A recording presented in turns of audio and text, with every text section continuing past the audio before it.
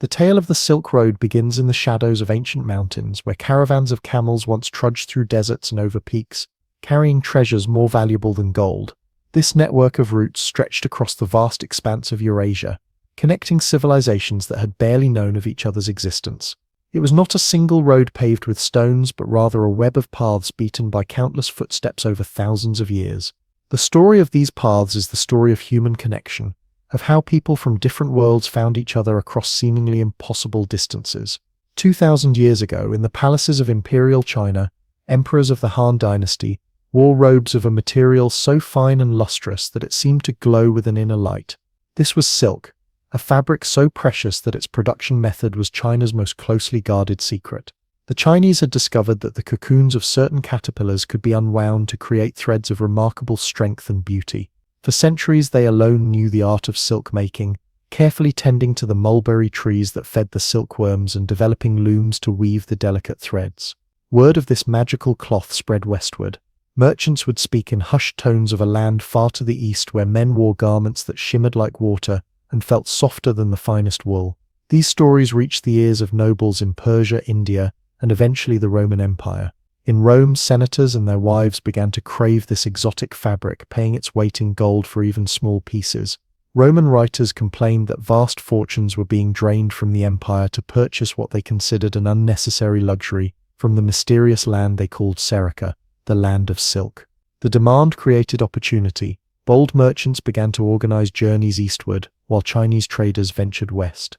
They faced dangers that would terrify most: bandits hiding in mountain passes, deserts where the sun could kill as surely as any weapon, and foreign peoples with unfamiliar languages and customs. Yet the promise of wealth drove them forward, establishing routes that would bring not just silk but 1,000 other goods across continents.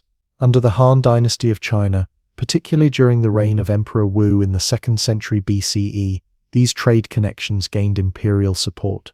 The emperor sent his trusted diplomat Zhang Qian on missions to the west, seeking to form alliances against common enemies and to learn about distant lands. Zhang Qian traveled for years, was captured and held prisoner, escaped, and eventually returned with valuable knowledge about Central Asia. His journeys opened diplomatic channels that would soon become trade routes. Caravans began to form, with merchants pooling their resources to hire guards and guides. They loaded their pack animals with silk, jade, and bronze from China. As they traveled west, they would trade these goods for new merchandise: spices from India, glassware from Rome, gold from Persia. Each item might change hands dozens of times before reaching its final destination, its price increasing with every transaction. Villages that once had been isolated specks on vast landscapes grew into wealthy cities as they became stopping points on the great trade route. The route itself was never fixed. Travelers would adjust their paths based on weather, political stability, and reports of bandit activity. Some sections became well established. The path through the Gansu corridor in western China, for instance, or the routes through the Oasis cities of Central Asia.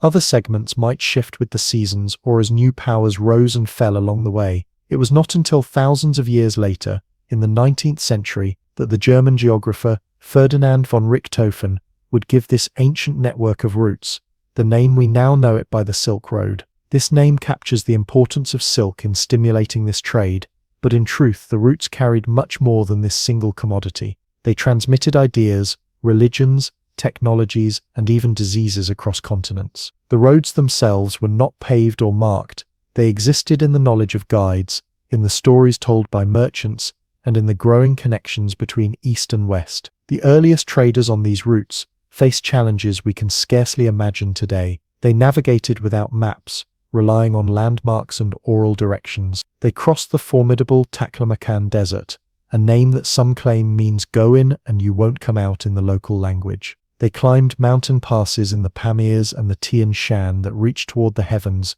where the air grew thin and the cold could freeze a man in his sleep. Yet they persisted, driven by the promise of wealth and adventure. As they traveled, they carried not just goods but stories, techniques, and beliefs. A Chinese merchant might return home with tales of the mighty Roman Empire far to the west. A Persian trader might bring back the secret of papermaking along with his bales of silk. These exchanges would reshape the world in ways that would outlast the trade routes themselves. As the 1st century CA approached, these once tenuous connections had grown into a complex network binding East and West. Regular caravans now made their way across Central Asia. Maps were crude but improving. Knowledge of what lay beyond the next mountain range or desert was spreading. The stage was set for the Silk Road to become one of history's greatest channels for the exchange of goods, technologies, and ideas between distant civilizations, a golden thread connecting worlds that had once seemed forever separate. Dawn broke over the watchtowers of the Great Wall as Han soldiers scanned the horizon for signs of nomadic horsemen. This massive barrier, stretching across northern China like a stone dragon, marked more than just a physical boundary, and it represented the edge of the known world to many Chinese. Beyond lay mysterious lands of fierce warriors and untold riches. Yet under the ambitious Han Dynasty, China would no longer remain isolated behind its protective walls. Instead, it would reach outward, establishing control over the vital eastern portions of what would become the Silk Road. The Han Dynasty had risen to power in 206 BCE, after the fall of the harsh but short-lived Qin Empire. Under rulers like Emperor Wu, who reigned for an impressive 54 years, China grew in both military might and cultural sophistication. Emperor Wu was not content to simply defend China's borders. He dreamed of expansion and influence over the western regions now known as Xinjiang and parts of Central Asia. These lands were critical, for they formed the first steps of any journey between China and the distant Western civilizations. The push westward began in earnest with the journeys of Zhang Chan, a court official whose travels would change the course of history. In 138 BCE, Emperor Wu sent Zhang Chan on a diplomatic mission to seek allies against the Xiongnu, fierce nomadic warriors who threatened China's northern borders. What followed was an epic journey filled with hardship and discovery. Zhang Chan was captured by the very Xiongnu he hoped to outmaneuver, and spent 10 years as their captive before escaping and continuing his mission. When Zhang Chan finally returned to China in 126 BCE, he brought back not military alliances but something perhaps more valuable. He had traveled farther west than any Chinese official before him, reaching as far as the kingdom of Bactria in what is now Afghanistan. His reports described dozens of previously unknown kingdoms, strange customs, remarkable products, and most importantly, potential trade partners. He spoke of heavenly horses in Fergana, of jade in Khotan, and of curious foods and goods in lands with unpronounceable names. Emperor Wu listened with growing excitement. Here was an opportunity not just for trade but for expanding Chinese influence. He soon dispatched more missions westward, some diplomatic, some military. The Han armies pushed into the Tarim Basin, establishing garrisons and commanderies to secure the routes. Chinese farmers and merchants followed the soldiers, settling in these distant outposts and bringing Chinese culture with them. The challenges of controlling these distant territories were immense. The terrain itself was hostile in the fearsome Taklamakan Desert to the south, and the windswept steppes to the north, with only a narrow corridor of habitable land between. The local peoples were not always welcoming of Chinese authority, and always there were the Xiongnu and other nomadic groups, watching from the grasslands, ready to raid vulnerable caravans or settlements. To protect this vital corridor, the Han built a system of walls, watchtowers, and beacon fires that extended the Great Wall westward. Soldiers stationed at these remote outposts lived harsh lives, far from the comforts of Chinese civilization. Yet their presence secured the routes that would bring silk and other Chinese luxuries to the west and Western goods and ideas back to China. One of the most important of these garrison towns was Dunhuang, established at the eastern edge of the Taklamakan Desert. Here all travelers heading west faced a crucial decision, whether to take the northern route around the desert, via Turfan and Kucha, or the southern route via Khotan and Yarkand. Both paths were perilous, but both led eventually to the great markets of Central Asia. Dunhuang became known as the Blazing Beacon, a last outpost of Chinese civilization before the unknown lands beyond. As Chinese control expanded, so did the flow of goods. Silk remained the most famous export, but it was joined by paper, bronze work, lacquerware, and fine porcelain. Chinese artisans had mastered techniques unknown in the West, creating objects of both beauty and utility. Imperial workshops produced silk specifically for export, with designs and colors tailored to Western tastes. The silk itself traveled in tightly packed bales protected from dust and moisture, each worth a small fortune. From the West came new goods that fascinated the Chinese elite: glassware that seemed as clear as water yet hard as stone, woolen textiles with vivid patterns, gold and silver work of exquisite craftsmanship, and strange plants that could be used as medicine or spice. Perhaps most valued were the heavenly horses of Fergana, larger, stronger, and faster than Chinese breeds. They were said to sweat blood, likely due to a parasitic condition that caused blood to appear in their sweat. Emperor Wu was so determined to acquire these horses that he launched 2 military campaigns to secure them. Beyond physical goods, the routes enabled by hand control brought new ideas into China. Buddhist missionaries began to arrive from India, bringing their faith to Chinese soil for the first time. New musical instruments and styles reached the Chinese court. Astronomers exchanged knowledge of the stars while physicians shared medical techniques. The Chinese calendar was refined with mathematical concepts from the West. This flow of people and ideas was not without controversy. Conservative Confucian scholars often complained about foreign influences corrupting Chinese culture. They saw the pursuit of Western luxury goods as decadent and wasteful. Yet the allure of the Silk Road proved too strong to resist. The Han emperors continued to support the Western trade routes, seeing in them both economic benefit and strategic advantage.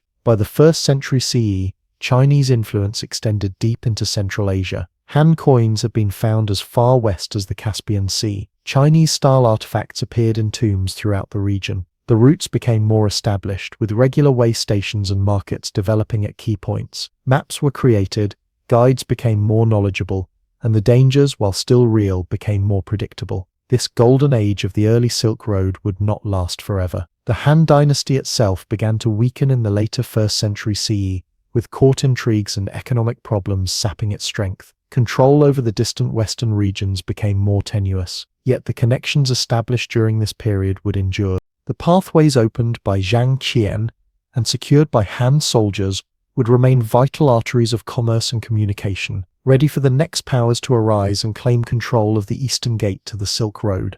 A line of dark shapes moved slowly across the vast emptiness of the Taklamakan Desert. From a distance, they might have been mistaken for a mirage, wavering in the heat, rising from the sand. But as they drew closer, the shapes revealed themselves as a caravan of 2 humped Bactrian camels, their bodies swaying with a steady rhythm that had carried goods across Asia for centuries. Leading them were men with faces wrapped against the sun and sand, their eyes constantly scanning the horizon for landmarks, threats, or the welcome sight of an oasis. Life on the Silk Road was defined by movement and by the harsh realities of some of the most challenging landscapes on Earth. The caravans that traversed these ancient routes were marvels of human organization and endurance. A typical trading caravan might consist of anywhere from a dozen to several hundred camels, each capable of carrying up to 500 pounds of merchandise. These patient beasts were the true heroes of the Silk Road, uniquely adapted to survive in both the scorching deserts and the freezing mountain passes that marked the journey. The Bactrian camel, with its 2 humps storing fat rather than water, could go for a week without drinking and withstand temperature swings from 120 degrees Fahrenheit in the day to below freezing at night. Their wide, padded feet prevented them from sinking into the sand. Even their nostrils could close against blowing sand, and their thick eyelashes protected their eyes from dust storms. The Arabs called them ships of the desert, and no more apt description existed. The humans who led these caravans were equally remarkable. Many were professional caravan leaders, men who had spent their entire lives on the road. They memorized routes across seemingly featureless deserts, knew which mountain passes would be blocked by snow in certain months, and could predict the weather by watching the behavior of birds or the color of the sunset. They spoke multiple languages, or at least knew enough words to trade and negotiate in the diverse lands they crossed. Some families had been in the caravan business for generations, passing down precious knowledge of routes and trading contacts from father to son. A typical day on the road began before dawn. Travelers would rise while the air was still cool, eat a simple meal of dried fruit, nuts and flatbread, then load the camels and begin walking. The caravan leader would set a careful pace. Too slow and they would run out of supplies before reaching the next settlement. Too fast and the camels would tire or be injured. By midday, when the sun was at its fiercest, they might stop briefly in whatever shade they could find, but usually they pressed on until evening. After making camp, they would eat, tend to the animals, and perhaps tell stories or sing songs around a small fire before sleeping under the stars. The dangers they faced were numerous. Sandstorms could arise suddenly, blinding travelers and burying their tracks. Bandits lurked in mountain passes, ready to raid unprotected caravans. In the deserts, water sources could dry up unexpectedly, dooming those who had counted on them. Winter snowstorms in the high mountains could freeze a caravan in place, while summer heat in the deserts could kill the unwary. Even in good conditions, accidents occurred.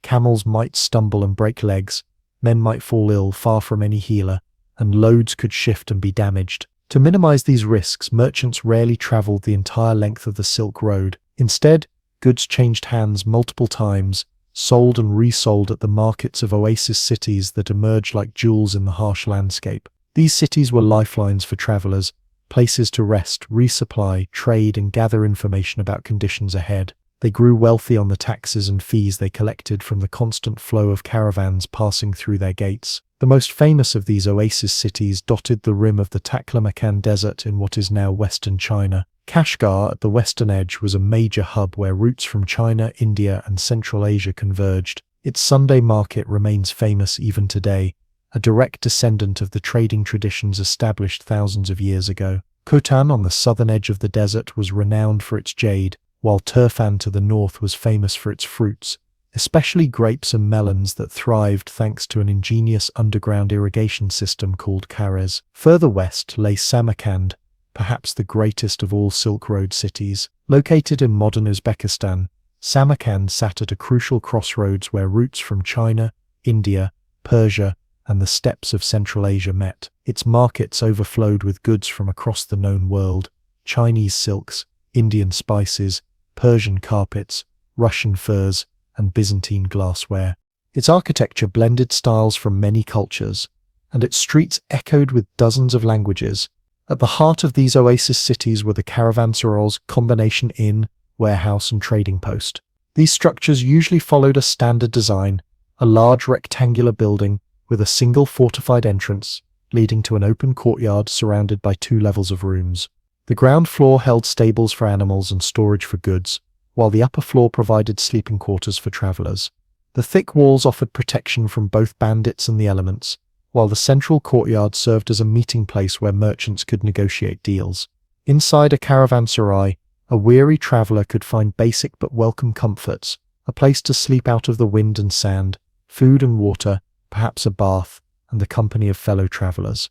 News and information were traded as eagerly as goods, with merchants sharing tales of road conditions, political changes, or market prices in distant cities. Many caravanserais also included small prayer rooms, accommodating the spiritual needs of travelers from various faiths. The diversity of people found in these way stations was remarkable. A visitor might encounter Han Chinese merchants with their precious silk, Sogdian traders from Central Asia, dark-skinned merchants from India, bearded Persians, fair-skinned Byzantines, and nomadic Turkic or Mongol travelers from the steppes. Some were regulars on certain sections of the route, recognized and welcomed year after year. Others were making once-in-a-lifetime journeys, perhaps as pilgrims or as representatives of distant rulers. Alongside the merchants traveled other characters who made the Silk Road a channel not just for goods but for ideas and culture. Buddhist monks from India headed east to spread their faith in China. Nestorian Christian missionaries journeyed to Central Asia. Scholars sought ancient texts or new knowledge. Musicians and entertainers found appreciative audiences in distant lands. All relied on the same network of routes and rest stops that served the trade caravans. Languages blended at these crossroads, creating unique pidgins that allowed basic communication between people with no common tongue. Money changers did brisk business, as different regions used different currencies: Chinese copper coins with square holes, Persian silver coins, or even paper money in some periods. Goods were carefully weighed on standardized scales to ensure fair trades. Translators and middlemen made themselves indispensable, facilitating deals between merchants who could not directly understand one another. Life in the oasis cities had a rhythm dictated by the seasons and by the coming and going of caravans. Spring and fall saw the busiest traffic, as travelers avoided both the winter cold in the mountains and the summer heat of the deserts. The arrival of a large caravan was cause for excitement. New goods would appear in the markets, news would spread of distant events, and the city's coffers would fill with taxes and fees. Then the caravan would depart, perhaps with new members or with a different mix of goods, and the city would await the next arrival. These cities were not just commercial centers but cultural melting pots. In Dunhuang, cave temples were carved into cliffs and filled with Buddhist artwork showing a unique blend of Indian, Central Asian, and Chinese influences. In Bukhara and Samarkand, architecture combined Persian, Turkic, and Chinese elements. Foods, music, clothing, and customs all reflected the mix of peoples who passed through or settled in these crossroad communities. This cultural fusion was perhaps the most lasting legacy of the Silk Road, new ideas and arts that transcended the boundaries of any single civilization. A monk walked alone along the dusty path, his orange robes bright against the desert landscape. In one hand he carried a walking stick, in the other, a bundle of precious manuscripts wrapped in oiled cloth to protect them from the elements. His head was shaved, his feet were bare, and his face showed the determination of a man on a sacred mission. He was one of thousands of spiritual travelers who used the same roads as the silk merchants, but sought treasures of a different kind. For while the Silk Road carried precious goods from east to west and back again, perhaps its most lasting cargo was invisible: the ideas, beliefs, and faiths that transformed civilizations. Buddhism was among the first major religions to travel the Silk Road, making its way from its birthplace in India toward China and beyond. The journey began around the 1st century CE, when Buddhist monks began to venture northward out of India into Central Asia. They traveled light, carrying little more than their robes, begging bowls, and sacred texts. Their goal was not personal wealth but the spread of the Buddha's teachings to new lands. These early Buddhist missionaries faced enormous challenges. Many did not speak the languages of the lands they entered. The harsh conditions of the road claimed the lives of some, others disappeared into the vastness of Central Asia, never to be heard from again. Yet enough succeeded to plant the seeds of their faith in the Oasis cities along the route. In Kutan, Kucha, and other towns on the edges of the Taklamakan Desert, Buddhist communities took root, building monasteries that served both as spiritual centers and as shelters for traveling monks. From these Central Asian bases, Buddhism moved eastward into China. The Chinese, initially suspicious of this foreign faith, gradually became more receptive. By the 4th and 5th centuries CE, Buddhist temples were rising across the Chinese landscape. Pilgrimages between China and India became common, with Chinese monks traveling west to study Buddhism at its source, while Indian teachers journeyed east to spread their knowledge. The most famous of these pilgrims was Xuanzang, a Chinese monk who set out in 629 CE on an epic 16-year journey to India. Traveling westward along the Silk Road, he studied in the great Buddhist centers of learning, collected hundreds of texts, and returned to China as a hero. His detailed account of his travels, Great Tang Records on the Western regions, became not only a spiritual text but also a practical guide for later travelers. Buddhism was not the only faith to travel these ancient routes. Christianity reached China via the Silk Road as early as the 7th century CE, though in a form that might seem strange to modern Christians. Nestorian Christianity, declared heretical by the main churches of the West, found new life in the East. Nestorian missionaries established churches in Oasis cities and eventually reached the Chinese capital. A stone stele discovered in Xi'an, dating from 781 CE, bears inscriptions in both Chinese and Syriac describing the arrival of Nestorian Christianity in China. Manichaeism, a now extinct religion founded in Persia by the prophet Mani, also spread along the trade routes, claiming to be the completion and fulfillment of several earlier faiths, including Zoroastrianism, Buddhism, and Christianity. Manichaeism appealed to traders who encountered many religions in their travels. Its stark dualism, the eternal battle between light and darkness, good and evil, offered a simple framework for understanding a complex world. Zoroastrianism, one of the world's oldest continuously practiced religions, also spread from its Persian homeland along the Silk Road. With its emphasis on the moral choice between truth and lie, good and evil, it influenced other faiths and left its mark on communities from the Mediterranean to China. But perhaps the most dramatic religious transformation along the Silk Road came with the spread of Islam. Beginning in the 7th century CE, Arab armies carried their new faith eastward through conquest. Yet the deeper penetration of Islam into Central Asia, China, and Southeast Asia owed as much to merchants as to warriors. Muslim traders, known for their commercial skills and connections across vast regions, established communities and cities along the routes. Local rulers often found it advantageous to convert to Islam to facilitate trade with these merchants. By the 14th century, many of the great Silk Road cities had become predominantly Muslim. Magnificent mosques replaced or stood alongside older Buddhist temples. Islamic art, architecture, and scholarship flourished in places like Bukhara and Samarkand. The Arabic script spread widely, used for writing languages from Persian to Uyghur. What made the Silk Road such a powerful conduit for religious ideas? Part of the answer, lies in the nature of the road itself. Unlike modern highways that allow travelers to speed through regions with minimal interaction, the Silk Road forced slow, extended contact between different peoples. Merchants might spend weeks or months in an oasis city waiting for the right season to travel or for new trading partners to arrive.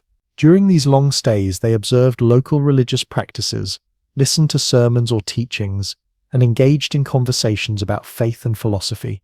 The physical evidence of this religious exchange remains visible today in the archaeological sites along the ancient routes. In the Mongol caves near Dunhuang, China, thousands of Buddhist paintings and sculptures span a period of 1,000 years, showing the evolution of religious art as different influences met and merged. Earlier caves show strong Indian and Central Asian styles, while later ones reflect increasing Chinese aesthetic sensibilities. Perhaps the most remarkable testament to the Silk Road's role in religious transmission was discovered in 1900 when a Taoist monk named Wang Yuanlu stumbled upon a sealed cave at Mongol. Inside was a library of some 50,000 manuscripts in multiple languages: Chinese, Tibetan, Sanskrit, Sogdian, Uyghur, and more. There were Buddhist texts, of course, but also Nestorian Christian prayers, Manichaean hymns, Jewish texts, and Taoist writings. This library cave had been sealed around 1000 CE, preserving a snapshot of the religious diversity that flowed along the Silk Road. Beyond organized religions, other ideas and philosophies traveled these same routes. Medical knowledge passed between China, India, and the Islamic world. Doctors in different traditions exchanged information about herbs, surgical techniques, and diagnostic methods. The Persian scholar Ibn Sina's Canon of Medicine, written in the early 11th century, incorporated elements of Greek, Indian, and Chinese medical thinking, and later influenced European medicine through Latin translations. Mathematical concepts also moved along the trade routes. The Indian numerical system, including the concept of zero, traveled to the Islamic world and then to Europe, revolutionizing calculation and commerce. Astronomical observations were shared among Chinese, Indian, Persian, and eventually European stargazers, improving calendars and navigation. Even artistic ideas flowed along with the traders and pilgrims. Greco-Buddhist art from Gandhara in modern Pakistan and Afghanistan showed the Buddha in flowing robes reminiscent of Greek statues of Apollo. This artistic style traveled eastward, influencing depictions of the Buddha in China, Korea, and Japan. Musical instruments and playing techniques passed from culture to culture, creating new harmonies and rhythms at each stop along the way. As these diverse ideas met and mingled in the oasis cities, something remarkable happened. Rather than simple replacement of one set of beliefs with another, the result was often syncretism, the blending of different traditions. A traveler might encounter a Buddhist temple with architectural elements reminiscent of Persian designs, or hear a sermon that incorporated concepts from multiple faiths. People found ways to combine new religious ideas with older local traditions, creating unique variations of major religions. This exchange was rarely without tension. Religious conflicts erupted at various times and places along the Silk Road. Buddhist monasteries were destroyed during periods of persecution in China. Nestorian Christians sometimes faced hostility from both mainstream Christians and from followers of other faiths. As Islam spread, adherents of older religions sometimes found themselves marginalized or pressured to convert. Yet overall, the story of religion on the Silk Road is one of remarkable adaptation and coexistence. In many oasis cities, multiple faiths flourished side by side for centuries. Travelers described cities with mosques, Buddhist temples, Christian churches, and Zoroastrian fire temples, all within the same walls. This religious diversity reflected the cosmopolitan nature of these crossroad communities, where pragmatic tolerance often prevailed over ideological purity. The market square in Samarkand buzzed with activity as merchants unveiled their treasures before eager crowds. A Chinese trader carefully unwrapped a bolt of silk, so fine it seemed to float on the air. Nearby, a Persian displayed glassware that caught the sun in colors never seen in local pottery. An Indian merchant measured fragrant spices into small cloth bags, the scents of cardamom, cinnamon, and pepper mixing in the air.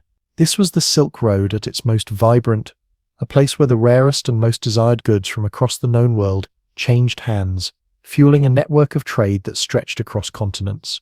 Silk was indeed the star attraction, the luxury good that gave the road its modern name. For centuries, China held a monopoly on silk production, keeping the process a carefully guarded secret. The Chinese knew that the fine threads came from the cocoons of silkworms, which fed on mulberry leaves. The worms were cultivated in specialized houses where temperature and humidity were carefully controlled. The process of unraveling the cocoons, treating the threads, and weaving them into fabric required tremendous skill and specialized knowledge. This Chinese monopoly made silk worth its weight in gold in distant markets. Roman senators and their wives paid enormous sums for silk garments, prompting complaints from moralists about wasted wealth and revealing clothing. According to legend, the Chinese secret was finally broken when two Nestorian monks smuggled silkworm eggs out of China in hollow walking sticks, bringing them to the Byzantine Emperor Justinian around 550 CE. Whether true or not, silk production did eventually spread to Persia,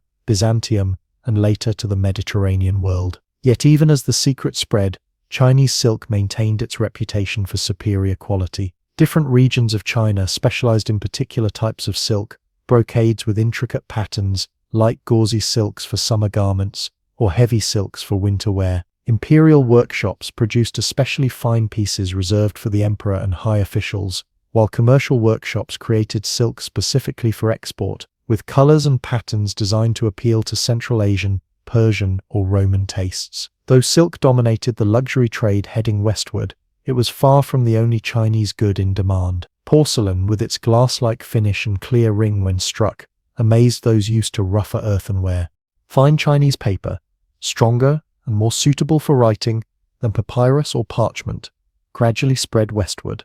Tea, originally consumed as medicine in China, became increasingly popular along the routes. Jade, especially the white jade from Khotan, was prized not only for its beauty but for its supposed spiritual properties. Moving eastward came a different set of treasures. Glassware from Rome, and later Byzantium, astonished the Chinese, who had not mastered the techniques of glass blowing and creating transparent vessels. Roman craftsmen could create glasses of remarkable thinness and clarity, often colored with minerals to produce striking blues, greens, or reds. These delicate pieces survived the long journey wrapped in soft materials and packed in wooden boxes. From the forests and mountains of Central Asia came furs that kept wealthy Chinese warm during cold northern winters: sable, fox, and marten pelts softer and more luxurious than any local options. From the steppes came horses, particularly the famous blood-sweating horses of Fergana, larger and faster than Chinese breeds and highly valued for military purposes. The Chinese valued these horses so highly that they sometimes paid for them with silk equal to many times the horse's weight. India contributed luxury goods of its own to the Great Exchange. Spices like pepper,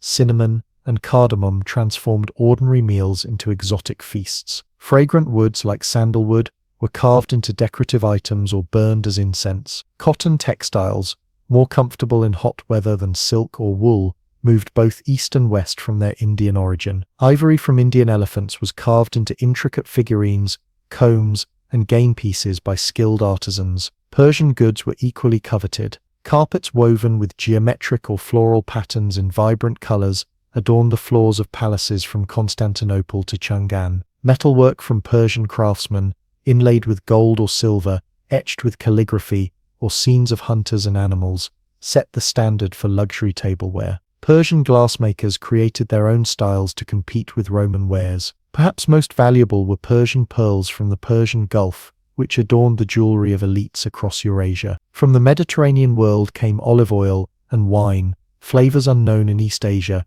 but gradually appreciated by cosmopolitan elites along the route. Perfumes and unguents, often containing amber or myrrh from Arabia, traveled in small precious containers. Coral, rare in eastern waters, was fashioned into jewelry or used in medicine. Amber from the Baltic region, having already traveled across Europe to reach Mediterranean ports, continued eastward as decorative pieces believed to hold magical properties. Not all trade goods were luxuries for the elite. Ordinary people along the routes participated in trade for practical items that improved daily life. Iron tools made in certain regions were known for their durability. Medicines from various healing traditions traveled along with the caravans, as did dyes for textiles, alum for treating leather, and seeds for new food crops. The movement of everyday technologies, better irrigation methods, new types of water wheels, improved harnesses for draft animals, may have had a greater impact on ordinary lives than all the silk and spices. Food crops deserve special mention, as their movement along the trade routes gradually transformed diets across Eurasia. Peaches and apricots, originally from China, spread westward. Walnuts and other nuts moved from Central Asia in multiple directions. Vegetables like spinach traveled from Persia toward both east and west. Citrus fruits spread gradually from their Southeast Asian origins. These new foods enriched cuisine and improved nutrition in regions far from their native lands. The list of goods that traveled the Silk Road is nearly endless, but the mechanics of their movement requires explanation. Few merchants traveled the entire length of the routes from China to the Mediterranean. Instead, goods changed hands multiple times at the markets of Oasis cities. A bolt of silk might start its journey in a Chinese workshop, be carried by Chinese merchants to Dunhuang, sold to Sogdian traders who took it to Samarkand, then purchased by Persian merchants who carried it to Baghdad, where it was bought by Arab traders who sold it in Damascus, where Byzantine merchants acquired it for resale in Constantinople. At each exchange, the price increased to cover the costs and profits of the middlemen. By the time Chinese silk reached Rome, its price had multiplied many times from its original value. This system of relayed trade explains why luxury goods dominated long-distance exchange. Only items with a high value-to-weight ratio could absorb the costs of multiple transactions and still find willing buyers at the far end of the routes.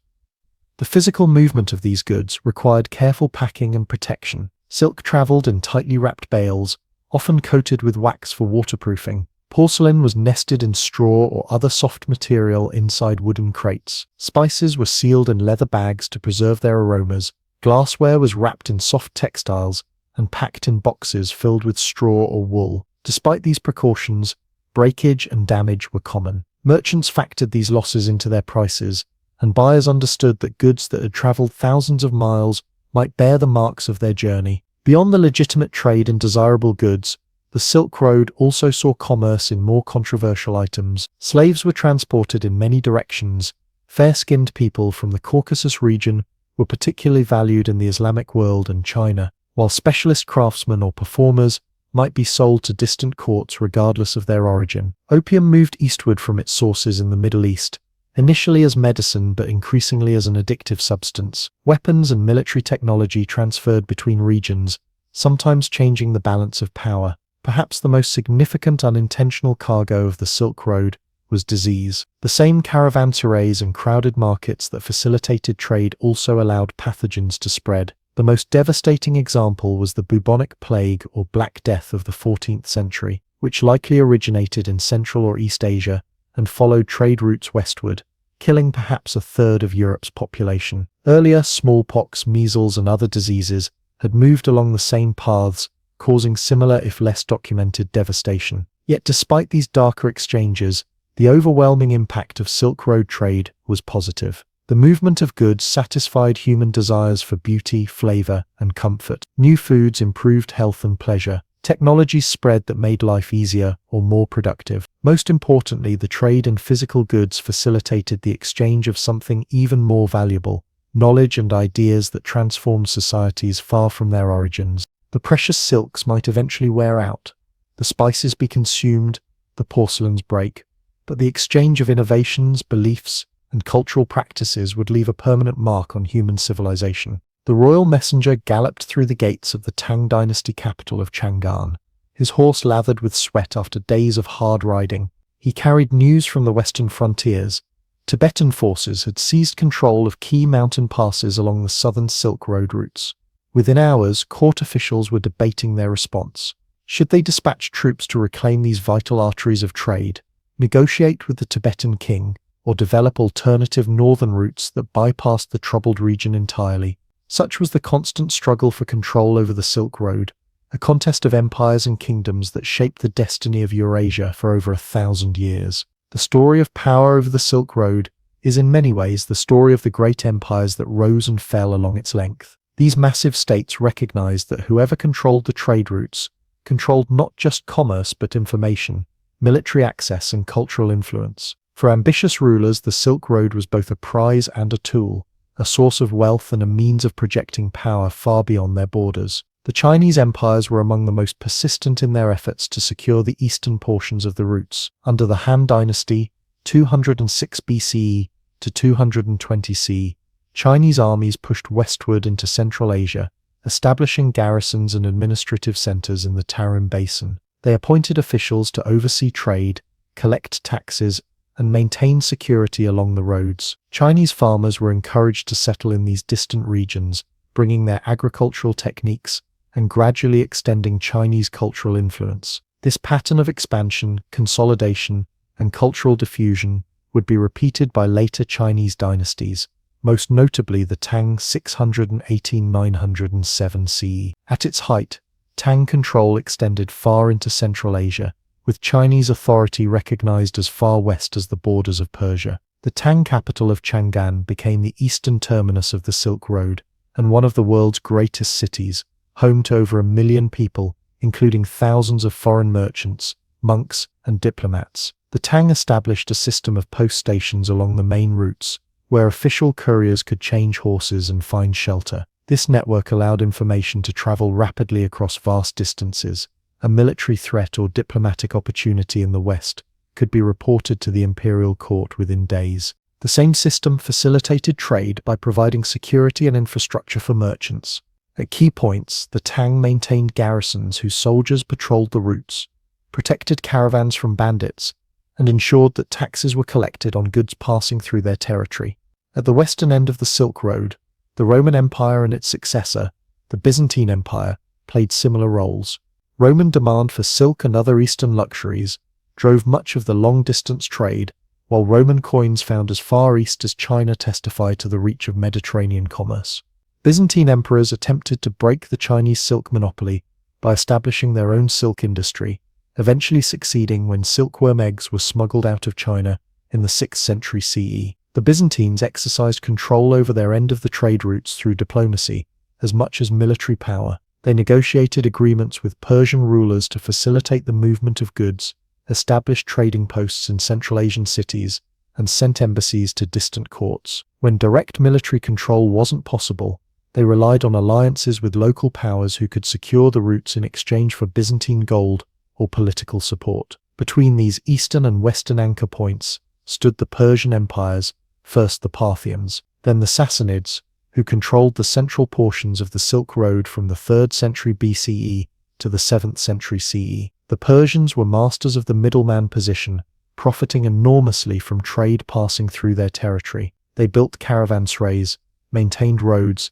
and established a sophisticated system of customs posts. The Sassanid Persians were particularly adept at managing this central position. They developed agreements with the Chinese and Byzantines that allowed trade to flow, while ensuring Persian middlemen captured much of the profit. Their capital at Ctesiphon became a major commercial hub where goods from east and west were exchanged. Persian silver coins were accepted currency throughout much of the route, facilitating transactions across cultural and linguistic boundaries. This relatively stable system of divided control was shattered in the 7th century CE with the rise of Arab Muslim power. Within a century of the Prophet Muhammad's death in 632 CE, Arab armies had conquered the entire Sassanid Empire and much of the Byzantine territories in the Middle East and North Africa.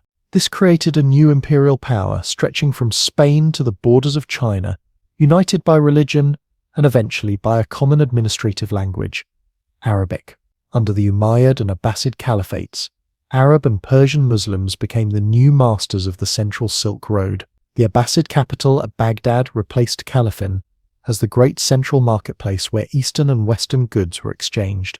Muslim merchants benefiting from networks of co-religionists across vast territories came to dominate much of the long-distance trade. Islamic legal codes provided a common framework for commercial transactions, while the Hajj pilgrimage to Mecca created an annual gathering where merchants from across the Islamic world could meet and make deals. Control of the routes was never absolute or unchallenged. In Central Asia, local kingdoms like Sogdia maintained significant autonomy, even while acknowledging the suzerainty of larger empires. The Tibetan Empire periodically seized control of southern routes through the Himalayas. Turkic nomads from the steppes raided the northern routes when central authority weakened. The struggle for control was constant, with power shifting as empires expanded and contracted. This complex balance of power was transformed dramatically in the 13th century with the rise of the Mongol Empire. beginning with Genghis Khan's unification of the Mongol tribes in 1206 CE.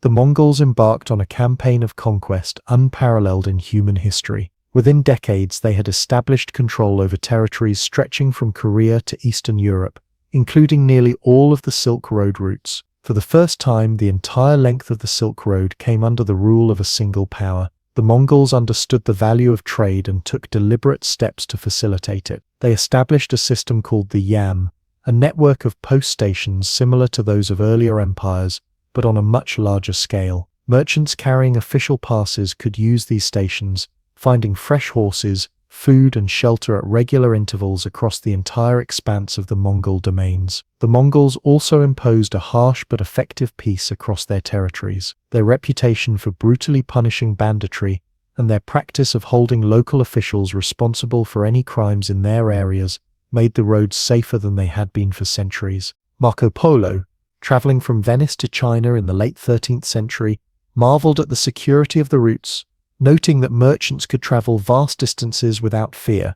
This period, sometimes called the Pax Mongolica, Mongol Peace, represented the golden age of the Silk Road. Trade volume reached unprecedented levels, as merchants could now travel from China to the Black Sea without crossing a political boundary. Cultural exchange accelerated as well, with artists, scholars, and religious figures moving freely across Eurasia. The Mongols themselves, though relatively few in number, adopted and adapted elements from all the cultures they encountered, becoming transmitters of ideas and technologies. The Mongol Empire eventually fragmented into 4 major khanates, each controlling different sections of the Silk Road. Though they maintained familial ties and generally peaceful relations with each other, the unity of the routes was broken. By the mid-14th century, the decline of Mongol power was accelerated by the devastating impact of the Black Death, which likely spread along the very trade routes the Mongols had secured. As Mongol rule weakened, new powers emerged to contest control of the routes. The Ming Dynasty reasserted Chinese authority in the east,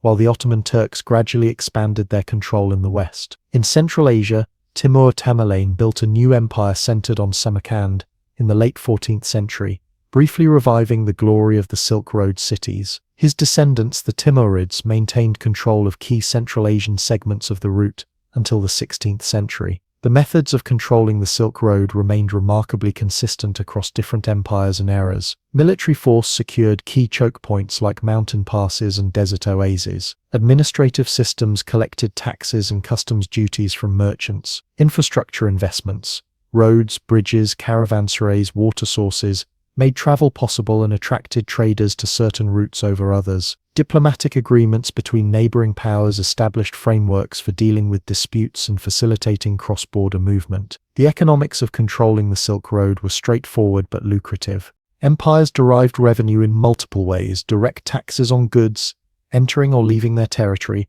fees for protection and use of facilities, profits from state monopolies on certain high-value goods, and the general economic benefits of increased commerce within their domains. For cash-strapped rulers, the temptation to increase these levies was always present, but the savviest understood that excessive taxation would simply drive merchants to seek alternative routes. Beyond economic benefits, control of the Silk Road offered significant political advantages. Rulers could gather intelligence about distant regions from merchants and travelers. They could restrict the movement of potential enemies or control the flow of strategic materials like metals for weapons. They could project cultural and religious influence far beyond their borders through the movement of texts, art, and missionaries along the routes they controlled. The management of different cultural and religious groups along the routes posed challenges for every empire. The most successful adopted policies of relative tolerance, recognizing that diverse merchants and travelers were essential to the functioning of long-distance trade.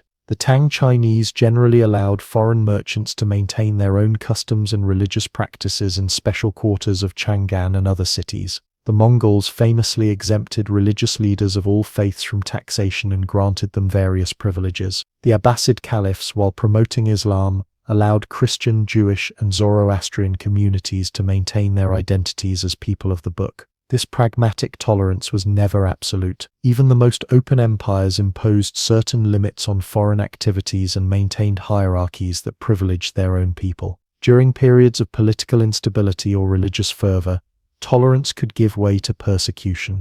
Yet compared to the rigid exclusivity that would characterize many later imperial systems, the major Silk Road empires displayed remarkable flexibility in accommodating diversity, a necessity for controlling routes that inherently connected different worlds. The vast steppes of Central Asia turned from brown to white as winter descended.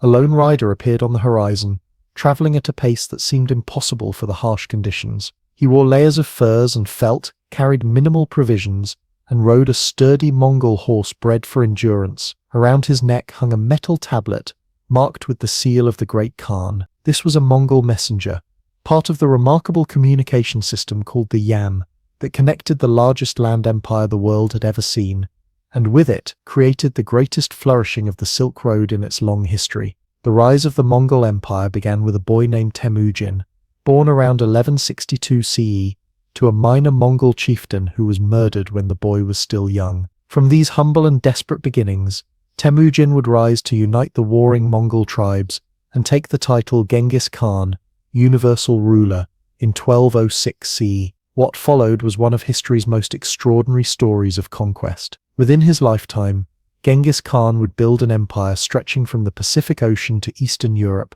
and his descendants would extend it further still. The initial phase of Mongol expansion was driven by traditional steppe warfare, taken to new levels of organization and brutality. The Mongols were masters of cavalry tactics, able to coordinate complex maneuvers across vast distances, using a system of flags by day and torches by night. Their composite bows shooting arrows that could penetrate armor at over 200 yards gave them lethal striking power. Most importantly, they had a willingness to absorb and adapt the military technologies and administrative systems of conquered peoples. By 1227, when Genghis Khan died, the Mongols had conquered much of northern China, Central Asia, and parts of Persia. His sons and grandsons continued the expansion. Ogedai Khan took the rest of northern China and pushed into Russia and Eastern Europe. Mongol Khan completed the conquest of Persia and began the campaign against the Song dynasty in southern China. Kublai Khan finished the conquest of China, establishing the Yuan dynasty and moving the capital to what is now Beijing. At its height in the late 13th century, the Mongol Empire covered approximately 24 million square kilometers, or about 17% of the Earth's land area. It encompassed all of modern Mongolia, China, Korea, Afghanistan, Iran, Iraq, and parts of Russia, Turkey, and Eastern Europe. More significantly for our story, it controlled virtually the entire length of the Silk Road from China to the Black Sea, creating a unified political space across Eurasia for the first time in history. The Mongol conquests were initially devastating for the peoples and cities along the Silk Road. The Mongols were known for offering enemies a simple choice: surrender and be spared, or resist and face annihilation. Cities that resisted, like Merv and Nishapur in Central Asia, were systematically destroyed, their populations massacred and their irrigation systems ruined. Scholars estimate that the Mongol conquests may have resulted in the deaths of 30 to 40 million people, perhaps as much as 10% of the world's population at that time. Yet from this destruction emerged a new order that would enable unprecedented movement and exchange across Eurasia. Once their control was established, the Mongols shifted from conquerors to administrators. They had little interest in imposing their nomadic lifestyle or shamanic religion on subject peoples. Instead, they focused on maintaining order, collecting taxes, and facilitating trade across their vast domains. The Mongols recognized that their empire was too large to be micromanaged from a single center. They divided it into 4 major khanates, each ruled by a branch of Genghis Khan's family: the Yuan dynasty in China, the Chagatai Khanate in Central Asia, the Ilkhanate in Persia and the Middle East, and the Golden Horde in Russia and Eastern Europe. Despite this division, the Khanates maintained close relations and a sense of common purpose as part of the larger Mongol family. This political unity created ideal conditions for trade. For merchants traveling the Silk Road, the fragmentation of political authority had always been a major challenge. Each border crossing meant new taxes, regulations, languages, and potential dangers. Under Mongol rule, a merchant could travel from Beijing to the Black Sea under a single political authority, using a single passport called a paisa, and enjoying the protection of Mongol law throughout the journey. The Yam system mentioned earlier was perhaps the Mongols' greatest contribution to Eurasian exchange. This network of post stations, spaced about a day's ride apart along major routes, provided fresh horses, food, shelter, and guides to those traveling on official business. Merchants with special permits could also use this system, dramatically increasing the speed and safety of their journeys. According to contemporary accounts, an urgent message could travel from Mongolia to Persia about 4,000 miles in just 2 weeks, an astonishing speed for the medieval world. The Mongols invested heavily in the infrastructure of trade. They repaired roads, built bridges, and constructed new caravanserais. They cleared the routes of bandits with a ruthless efficiency that became legendary. According to travelers' accounts, a maiden carrying a sack of gold could walk alone from one end of the empire to the other without being molested. An exaggeration, surely, but one that reflected the remarkable security of the roads under Mongol rule. The Mongols also created a new merchant class that transcended traditional cultural boundaries. The most famous of these were the Ortak associations of Muslim Central Asian merchants who acted as commercial agents for the Mongol elite. These merchants received capital from Mongol nobles, enjoying their protection and political connections while handling the actual business of trade.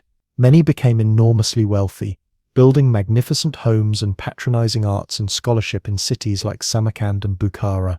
The consequences of this new trading system were profound. The volume of goods moving along the Silk Road reached unprecedented levels. Luxury items like silk, porcelain, and spices flowed westward in greater quantities than ever before. Gold, silver, and furs moved eastward. New products found wider markets: Persian carpets in China, Chinese paper in Europe, Central Asian cotton in both directions. The greater security and reduced transaction costs allowed lower-value goods to be profitably traded over long distances for the first time. Cultural exchange accelerated alongside commerce. The Mongol elite, pragmatic and generally non-ideological, employed talented individuals regardless of their ethnic or religious background. Chinese administrators served in Persia. Persian physicians practiced in China. European silversmiths worked in Mongol court workshops. This mixture of talents and traditions produced remarkable innovations in fields from astronomy to cartography, medicine to metallurgy. Religious ideas continued to move along the routes as they had for centuries, but now with fewer barriers. Nestorian Christianity experienced its greatest expansion under Mongol rule, establishing churches from China to Iraq. Buddhism found new patrons among the Mongol elite in China and Mongolia. Islam spread more deeply into Central Asia and began to make inroads into Western China. The Mongols themselves, originally shamanists, experimented with various faiths. Some converted to Buddhism, others to Islam or Nestorian Christianity, while many maintained traditional practices alongside elements of these world religions. The most famous account of this golden age comes from Marco Polo, a Venetian merchant who traveled to China in the 1270s and allegedly spent 17 years in the service of Kublai Khan. His book, The Travels of Marco Polo, described the wonders of the East to an astonished European audience: the vast cities of China, the wealth of the great Khan, the curious customs of distant peoples, and the remarkable goods available in Eastern markets. Though modern scholars debate how much of the book reflects Polo's actual experiences, and indeed whether he reached China at all, it nevertheless captured the spirit of an age when Eurasia was more interconnected than ever before. Less famous but equally significant were travelers moving in the opposite direction. Rabban Soma, a Nestorian Christian monk born in Beijing to Turkic parents, traveled westward in the 1280s, eventually reaching Europe as an ambassador from the Ilkhanate of Persia. His journey mirrored Polo's, providing a fascinating Eastern perspective on the medieval West. Persian astronomers and physicians traveled to the Yuan court in China, bringing Islamic scientific knowledge eastward. The cultural impact of this exchange extended to the arts. Chinese motifs appeared in Persian miniature paintings. Central Asian musical instruments and melodies found audiences in China. A distinctive Mongol international style emerged in arts and crafts, blending elements from all the cultures of the empire. The blue and white porcelain that would become synonymous with Chinese ceramics worldwide was developed during this period, using cobalt pigments imported from Persia. Perhaps the most significant but least visible exchanges involved technologies and ideas. Printing with movable type spread from China westward. New crops moved along the routes, changing diets and agricultural practices across Eurasia. Medical knowledge was shared among Chinese, Indian, Persian, and eventually European physicians. Astronomical observations made in observatories from Maragay in Persia to Beijing were compiled and compared. The Pax Mongolica also had darker consequences. The very connections that facilitated trade and cultural exchange also allowed diseases to spread more easily. The Black Death, which devastated populations from China to Europe in the mid-14th century, likely began in Central or East Asia and followed the trade routes westward. Contemporary accounts describe Mongol armies catapulting plague-infected corpses over the walls of Crimean cities, an early form of biological warfare that may have helped spread the disease to Europe. The Mongol Empire's unity began to fragment in the late 13th century. Succession disputes, the adoption of different religions by different branches of the family, and the natural challenges of governing such vast territories all contributed to the gradual dissolution of the unified Mongol state. The Yuan dynasty in China faced increasing resistance from the Chinese population, eventually being overthrown in 1368 by the native Ming dynasty. The Ilkhanate in Persia declined after converting to Islam, losing its connections with the other Khanates. The Golden Horde in Russia split into several competing states. Yet even as the political unity of the Mongol Empire dissolved, the commercial networks and cultural connections it had fostered remained active. Cities like Samarkand, Bukhara, and Tabriz continued to thrive as international trade centers. Merchant associations maintained their cross-cultural operations. Diplomatic and commercial missions still traveled the length of the old Silk Road, albeit with more difficulty than during the height of Mongol power. The legacy of the Mongol period for the Silk Road was complex. On one hand, the Mongols had provided a brief but spectacular demonstration of how much commerce and exchange could flourish under a unified political authority that prioritized trade. On the other hand, their initial conquests had destroyed many cities and irrigation systems that would never fully recover. Their empire had facilitated unprecedented exchange, but also spread devastating diseases.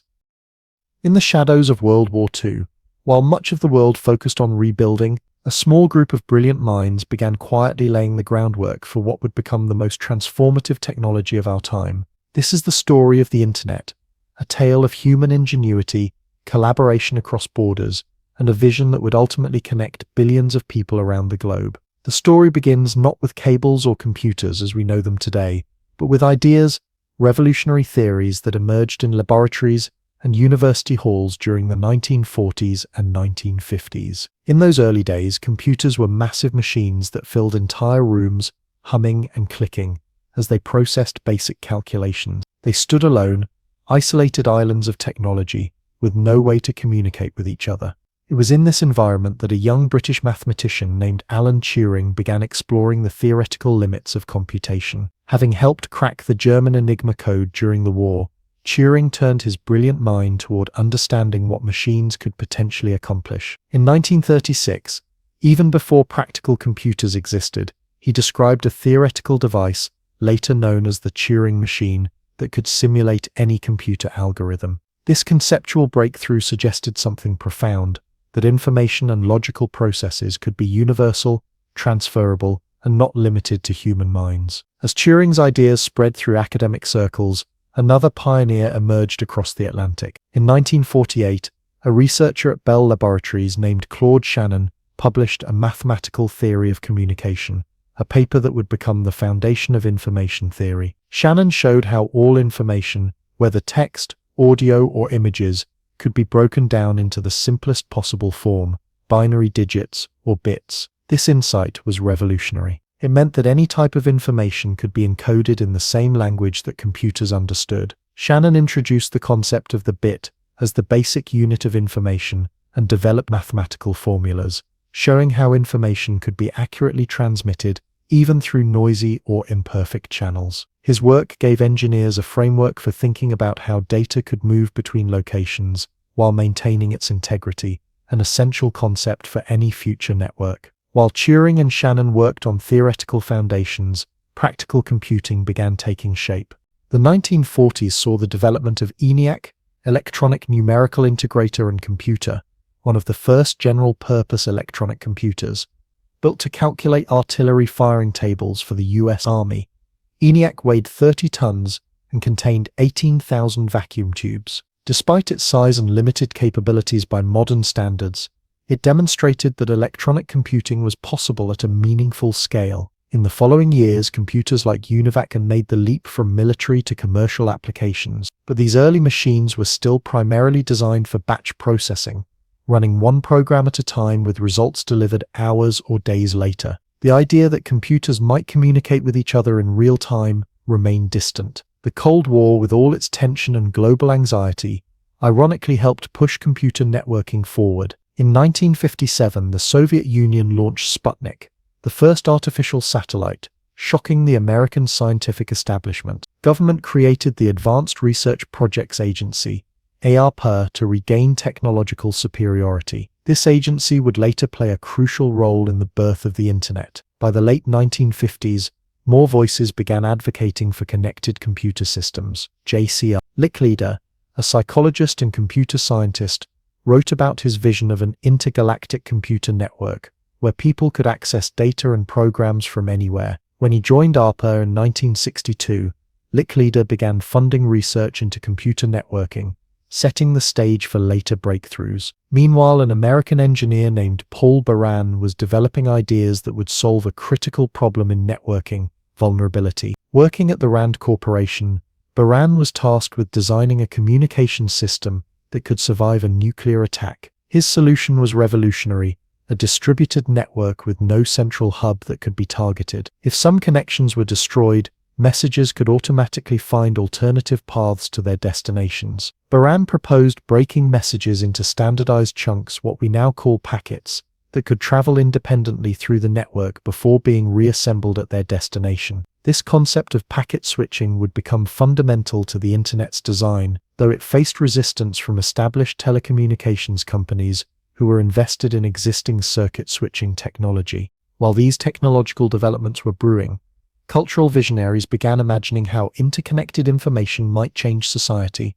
Vannevar Bush, who had coordinated much of America's scientific research during World War II, wrote an influential essay called As We May Think in 1945. He described a theoretical device called the Memex, a desk-sized machine that could store and recall information through associations, similar to how the human mind works. Though purely conceptual, the Memex foreshadowed hypertext, search engines, and personal knowledge management systems. By the 1960s, the pieces were falling into place. Computer time-sharing systems allowed multiple users to access a single computer simultaneously from different terminals, hinting at the collaborative potential of connected systems. Researchers were developing the practical applications of packet switching, and funding from ARPA was fueling ambitious networking projects at major universities. The theoretical groundwork had been laid. Information could be digitized, processed algorithmically, broken into packets, and potentially shared across distributed networks. The next step would be to put these theories into practice,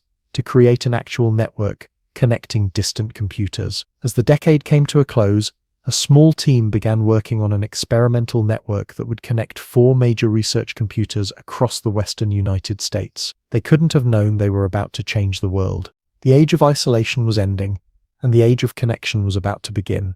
The year was 1969. While the world watched in awe as humans first set foot on the moon, another giant leap for mankind was taking place with far less fanfare.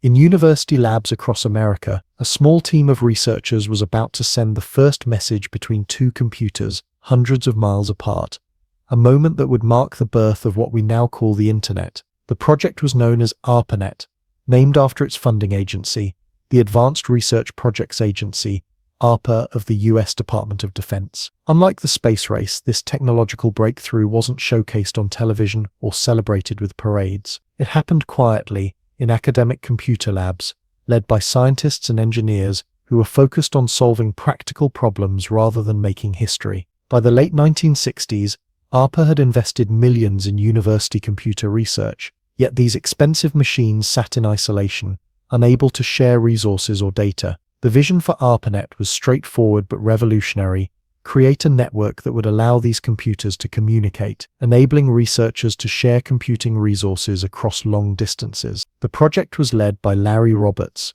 a soft-spoken but determined computer scientist who had been recruited from MIT to head ARPA's Information Processing Techniques Office. Roberts had the technical knowledge, the funding, and the authority to bring together the best minds in the field. He assembled a team that included institutions like UCLA, Stanford Research Institute, SRI, University of California, Santa Barbara, and the University of Utah. At the heart of ARPANET was packet switching, the concept Paul Baran and others had theorized years earlier. Unlike traditional telephone systems, which maintained a continuous open circuit during a call, packet switching broke data into small chunks that could find their own way through the network. If one path was congested or broken, the packets could reroute through another. This made the network both efficient and resilient. To make this work, the team needed to create special computers called interface message processors (IMPs). These refrigerator-sized machines would serve as gateways between the host computers and the network itself. Built by a company called Bolt, Beranek and Newman,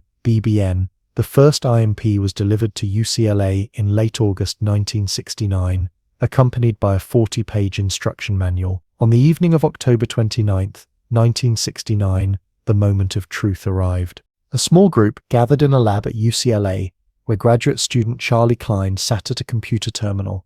Miles away at Stanford Research Institute, programmer Bill Duvall waited at another terminal. The plan was simple. Klein would type "login," and the system would echo these characters on Duvall's screen. Klein typed the letter "lol" and asked over the phone, "Do you see the L?" After a moment, Duvall confirmed he did. Next came the O. It also appeared successfully, but when Klein typed the G, the system crashed. The first message ever sent over what would become the internet was just 2 letters. "Lol." As one researcher later joked, it was accidentally profound, like "Hello World" cut short. Despite this modest beginning, the importance of what had just happened was clear to those involved. Within an hour, the connection was restored, and the full login command was successfully transmitted. The first node-to-node communication on ARPANET was complete. By December 1969, all 4 of the initial sites were connected, creating the first true computer network. The original mapping of ARPANET looked like a diamond, with lines connecting UCLA to SRI, SRI to the University of Utah, Utah to UC Santa Barbara, and Santa Barbara back to UCLA.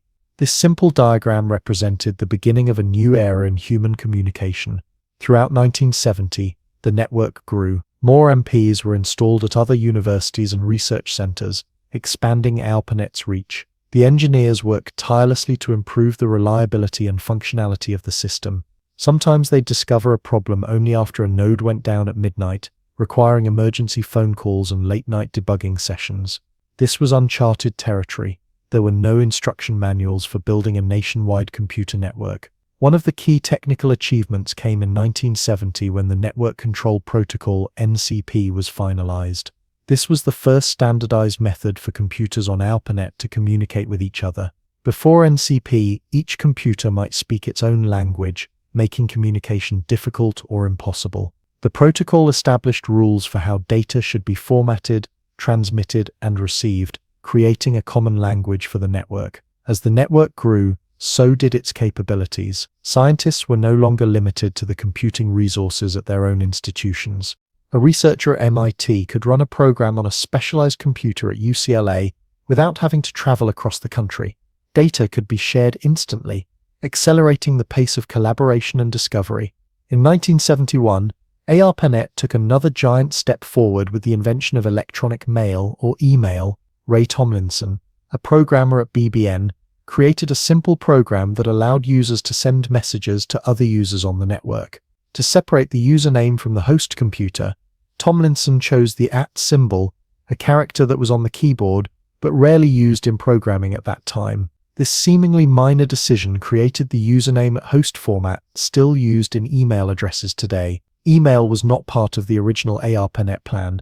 It was developed because Tomlinson thought it would be useful, yet it quickly became the network's most popular feature. Scientists who had been connected to share computing resources discovered they enjoyed communicating with each other even more. This pattern would repeat throughout the internet's history. The most transformative applications often came from unexpected directions. By 1972, ARPANET had grown to include 23 connected computers, or nodes. While this may seem tiny compared to today's billions of connected devices, it represented exponential growth in just 3 years. More importantly, it proved that large-scale networking was viable. The true coming-out party for ARPANET came in October 1972 at the International Conference on Computer Communications in Washington, D.C. Here, Roberts and his team conducted the first public demonstration of the network. Attendees could sit down at terminals and interact with computers hundreds of miles away in real time. They could run programs, transfer files, and send messages across the country as if the distant computers were in the next room. For many computer scientists attending the conference, this was the moment when the potential of networking became real. What had been theoretical or experimental was now a working system with practical applications. The demonstration generated excitement throughout the computer science community and inspired many to join the networking revolution. As 1972 drew to a close, ARPANET had evolved from an experimental project into a functioning network that was changing how research was conducted. The concept of the network began entering the vocabulary of computer scientists across America. The groundwork had been laid for an explosive period of growth and innovation in the coming years. The small team that had gathered in that UCLA lab in 1969 couldn't have fully imagined what their work would lead to. They were focused on connecting powerful research computers, not creating a global communication system. Yet the principles they established, decentralization, packet switching, open protocols, would shape the development of digital networking for decades to come. The successful public demonstration of R18 in 1972 marked the end of the beginning. What had started as an experiment connecting 4 computers at American research institutions was about to grow into something much larger. The 1970s would see the network expand, not just in size, but in purpose and reach, as more people recognized the transformative potential of connected computers. By 1973, R18 had grown beyond its initial cluster of Western American universities. New nodes appeared at research centers and universities across the United States. Each new connection brought more users, more resources, and more possibilities to the network. Computer scientists who had previously worked in isolation could now collaborate easily with colleagues across the country. The community of networked researchers was growing, and with it, a shared culture of open communication and cooperation began to emerge. What made this expansion possible was the continued refinement of the technical foundations. The original Network Control Protocol, NCP, had served R18 well in its early days, but as the network grew, limitations became apparent. The protocol had been designed for a small, trusted network of similar computers. It couldn't easily accommodate different types of networks or handle the growing complexity of connections. Enter 2 visionaries who would solve this problem, Vinton Cerf and Robert Kahn. Cerf, a computer scientist who had been involved with R18net since its UCLA origins, and Kahn, who had worked on the network's architecture at BBN, recognized the need for a more robust approach to networking. They set out to design a system that could connect not just individual computers, but entire networks of different types. In 1973, Cerf and Kahn began developing what would become the Transmission Control Protocol, Internet Protocol, or TCP/IP. Their insight was both technical and philosophical. Rather than forcing all networks to operate the same way, they created a method for different networks to communicate while maintaining their own internal structures. Their approach embodied a crucial principle that would define the Internet: decentralized design with common standards. The TCP/IP protocols were like creating a universal translator that could work between any computer systems, regardless of their hardware or software. This approach meant that no single entity would control the entire system. Networks could join the larger interconnected system or Internet while maintaining their independence. While the TCP/IP protocols were being developed, ARPANET itself was growing beyond American borders. In 1973, the first international connections were established, linking ARPANET to the University College of London in England and the NORSAR seismic detection system in Norway. These connections, traveling through satellite links and undersea cables, transformed what had been an American research project into the beginning of a global system. The Norwegian connection was particularly significant. It had been established to transmit seismic data as part of nuclear test monitoring during the Cold War. Yet this military purpose soon gave way to scientific collaboration, showing how the network could transcend its original defense-related mission. Researchers in Europe could now access American computing resources, and vice versa, fostering international collaboration in ways that had never before been possible. As ARPANET grew, new applications beyond the original file transfers and remote computing continued to emerge. Email, which had been introduced in 1971, became increasingly popular. By the mid-1970s, it accounted for the majority of traffic on the network. The ability to communicate quickly and informally with colleagues across institutions was changing how research collaboration happened. In 1976, Queen Elizabeth II of England became one of the first heads of state to send an email when she inaugurated a new programming language facility. Although the message was largely ceremonial and prepared by technical staff, it symbolized how this new form of communication was beginning to enter public awareness. Even if most people still had no direct access to the technology, the culture of the early network was markedly different from today's internet. The users were primarily researchers, engineers, and computer scientists, a relatively homogeneous group with shared professional interests. Commercial activity was prohibited on the government-funded ARPANET, and security concerns were minimal since users generally knew and trusted each other. This created an atmosphere of open collaboration that shaped many early internet traditions. By the mid-1970s, other networks began to appear alongside ARPANET. In 1976, UUCP, Unix to Unix copy, allowed Unix computers to connect and share data via regular phone lines. This was significant because it provided networking capabilities to institutions that weren't connected to ARPANET. Another major development came in 1979 with the creation of Usenet, a distributed discussion system created by graduate students at Duke University and the University of North Carolina. Usenet allowed users to post messages to news groups organized by topic.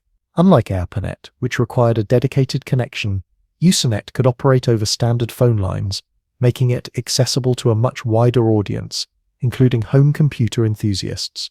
These parallel networks reflected growing interest in computer communication beyond the original ARPANET community. People were finding ways to connect computers even without access to the expensive infrastructure of ARPANET. The desire to share information electronically was spreading beyond government-funded research projects. By 1979, ARPANET had grown to include more than 60 nodes, but it was still primarily a research network. However, its success was inspiring others to build similar systems. CompuServe, the first major commercial online service for the public, launched in 1979, offering email, technical support, and message boards to anyone with a computer and modem who could pay the hourly fees. As the 1970s turned into the 1980s, the concept of interconnecting these various networks gained momentum. The term Internet began to appear in technical documents around 1974, when Vint Cerf and Bob Kahn published their paper on TCP/IP titled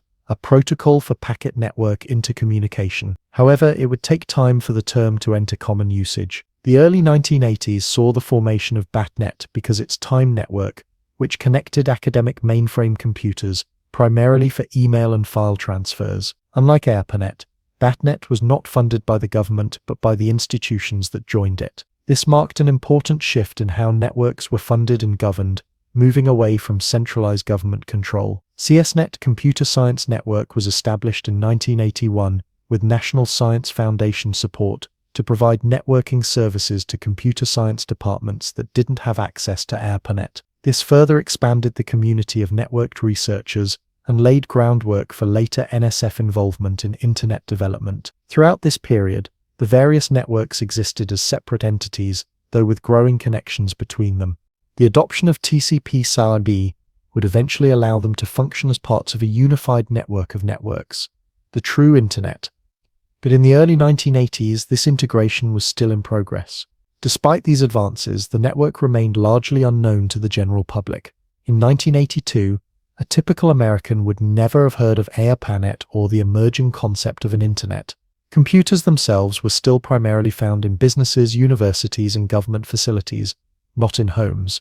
The personal computer revolution was just beginning, with the introduction of machines like the Commodore 64 in 1982 making computers more accessible to ordinary people. As 1982 drew to a close, the stage was set for a pivotal moment in Internet history. ARPANET had proven the value of networked computing. Multiple networks existed and were growing. The technical foundations for connecting these networks had been developed with TCP/IP. What remained was to implement these protocols across the entire system. The researchers, engineers, and visionaries who had built these early networks were about to take the next critical step, one that would transform their collection of specialized research networks into the foundation of a global communication system. The true Internet was about to be born. The morning of January 1st, 1983, seemed like any other New Year's Day.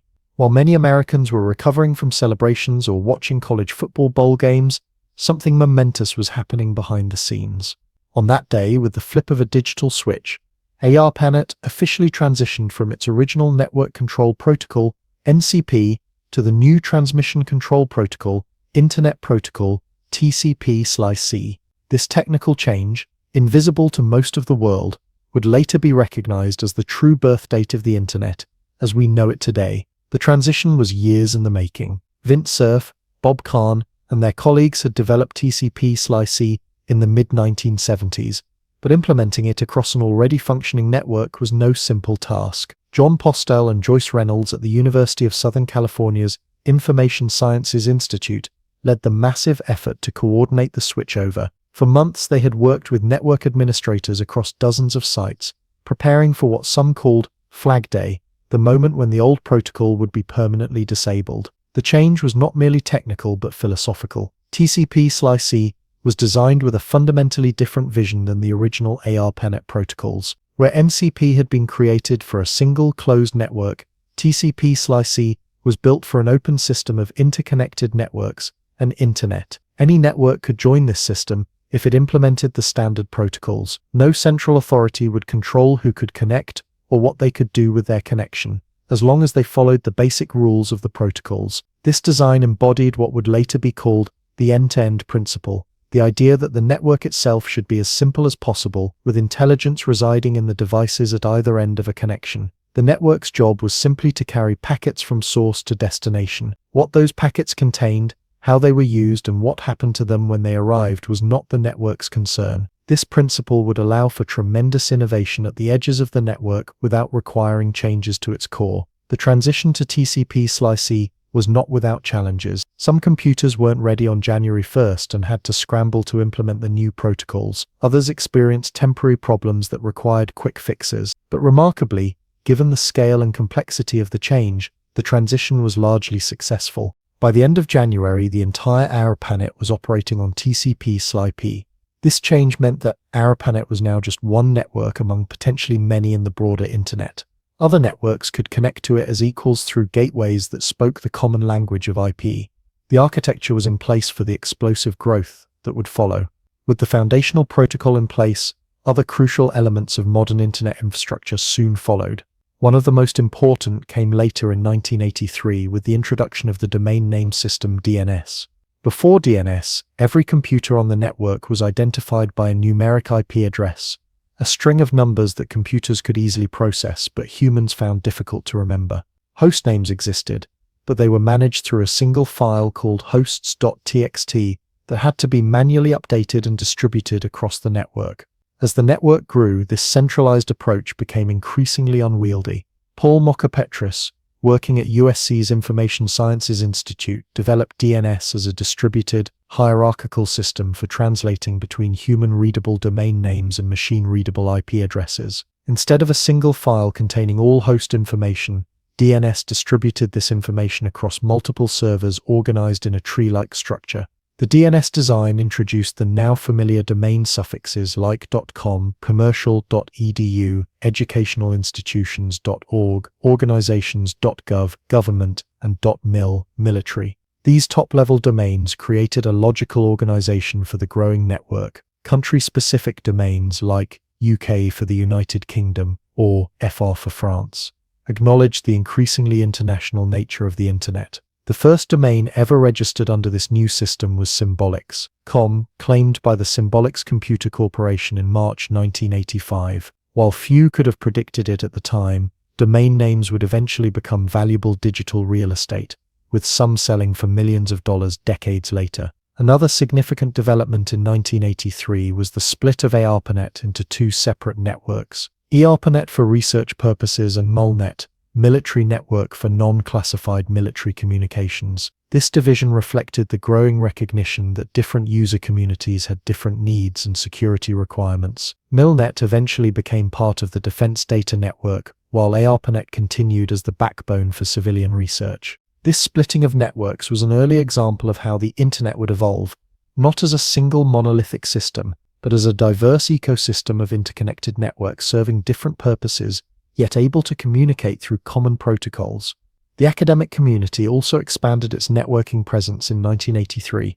CSNet, Computer Science Network, which had been established in 1981, continued to grow, providing network services to computer science departments that didn't have access to ARPANET. BitNet, because its time network connected academic mainframe computers, primarily for email and file transfers. These networks, along with others like USNet, formed a patchwork of connectivity. They didn't all use TCP/IP initially, but the protocol's flexibility eventually allowed them to interoperate. The result was a growing network of networks, the literal meaning of the term Internet. For users of these early networks, the experience bore little resemblance to today's Internet. There was no World Wide Web, no browsers, no social media. The primary applications were email file transfers and remote login to other computers. Access was typically through text-based terminals, black screens with green or amber text, and a blinking cursor. Graphics, when they existed at all, were crude by modern standards. Despite these limitations, the impact on research and collaboration was profound. Scientists who had previously communicated through postal mail or occasional conferences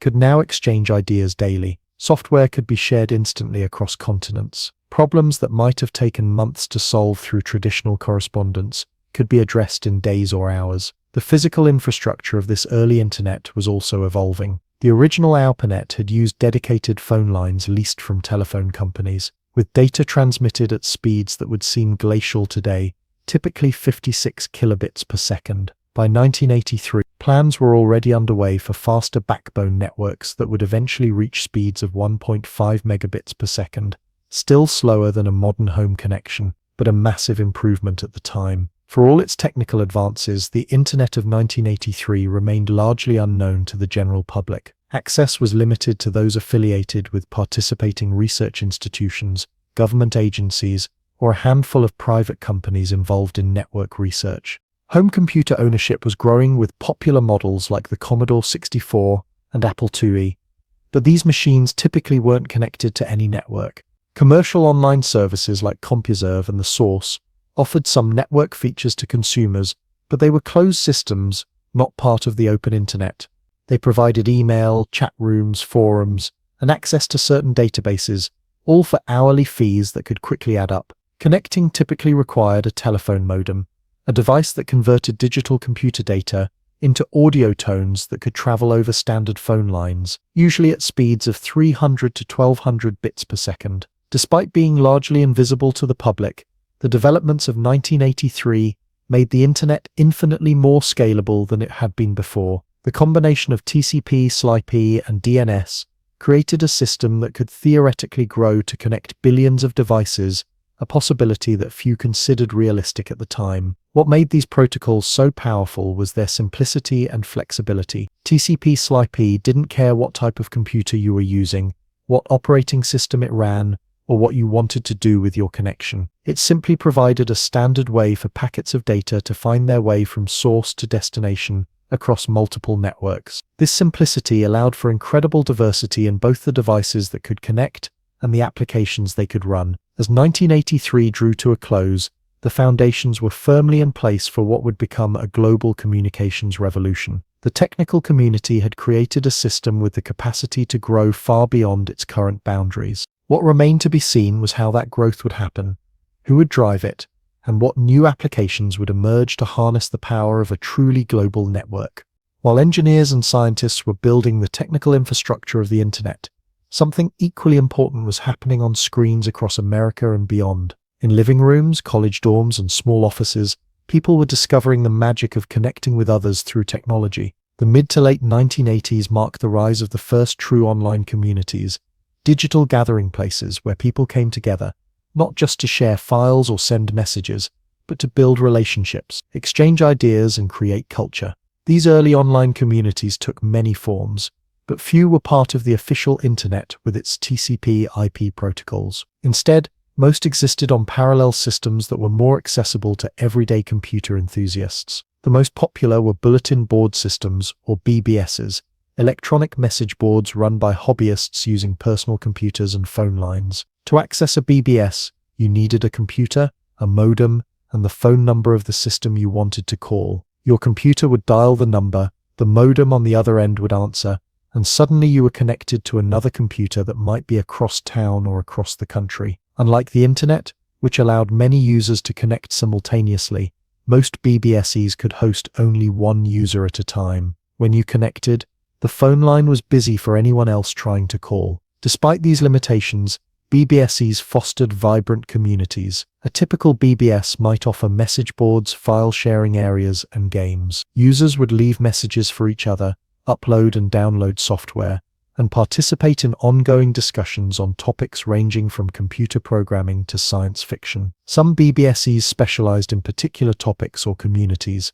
There were boards dedicated to music, gaming, politics, religion, and countless other interests. The sysops system operators, who ran BBSEs, were like digital community managers, maintaining the hardware and software, setting rules, and often creating a distinctive atmosphere for their electronic gathering places. Some BBSEs charged fees, but many were passion projects run by enthusiasts eager to create digital spaces for like-minded people. As personal computing grew more popular, so did BBSEs. By the late 1980s, thousands of these systems were operating across the United States alone, with many more internationally.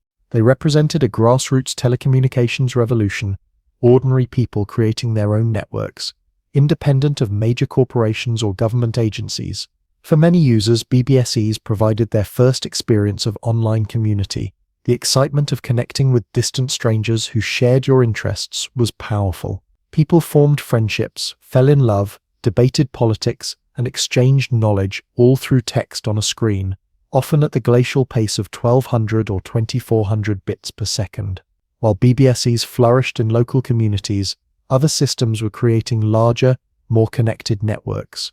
One of the most influential was USNet, which had been established in 1979 but grew substantially in the late 1980s.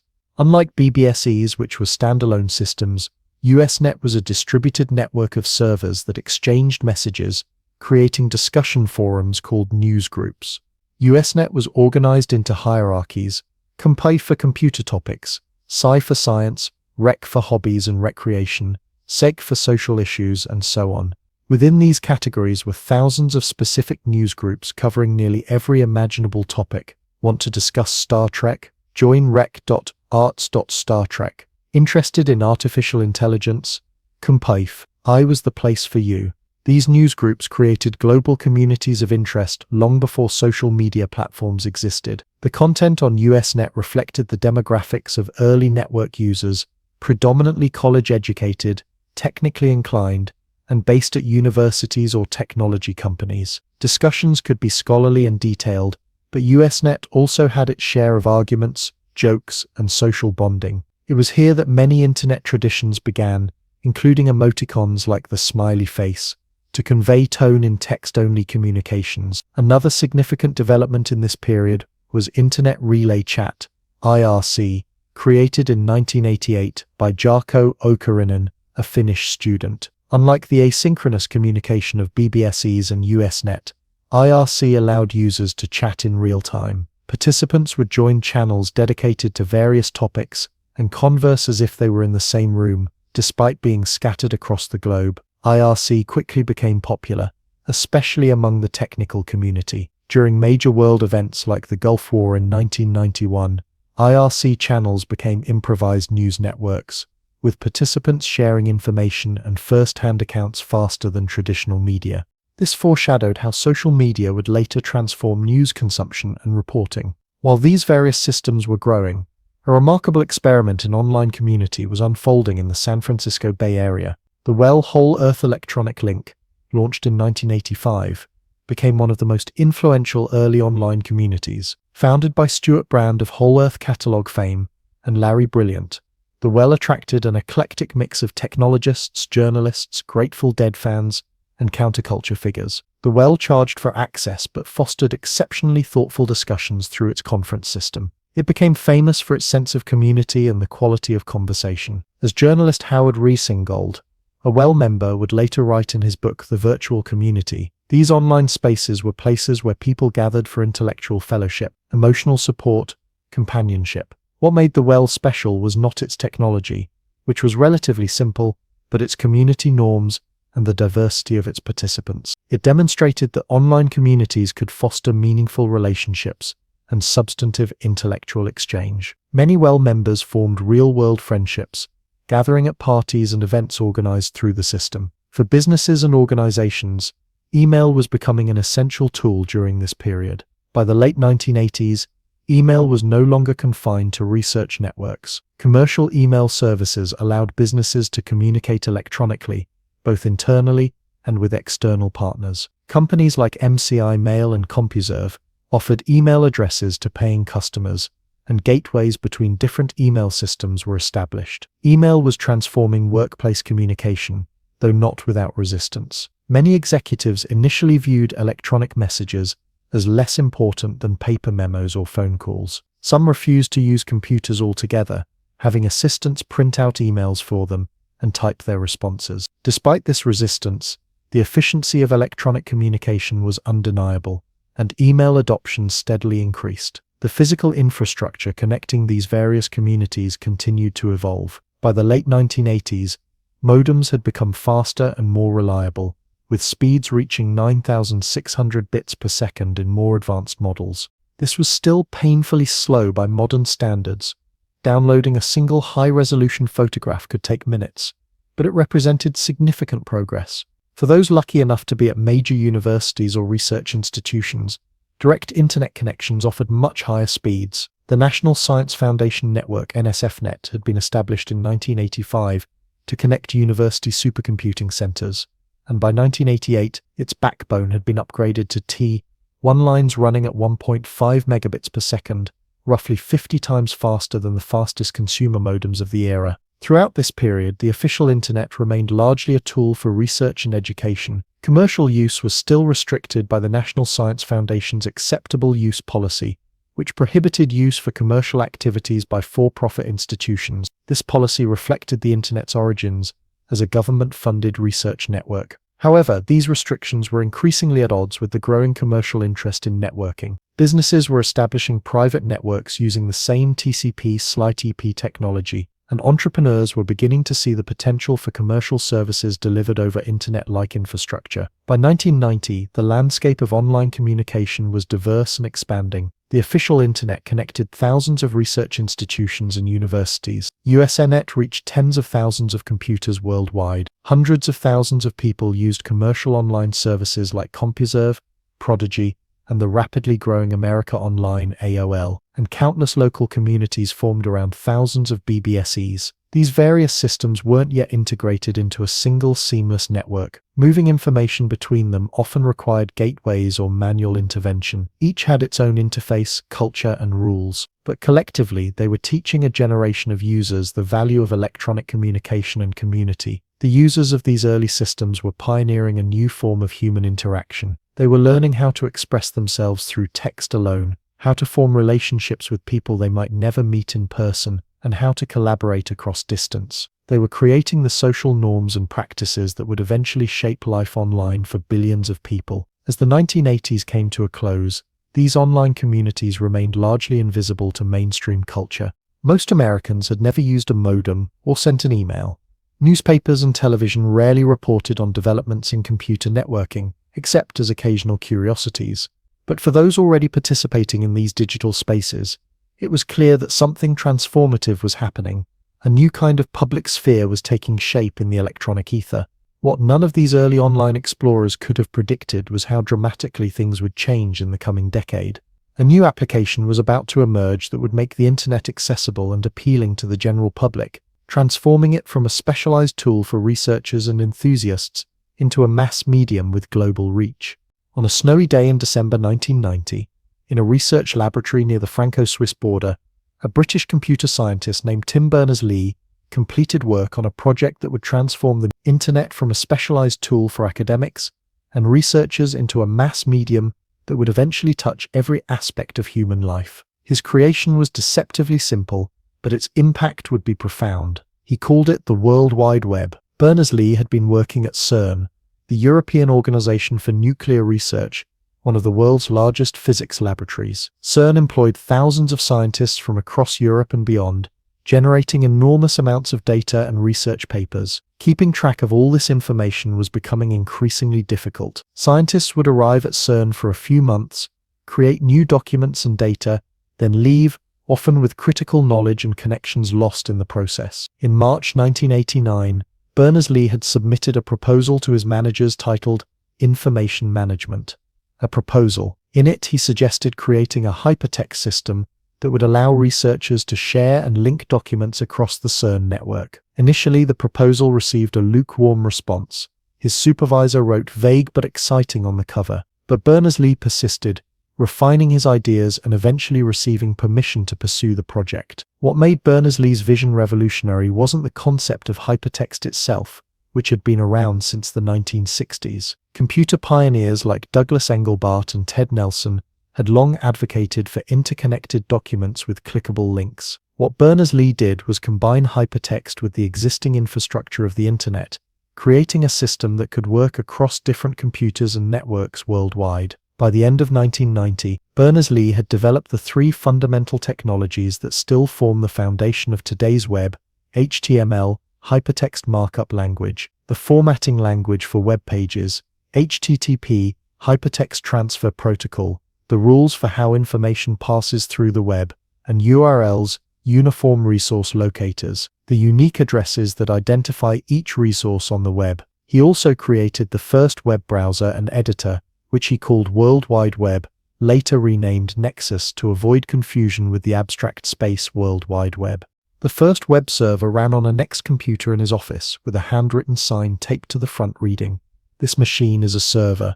Do not power down."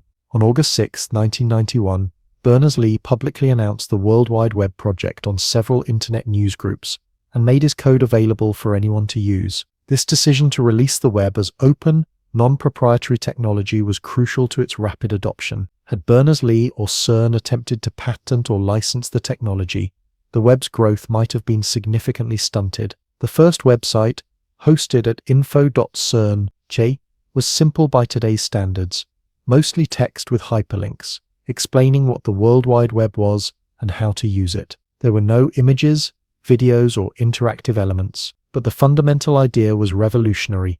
Documents could be linked across the internet, creating a web of information that users could navigate by simply clicking. Initially, the web spread slowly, primarily among academic and research institutions. Early browsers were text-based and worked only on specific computer systems. For the web to truly transform the internet, it needed a more accessible, user-friendly browser that could work on common personal computers. That breakthrough came in 1993 with the release of Mosaic, developed by a team at the National Center for Supercomputing Applications, NCSA, at the University of Illinois. Led by Mark Andreessen and Eric Benner, the Mosaic team created a browser that could display images in line with text rather than in separate windows, featured a graphical interface, and ran on widely used operating systems like Windows and Macintosh. Mosaic made the web visually appealing and dramatically easier to use. No longer did you need to remember cryptic commands or navigate through text-only interfaces. With Mosaic, you could simply point and click your way through the web's growing information space. This accessibility helped the web extend beyond the technical community to everyday users. The impact was immediate and dramatic.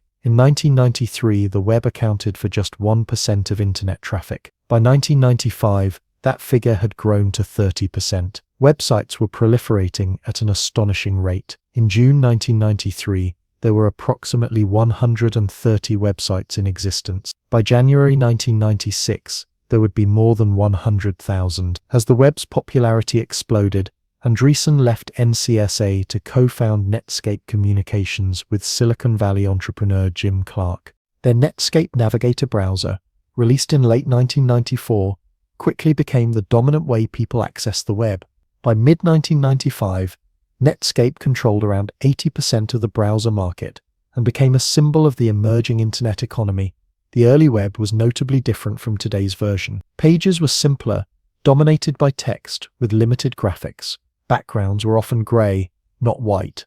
There were no streaming videos, complex JavaScript applications, or sophisticated e-commerce systems. Navigation was simpler too. Many sites featured home pages with lists of links organized by topic. Web surfing meant following these links from site to site, discovering new content along the way. With the web's growing popularity came new ways to find information online. the first search engines began to appear, including WebCrawler, Lycos, and Alta Vista. These early search tools were primitive by today's standards, but they provided essential navigation aids as the web expanded beyond what any human-curated directory could cover. In April 1994, two Stanford graduate students, David Philo and Jerry Yang, created Jerry and David's Guide to the World Wide Web, a hierarchically organized directory of websites. They soon renamed it Yahoo, and by the end of 1994, their site was receiving nearly 1 million hits per day. Unlike pure search engines, Yahoo combined human curation with search functionality, helping users make sense of the rapidly growing web. As the web became more accessible to non-technical users, commercial interest grew rapidly. The National Science Foundation, which had been operating the backbone of the US Internet since 1985, began transitioning control to commercial providers in 1993. By April 1995, the NSFNet backbone was decommissioned, marking the end of major US government control over the Internet's infrastructure. The Internet and the web were now open for business. Internet access for ordinary Americans was growing too. National services like America Online, AOL, CompuServe, and Prodigy, which had previously offered their own proprietary content and communication systems, began providing web access to their subscribers. Dedicated Internet service providers, ISPs, proliferated, offering dial-up connections in cities and towns across the country. The commercialization of the web happened remarkably quickly. In 1993, the first banner ads appeared. In 1994, Pizza Hut offered online ordering on its website. The first dedicated online merchant, Amazon.com, opened for business in July 1995, initially selling only books. eBay, founded in September 1995, originally as AuctionWeb, created a whole new way for individuals to buy and sell goods online. With commercialization came concerns about online security and privacy. The need to protect financial transactions led to the development of secure protocols like SSL, Secure Sockets Layer, introduced by Netscape in 1994.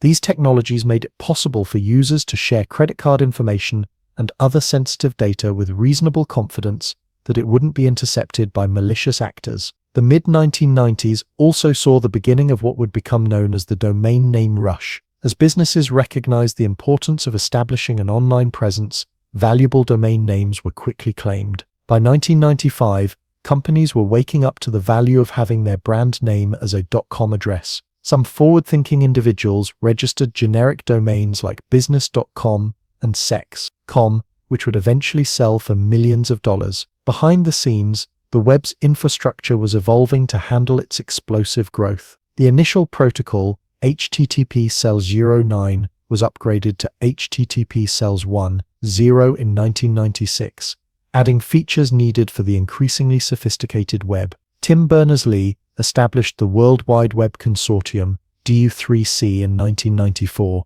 to develop open standards for the web, ensuring its continued evolution as an open, accessible platform. As more people discovered the web, a new form of personal expression emerged, the personal homepage. Individuals created simple websites sharing their interests, experiences, and thoughts, the predecessors to blogs and social media profiles. Universities often provided web space for students and faculty, leading to URLs that typically ended with a tilde followed by a username. These personal pages reflected the democratic potential of the web. Anyone with internet access and basic HTML knowledge could publish content globally without needing permission from gatekeepers like publishers or broadcasters. This radically open publishing model would eventually transform media, politics, and culture. By 1995, the web had begun to enter mainstream awareness. Major newspapers and magazines launched online editions. Television shows started displaying URLs during credits. Companies added web addresses to their business cards and advertisements.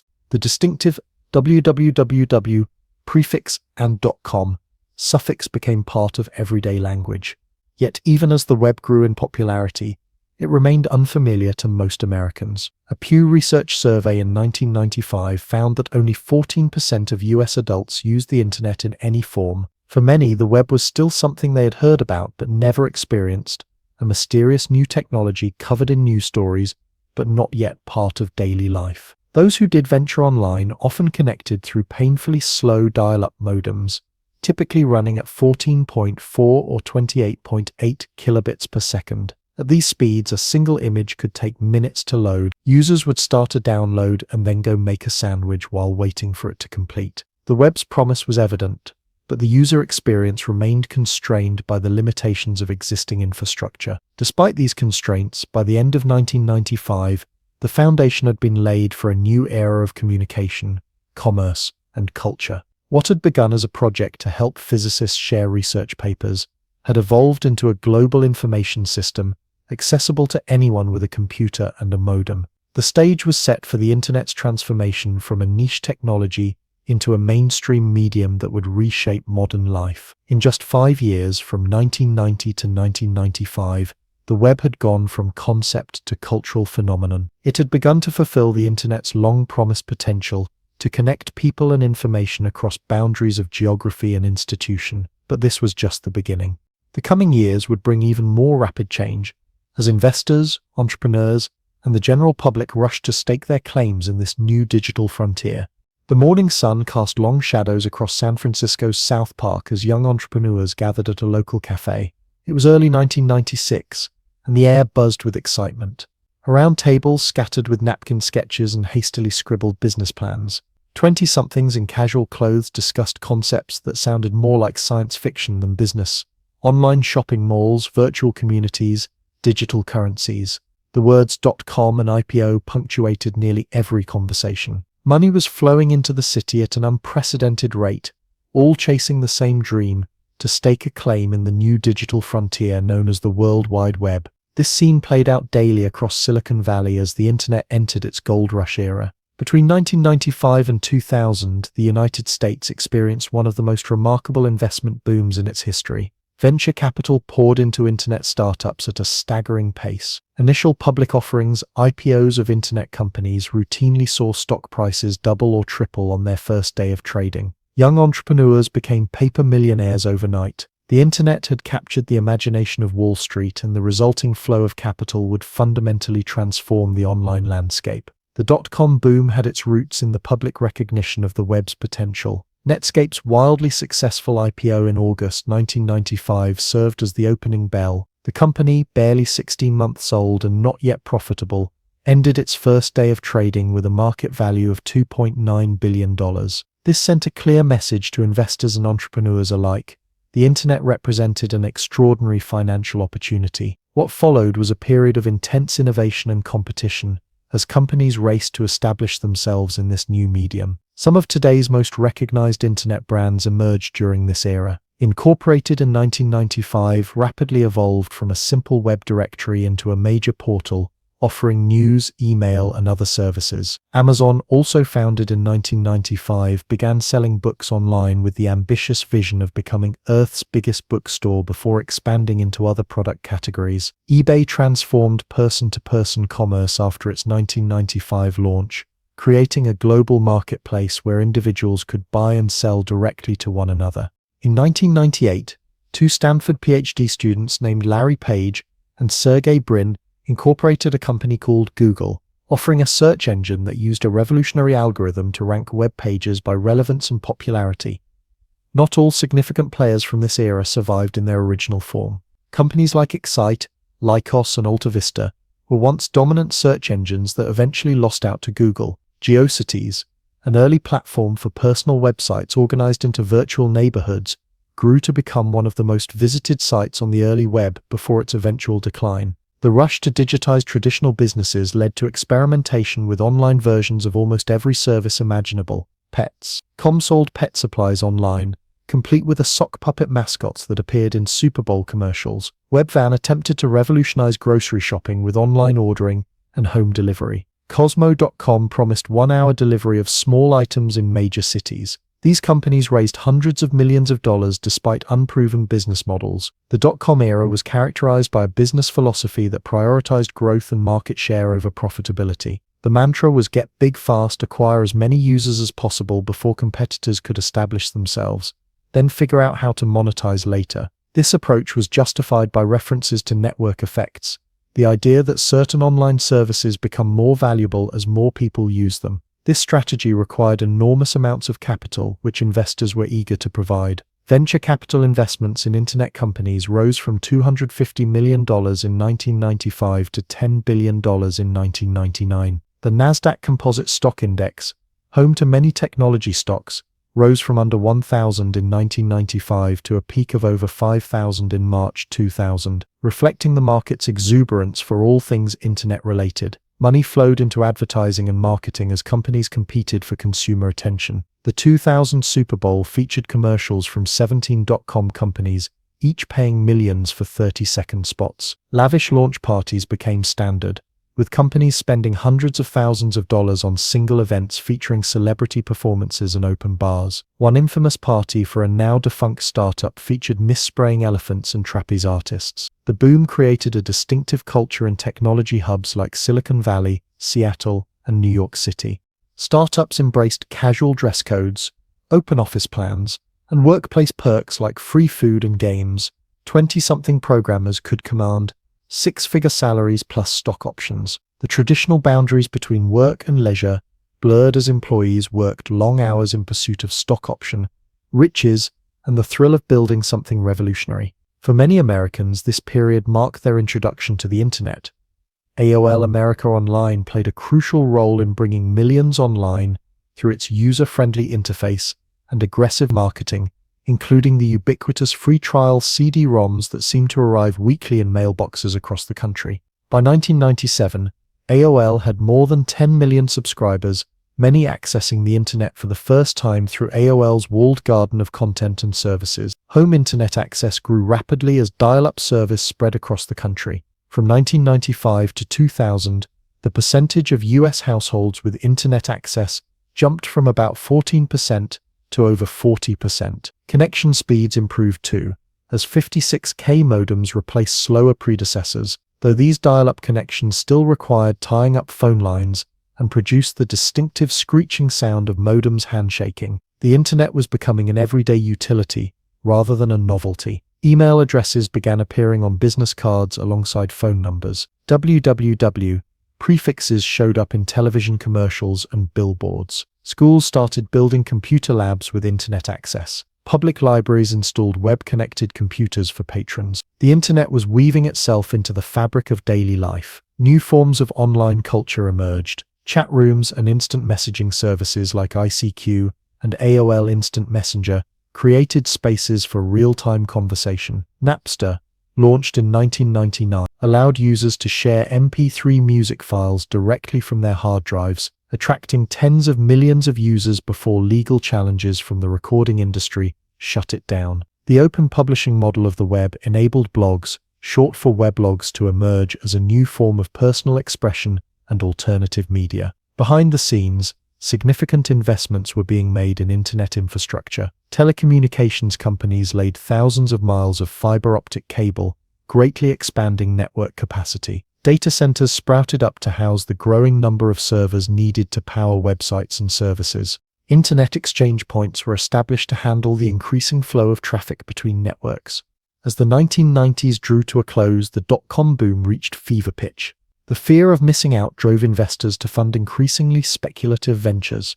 Companies with little more than a business plan and a .com in their name could raise millions. Stock valuations became detached from traditional metrics like revenue and profit. Some observers warned of a bubble, but their cautions were largely dismissed as failure to understand the new economy. On March 10, 2000, the Nasdaq Composite Index reached its peak of 5,048.62. From there, it began a decline that would eventually erase nearly 80% of its value. The dot-com bubble had begun to burst. The collapse wasn't triggered by any single event, but rather a gradual recognition that many internet businesses weren't economically viable. As startup companies burned through their capital without achieving profitability, they returned to the market for additional funding. Investors, becoming more discerning, began to question business models that prioritized growth over revenue. When new funding dried up, many companies couldn't survive. The next 2 years saw a painful contraction across the internet economy. Pets.com, once valued at hundreds of millions of dollars, shut down just 9 months after its IPO. Webvan declared bankruptcy in July 2001 after burning through more than $800 million in funding. Thousands of other dot-coms disappeared, often with little to show for the millions invested in them. Major layoffs hit even the surviving companies. San Francisco office vacancy rates soared as once expanding startups downsized or disappeared. The streets of Silicon Valley, previously clogged with traffic, grew quieter. Countless six-figure jobs vanished. Used office furniture flooded the market as liquidated companies sold off their assets. The financial impact extended beyond the companies themselves. Venture capital firms took heavy losses. Individual investors who had bought into the hype saw their portfolios devastated. The Nasdaq wouldn't return to its 2000 peak for another 15 years. The crash contributed to the broader economic recession that began in 2001. The terrorist attacks of September 11, 2001, which occurred during this already difficult period, further dampened economic activity and highlighted the vulnerability of highly networked systems. In the somber months that followed, the exuberance of the dot-com era seemed not just financially unsustainable but culturally out of step with a nation facing serious threats.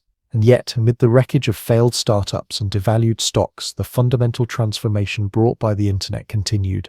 The crash weeded out unsustainable businesses but didn't reverse the internet's integration into daily life. Email remained essential. E-commerce continued to grow, albeit at a more measured pace. Search engines became more sophisticated. The percentage of Americans online continued to increase. Some of today's most successful technology companies emerged stronger from this period of correction. Amazon, which saw its stock fall from $107 to just $7 per share, continued expanding its product offerings and improving its logistics. Google refined its search technology and developed its advertising model. eBay remained profitable throughout the downturn. These companies had sustainable business models that could weather the storm. The dot-com crash taught valuable lessons about the economics of online businesses. Investors became more focused on clear paths to profitability rather than merely user growth. The phrase burn rate, how quickly a company spends its capital, took on new significance, as startups were expected to be more frugal. The ability to generate actual revenue became more important than abstract concepts like eyeballs or mindshare.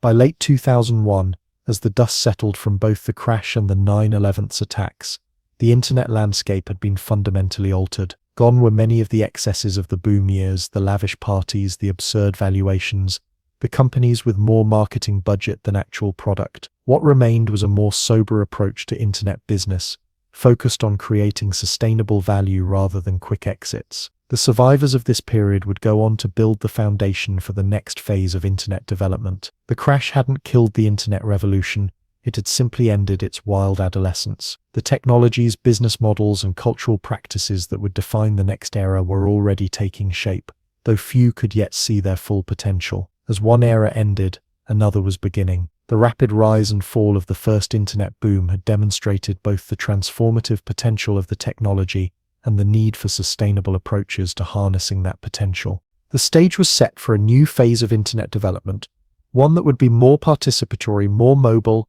and more social than anything that had come before.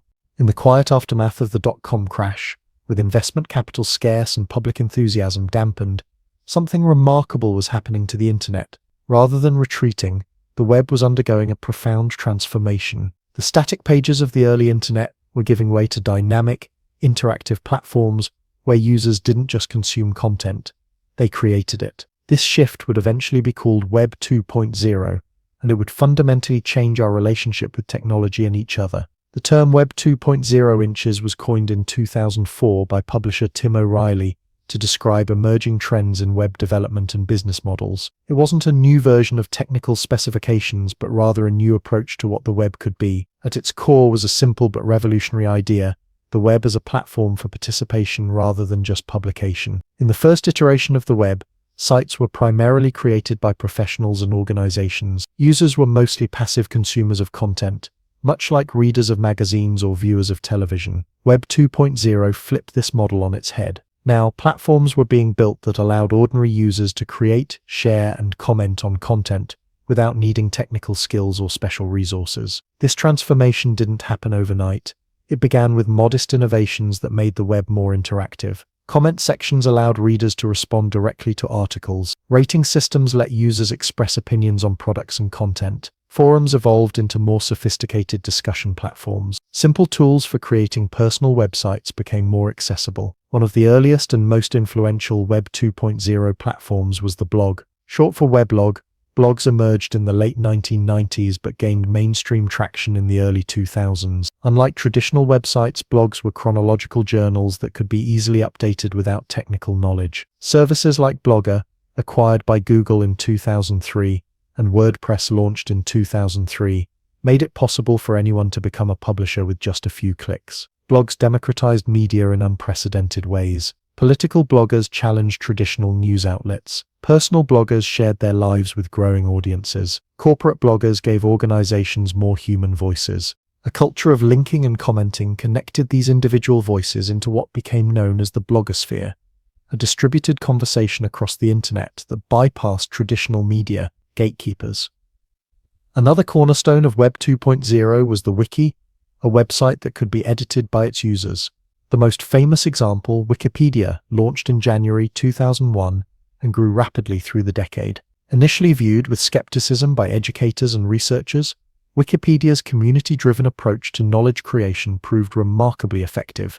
By 2007, it contained over 2 million English-language articles and had become one of the most visited sites on the internet. Wikipedia demonstrated the power of collective intelligence, the idea that large groups of people working together could create something more comprehensive than any individual or small team could achieve. This collaborative approach to content creation became a defining feature of Web 2.0. As important as blogs and wikis were, the true social revolution of Web 2.0 began with the rise of social networking sites. While early online communities had existed since the beginning of the internet, the social networks that emerged in the mid-2000s took the concept to a new level of popularity and functionality. Friendster, launched in 2002, was among the first to gain significant traction, allowing users to create profiles and connect with friends. MySpace, which followed in 2003, quickly surpassed it, becoming the most visited website in the United States by 2006. MySpace's customizable profiles and focus on music made it especially popular with teenagers and young adults. Then came Facebook.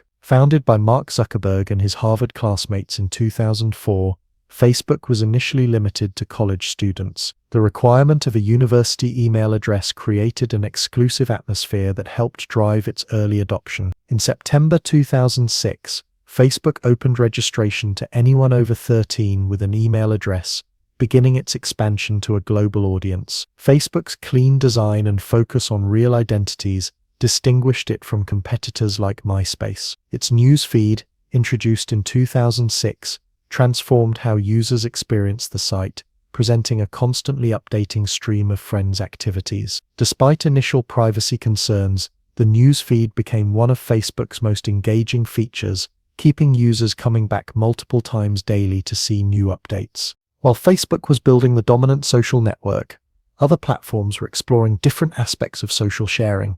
In 2005, 3 former PayPal employees launched YouTube, a video sharing platform that allowed users to upload, share, and view videos. The site's simple interface and embeddable player made it easy to integrate videos across the web. YouTube's growth was explosive. By July 2006, users were uploading more than 65,000 videos and watching over 100 million videos per day. The platform became a cultural phenomenon, creating new celebrities, viral sensations, and forms of entertainment. Google recognized YouTube's potential, acquiring the company for $1.65 billion in October 2006, a price that seemed staggering at the time, but would later prove to be a bargain. The year 2006 also saw the launch of Twitter, originally conceived as a platform for sharing short status updates via SMS. Twitter's 140-character limit, derived from SMS text message constraints, forced users to be concise,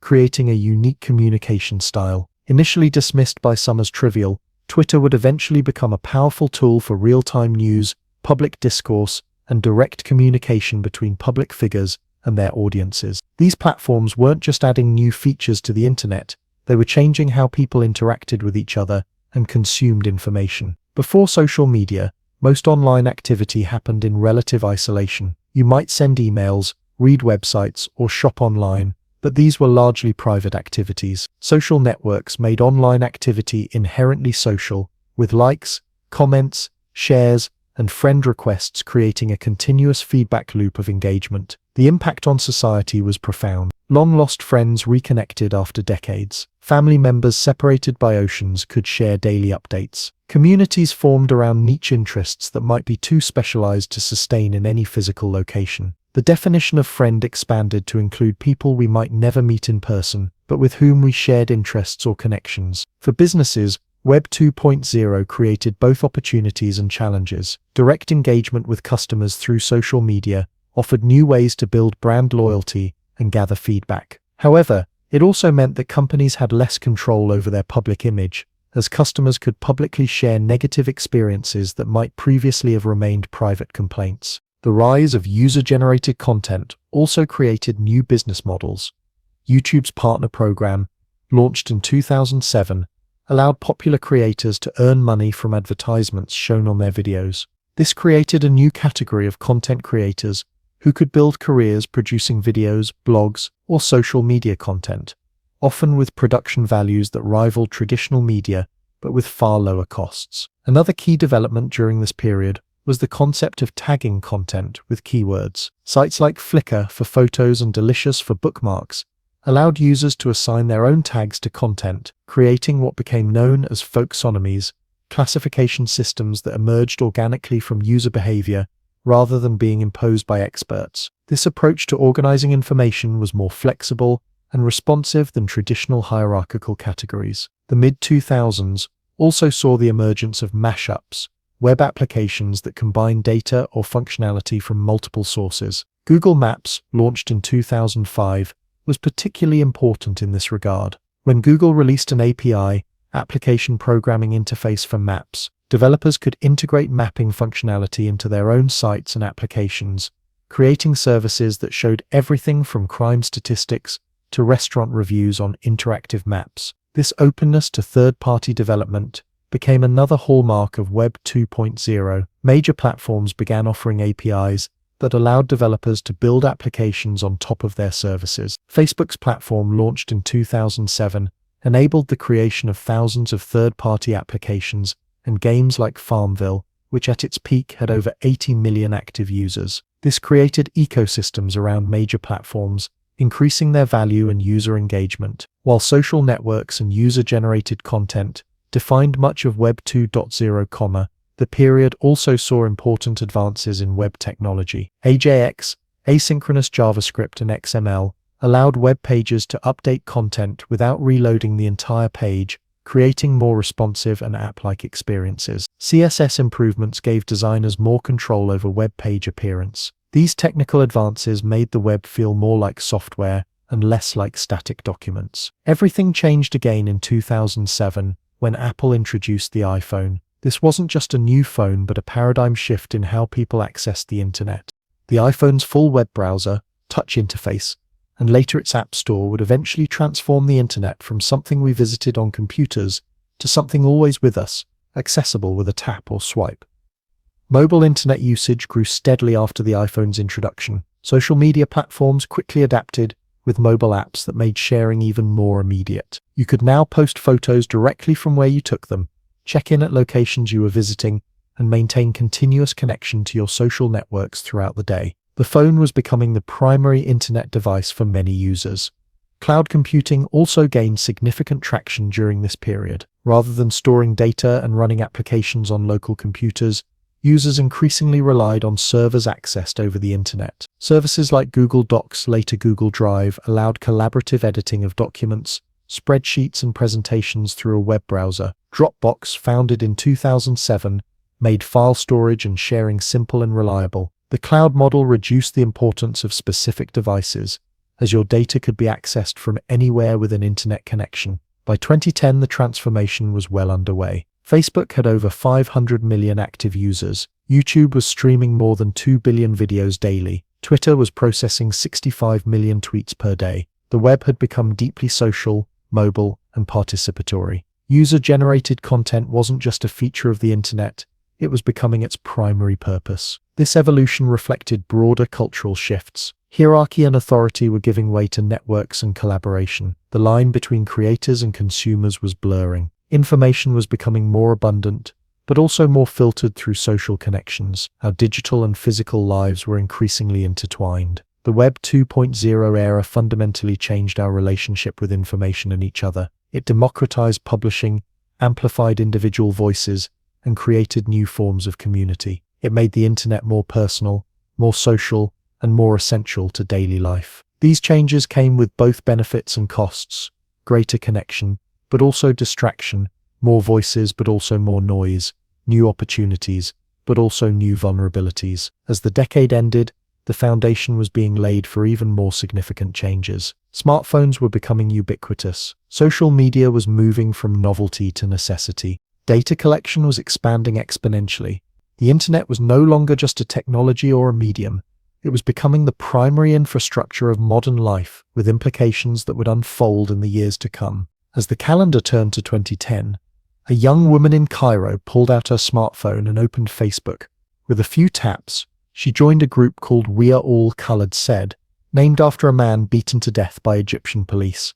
Within months, this online community would help catalyze a revolution that toppled a government that had ruled for nearly 30 years.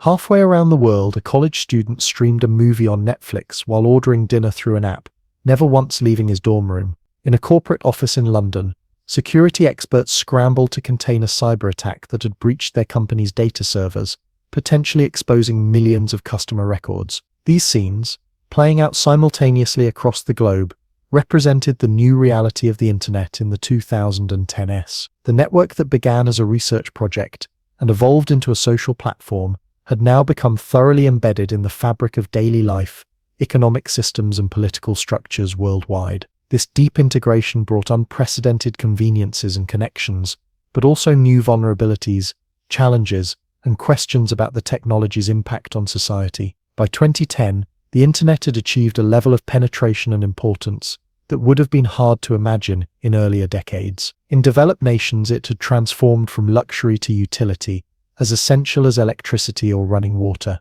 In the United States, internet access had reached 71% of households. Smartphones, led by Apple's iPhone and the growing number of Android devices, were putting the internet in people's pockets, making connectivity constant rather than occasional. This always-on connectivity changed patterns of daily life. Social media became a continuous presence, with the average user checking platforms like Facebook multiple times per day. Push notifications created a perpetual connection to online services, alerting users to new messages, updates, and content. The distinction between going online and the rest of life was fading. For many, being online was the default state. The smartphone revolution accelerated dramatically through the decade. In 2010, about 20% of Americans owned a smartphone. By 2019, that figure had risen to 81%. This shift made the internet more personal, more localized, and more integrated with physical reality. Mobile apps knew your location, recognized your face, measured your steps, and monitored your heart rate. The phone became a constant companion, mediating more and more human experiences. With smartphones came the rise of the app economy. Apple's App Store and Google's Play Store offered millions of applications that extended the functionality of mobile devices in countless ways. Apps emerged for everything from meditation to dating, from ordering food to hailing rides. These applications often provided more streamlined, focused experiences than websites, leading some to predict that apps would eventually replace the open web entirely. The app ecosystem also created new business models. The freemium approach, offering basic services for free while charging for premium features, became common. So did monetization through targeted advertising based on user data.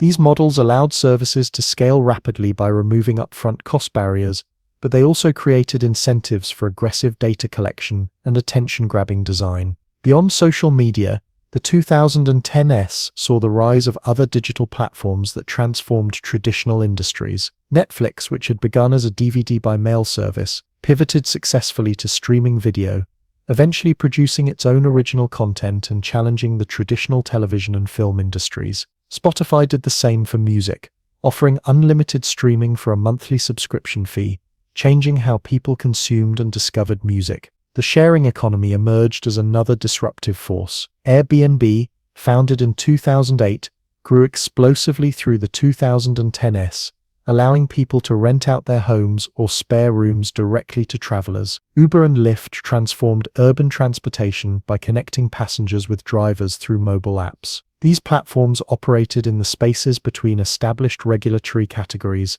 often generating controversy as they disrupted existing industries and labor relationships. Cloud computing continued its rapid expansion, moving from a novel approach to the dominant paradigm for software and services. Companies increasingly shifted from selling software packages to offering software as a service SaaS applications accessed through the internet on a subscription basis. This model reduced upfront costs for users and allowed for continuous updates and improvements. For individuals, cloud storage became the norm for personal files, photos, and documents. Services like Google Drive, Dropbox, iCloud, and OneDrive made it possible to access personal data from any device with an internet connection.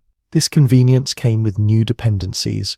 Your data was now stored on someone else's servers, subject to their terms of service and security practices. Social media platforms continued to grow and evolve throughout the decade. Facebook reached the milestone of 1 billion active users in 2012 and continued expanding globally. Twitter became an essential platform for breaking news, political discourse, and celebrity culture. Instagram, acquired by Facebook in 2012 for $1 billion, grew from a simple photo-sharing app to a cultural force that influenced fashion, travel, food, and retail through its visually focused approach. New platforms emerged to serve different needs and demographics. Snapchat, launched in 2011, pioneered ephemeral content that disappeared after viewing, attracting younger users looking for more spontaneous, less permanent forms of sharing. TikTok, which gained global popularity in the late 2010s, focused on short-form video content, often featuring music, comedy, and creative editing. These platforms reflected a shift toward more visual, immediate forms of communication. With the growing centrality of social media came increasing concerns about its effects. Studies began to examine links between heavy social media use and issues like anxiety, depression, and loneliness, particularly among young people. The design of these platforms, with their infinite scrolls, notification systems, and like buttons, came under scrutiny for intentionally maximizing engagement at the potential cost of user well-being. The business model of major internet platforms also faced growing criticism. Many operated on what Harvard professor Shoshana Zuboff termed surveillance capitalism, collecting vast amounts of user data to predict and influence behavior, primarily for advertising purposes. This approach raised questions about privacy, autonomy, and the concentration of power in the hands of a few dominant companies. Privacy concerns reached new heights in 2013 when former NSA contractor Edward Snowden leaked classified documents revealing extensive surveillance programs operated by U.S. intelligence agencies, often with the cooperation of major technology companies. The revelations sparked global debate about the balance between national security and privacy rights in the digital age. These concerns were amplified in 2018 with the Cambridge Analytica scandal, which revealed that the personal data of millions of Facebook users had been harvested without consent and used for political advertising. The incident brought issues of data privacy and political manipulation into mainstream conversation and led to congressional hearings, regulatory actions, and a #delete Facebook movement. As social media platforms grew more influential, they also became battlegrounds for larger social and political conflicts. The 2016 US presidential election highlighted how these platforms could be weaponized for disinformation campaigns. Russian-linked accounts created fake personas, established polarizing social media pages, and spread misleading content designed to amplify divisions in American society. The problem of misinformation extended beyond politics.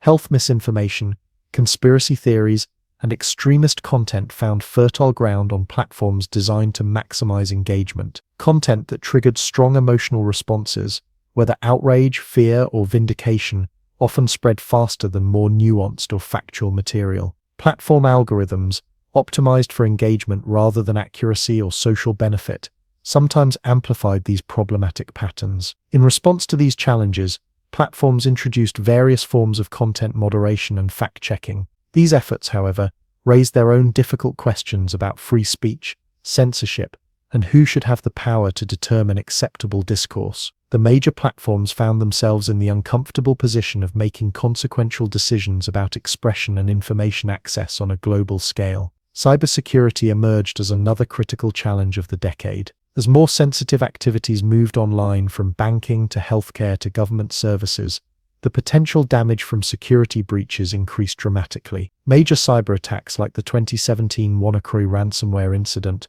which affected computers in over 150 countries, demonstrated the vulnerability of digital systems. Data breaches became distressingly common. Incidents at companies like Equifax, Yahoo, and Marriott exposed the personal information of hundreds of millions of people. These breaches highlighted the vast amounts of sensitive data being collected and stored, often with inadequate security measures.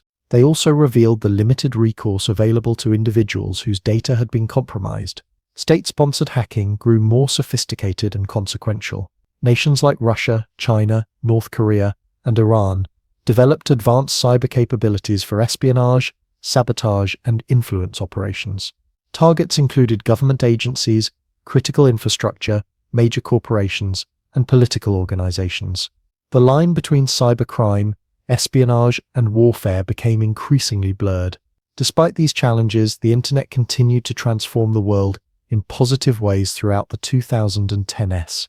Remote work became increasingly viable as collaboration tools improved and high-speed internet expanded. Access to education expanded through online courses and learning platforms. Telemedicine began to break down geographic barriers to healthcare. Creative communities flourished across platforms, creating new art forms and opportunities for expression. The decade also saw important efforts to expand internet access globally. By 2019, approximately 59% of the global population had internet access, up from about 29% in 2010. Mobile networks brought connectivity to regions that had never had fixed-line telecommunications. Projects like Facebook's Internet.org and Google's Project Loon attempted to extend access to underserved areas, though not without controversy about their approaches. Regulatory responses to digital challenges evolved throughout the decade. The European Union's General Data Protection Regulation, GDPR, implemented in 2018,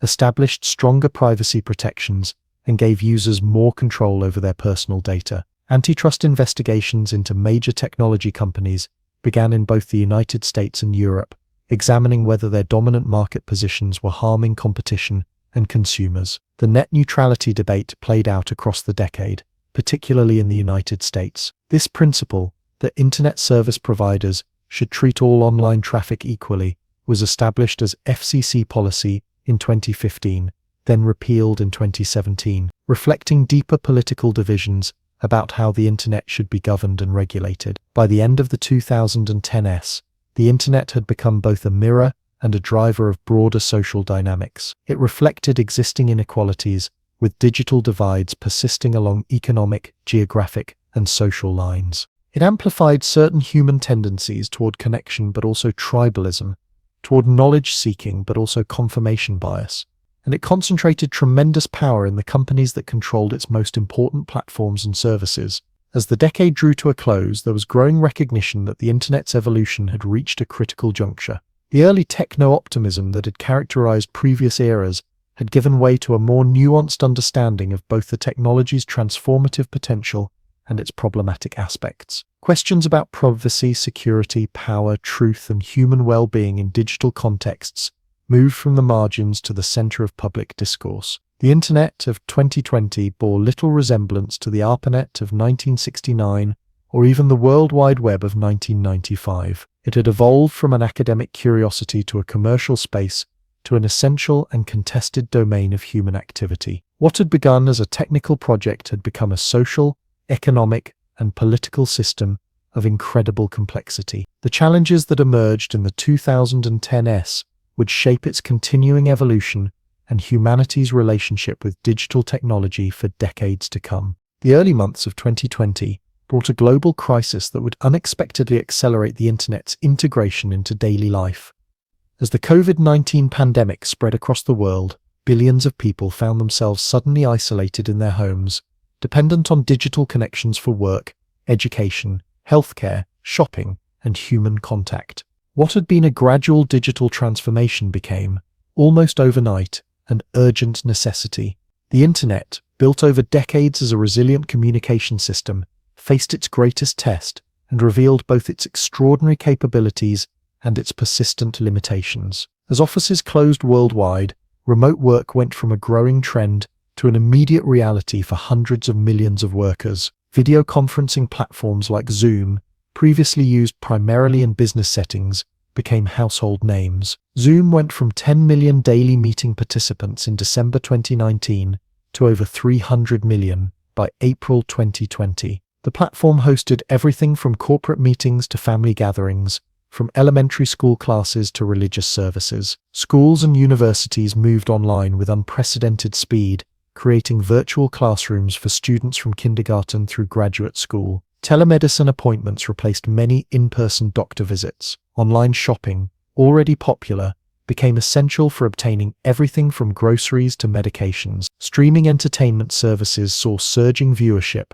as people sought distraction during lockdowns. This massive shift revealed the internet's remarkable capacity to adapt and scale. Core infrastructure largely withstood the dramatic increase in traffic. Video conferencing, often involving multiple simultaneous high-definition video streams, became commonplace even as networks handled record volumes of data. The internet's distributed design, created decades earlier to survive potential nuclear attacks, proved well-suited to weathering a different kind of global crisis. At the same time, the pandemic highlighted digital divides that had persisted despite the internet's expansion. Students without reliable home internet access or appropriate devices struggled to participate in remote learning. Workers in jobs that couldn't be performed remotely faced both economic hardship and greater health risks. Rural areas with limited broadband infrastructure found themselves further disadvantaged in accessing essential services that had moved online. The crisis also accelerated existing digital trends. E-commerce adoption leaped ahead by years in just a few months. Digital payment systems became more widespread as people sought contactless options. Subscription services for everything from meal kits to streaming content saw surging growth. Many of these changes appeared likely to outlast the pandemic itself, representing a permanent shift in how people interact with digital services. As life moved increasingly online, questions about the power of major technology companies gained new urgency. Companies like Amazon, Apple, Facebook, Google, and Microsoft had already achieved unprecedented scale and influence before the pandemic. The crisis only strengthened their positions, as their services became more essential and their market values soared while many traditional businesses struggled. This concentration of power drew increasing scrutiny from regulators and lawmakers worldwide. In the United States, a 16-month congressional investigation culminated in an October 2020 report, concluding that Amazon, Apple, Facebook, and Google had exercised monopoly power. Multiple antitrust lawsuits followed. The European Union continued aggressive regulatory action,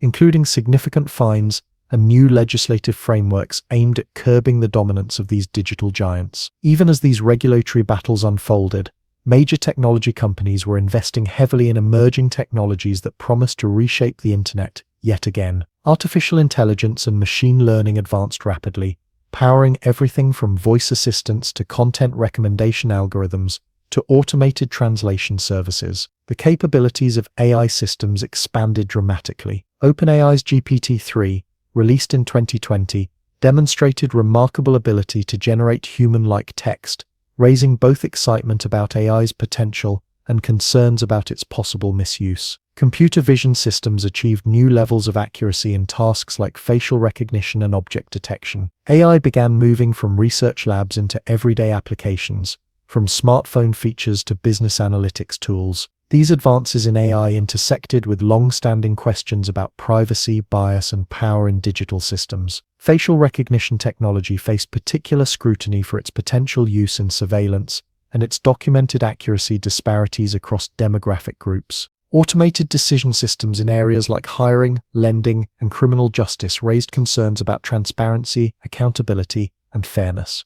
Another emerging technology with potential to reshape the internet was augmented reality, AR, and virtual reality, VR. After years of development and several false starts, these technologies began showing signs of mainstream potential. Facebook, renamed Meta in 2021, made substantial investments in VR, positioning it as the gateway to what CEO Mark Zuckerberg described as the metaverse, a more immersive, embodied version of the internet, where people could interact in three-dimensional virtual spaces. Both established companies and startups explored applications ranging from virtual offices for remote collaboration to immersive social spaces to new forms of entertainment and education. While mass adoption remained in the future, the vision of an internet that extended beyond screens into more spatial, embodied experiences gained momentum. The rollout of 5G networks promised to support these new applications with dramatically faster wireless connections and reduced latency. Major telecommunications companies invested billions in building these next-generation networks, which offered speeds up to 100 times faster than 4G in ideal conditions. Beyond supporting mobile devices, 5G was positioned as critical infrastructure for the Internet of Things (IoT),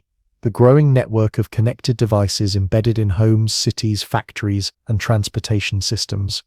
The IoT continued its rapid expansion throughout the 2020s. Smart home devices became increasingly common, with voice-controlled speakers acting as hubs for managing everything from lights and thermostats to security systems and entertainment. Connected sensors transformed industrial processes, enabling preventive maintenance and more efficient operations. Cities deployed smart infrastructure to monitor traffic, air quality, energy usage, and other urban systems. This proliferation of connected devices expanded the Internet's reach from the digital into the physical world. The line between online and offline blurred further as everyday objects gained network connections and the ability to collect and transmit data. This created new conveniences but also new security and privacy challenges, as the potential attack surface for hackers expanded dramatically and intimate spaces became increasingly monitored. Security concerns extended beyond consumer devices to critical infrastructure. The May 2021 ransomware attack on Colonial Pipeline, which disrupted fuel supplies across the eastern United States, demonstrated the potential real-world consequences of digital vulnerabilities. Similar attacks targeted hospitals, government agencies, and corporations worldwide, highlighting the need for improved cybersecurity practices and infrastructure. These security challenges were complicated by the evolving landscape of global internet governance. The vision of a single, open, global internet faced growing challenges, from efforts to create national or regional versions with different rules and restrictions. China's Great Firewall had long limited what content citizens could access. Russia took steps to create a sovereign internet that could operate independently from the global network. The European Union established distinct regulatory frameworks around privacy and content. Even in more open societies, debates intensified about appropriate limits on online speech and behavior. Social media platforms faced pressure from various stakeholders to address problems like harassment, hate speech,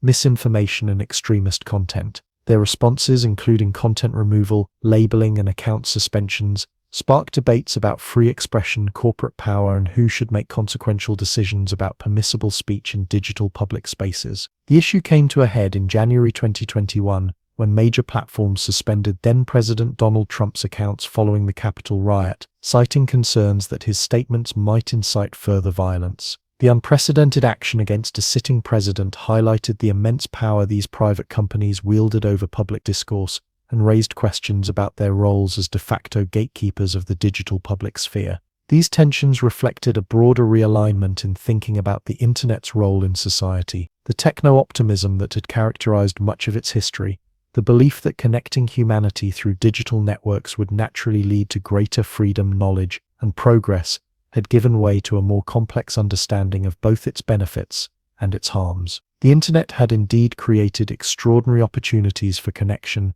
access to information, and new forms of expression and commerce. It had empowered movements for social change, democratized publishing, and created economic opportunities that transcended geographic limitations. Remote work during the pandemic had demonstrated how digital connectivity could provide flexibility and resilience in crisis. At the same time, the Internet had enabled new forms of surveillance, manipulation, and harm. It had facilitated the spread of misinformation and conspiracy theories. It had created addictive products designed to maximize engagement at potential cost to well-being. It had concentrated tremendous economic power in a small number of companies, and it had often amplified social divisions rather than healing them. Addressing these challenges while preserving the Internet's benefits emerged as one of the defining tasks for technologists, policymakers, and citizens in the 2020s. Approaches varied widely across countries and contexts, reflecting different values, priorities, and political systems. Some focused on regulatory solutions, creating new legal frameworks to address issues like data privacy, algorithmic transparency, and market concentration. Others emphasized technical fixes such as better security protocols, privacy-enhancing technologies, or alternative social media designs that didn't depend on engagement-maximizing algorithms. Still others looked to educational approaches, helping users better understand digital systems and develop critical media literacy. These discussions unfolded against the backdrop of broader societal challenges, including climate change, political polarization, and economic inequality. The internet's energy consumption, particularly from data centers and cryptocurrency mining, raised concerns about its environmental impact. Digital divides along economic, geographic, and social lines persisted despite expanded access, and questions about the future of work in an increasingly automated economy took on new urgency. Looking toward the future, several trends seemed likely to shape the internet's ongoing evolution. Artificial intelligence would continue to advance, becoming more capable and more integrated into digital systems of all kinds. The boundary between physical and digital would blur further as more objects and environments gained network connections and computational capabilities, and immersive technologies might eventually transform how we experience and interact with digital content and each other. At the same time, the internet's future would be shaped by human choices about values, governance, and design. Would privacy be preserved or further eroded? Would digital systems be designed primarily for engagement and profit, or for human well-being and social benefit? Would the internet remain relatively open and global, or become increasingly fragmented along national or ideological lines? Would its benefits be distributed equitably, or would digital divides persist and deepen? These questions had no predetermined answers. The internet, for all its technical complexity, remained fundamentally a human creation, reflecting human priorities, choices, and compromises. Its future would be determined not just by technological advancement, but by collective decisions about what kind of digital world we want to build. From the first message sent between two computers in a UCLA lab to the globe-spanning network of today, the internet has evolved in ways its creators could never have fully imagined. Each era of its development has brought new capabilities, challenges, and questions. The network that began as a military-funded research project has become an essential infrastructure for modern life,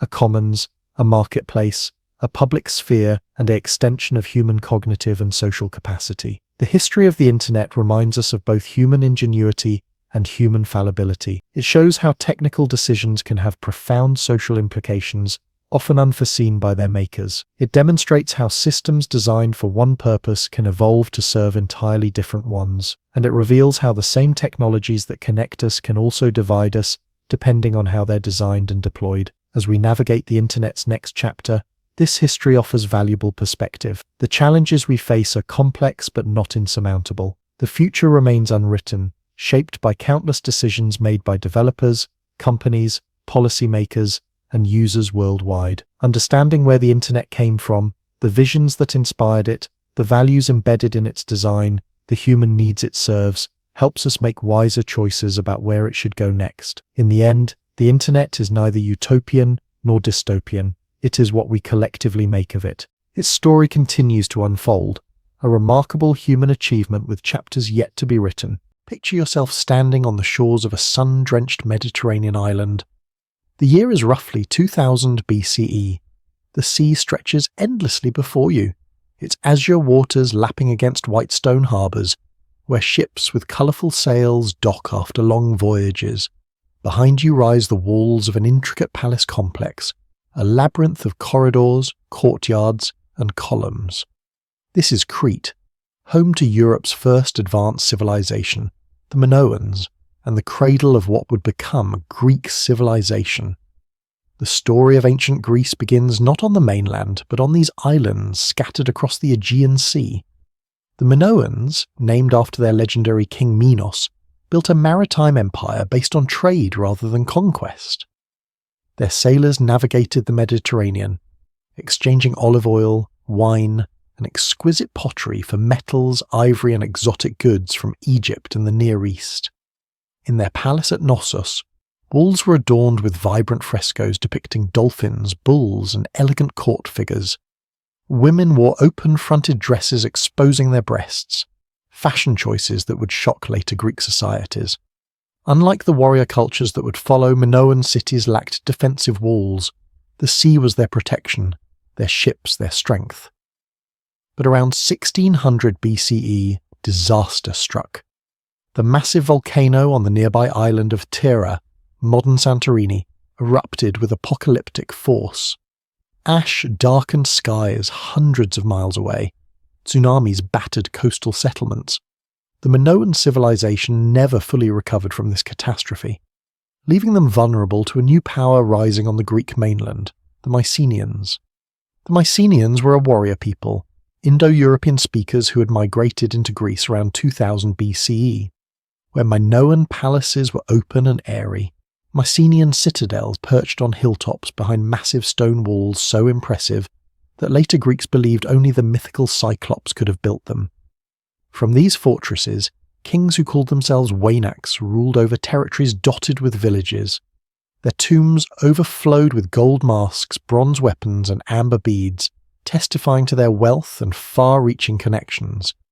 These Mycenaeans expanded throughout the Aegean, eventually taking control of Crete itself. Their powerful fleet dominated the eastern Mediterranean. Their merchants traded as far as Sicily and the Black Sea. Their warriors raided distant shores. Names of their kingdoms, Mycenae, Pylos, Thebes, Athens, would echo through Greek history for millennia to come. It was during this Mycenaean age that many of the stories later immortalized by Homer likely took place. The legendary Trojan War probably occurred around 1250 BCE, when a coalition of Mycenaean kings may have attacked the wealthy city of Troy on the coast of modern Turkey. Whether fought over trade routes, tribute, or a kidnapped queen named Helen, this conflict would be transformed by oral tradition into Greece's defining epic. But like the Minoans before them, the Mycenaeans faced their own collapse. Around 1200 BCE, a perfect storm of disasters struck the eastern Mediterranean. Drought, earthquakes, internal rebellions, and invasions by mysterious sea peoples unraveled the Bronze Age world. Mycenaean palaces burned. Their complex writing system, called Linear B, was forgotten. Trade networks shattered. Greece entered what scholars call a dark age, when population declined, villages shrank, and the art of writing disappeared. For nearly 4 centuries, Greece remained in this diminished state. Yet even in darkness, important developments were taking shape. Iron replaced bronze for tools and weapons. New peoples, including the Dorians, migrated into some regions, and most crucially, Greeks began to organize themselves around a new kind of community, the polis, or city-state. Unlike the palace-centered kingdoms of the Mycenaean age, these emerging city-states centered on a shared identity among their citizens. Each polis typically included an urban center with a fortified high point, the Acropolis, residential areas, public spaces, and surrounding countryside that provided food. Though small by modern standards, most had fewer than 10,000 citizens. These communities fostered intense loyalty and distinct local cultures. By the 8th century BCE, Greece was awakening from its long slumber. Population grew, farmers produced more food, craftsmen created new styles of pottery decorated with geometric patterns. Most significantly, Greeks adopted and adapted the Phoenician alphabet, creating the first truly accessible writing system in their history. No longer a specialized skill for palace scribes, writing could now be learned by merchants, aristocrats, and poets. This era of renewal also saw Greeks venturing outward again. Facing limited farmland and growing populations, communities sent out groups of citizens to establish colonies around the Mediterranean.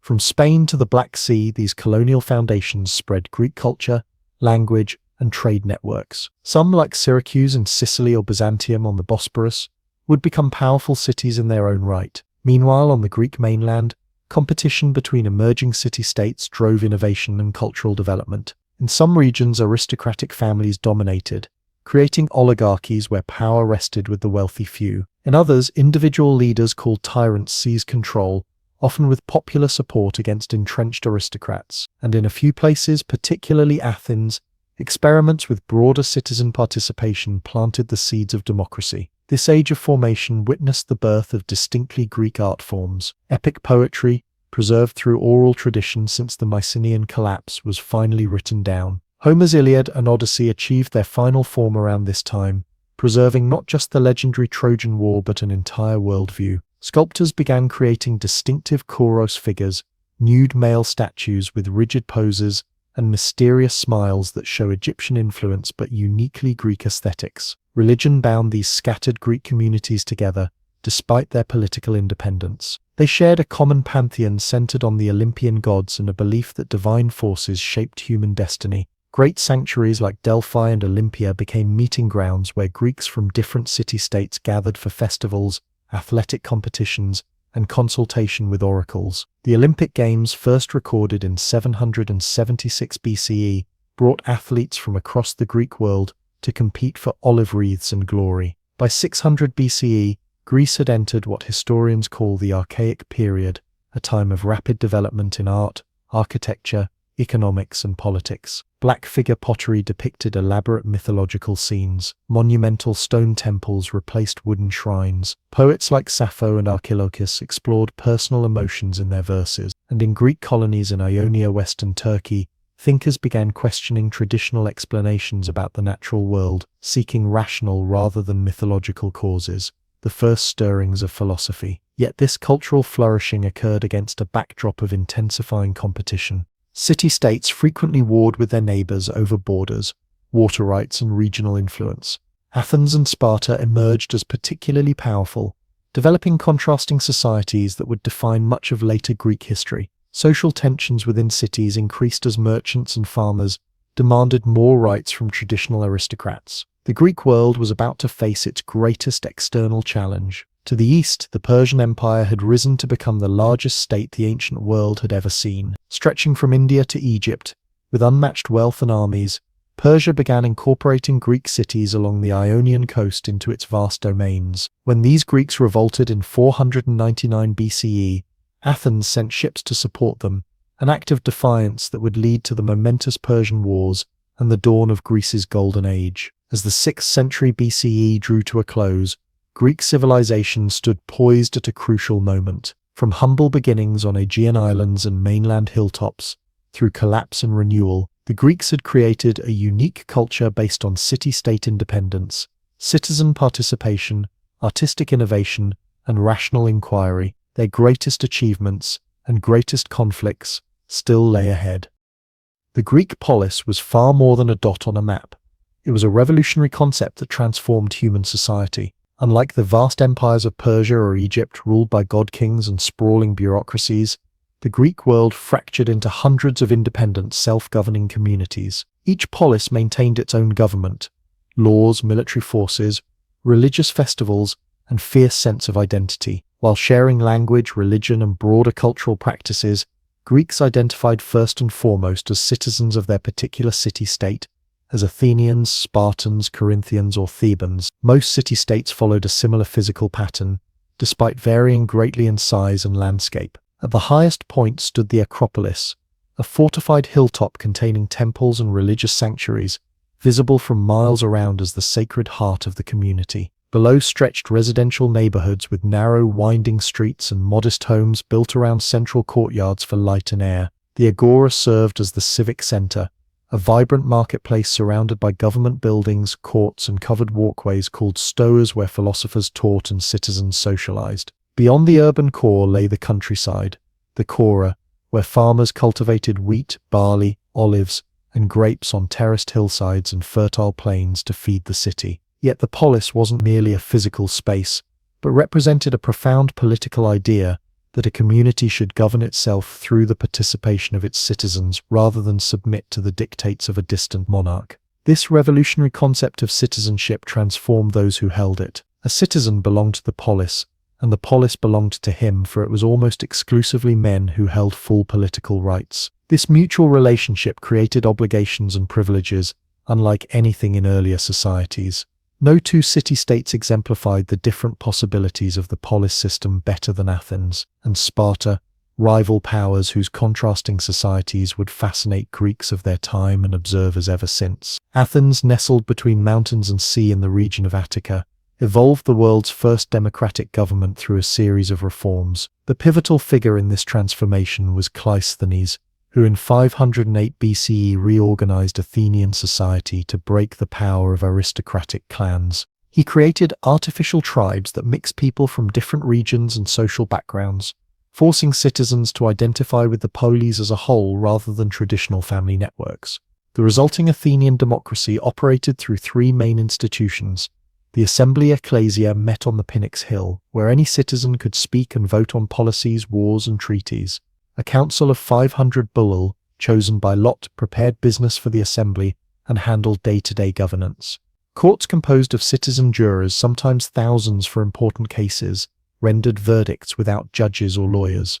This system gave ordinary Athenians direct control over their city's destiny, though political rights remained limited to adult males born to Athenian parents, perhaps 30,000 men out of a total population of 300,000. Across the Peloponnesian Peninsula, Sparta developed a radically different society focused on military prowess. Following reforms attributed to the semi-legendary lawgiver Lycurgus, Sparta transformed itself into what historians call a garrison state. Male citizens, known as Spartiates, lived solely to fight. From age 7, boys were removed from their homes and subjected to a brutal training regimen called the agoge, where they learned warfare, endurance, and absolute obedience. They ate in communal messes, slept on reed mats, and received regular beatings to toughen them. At 20, they joined military barracks. Even after marriage, a Spartan man lived with his wife only occasionally until age 30. This extraordinary military focus required an unusual social structure.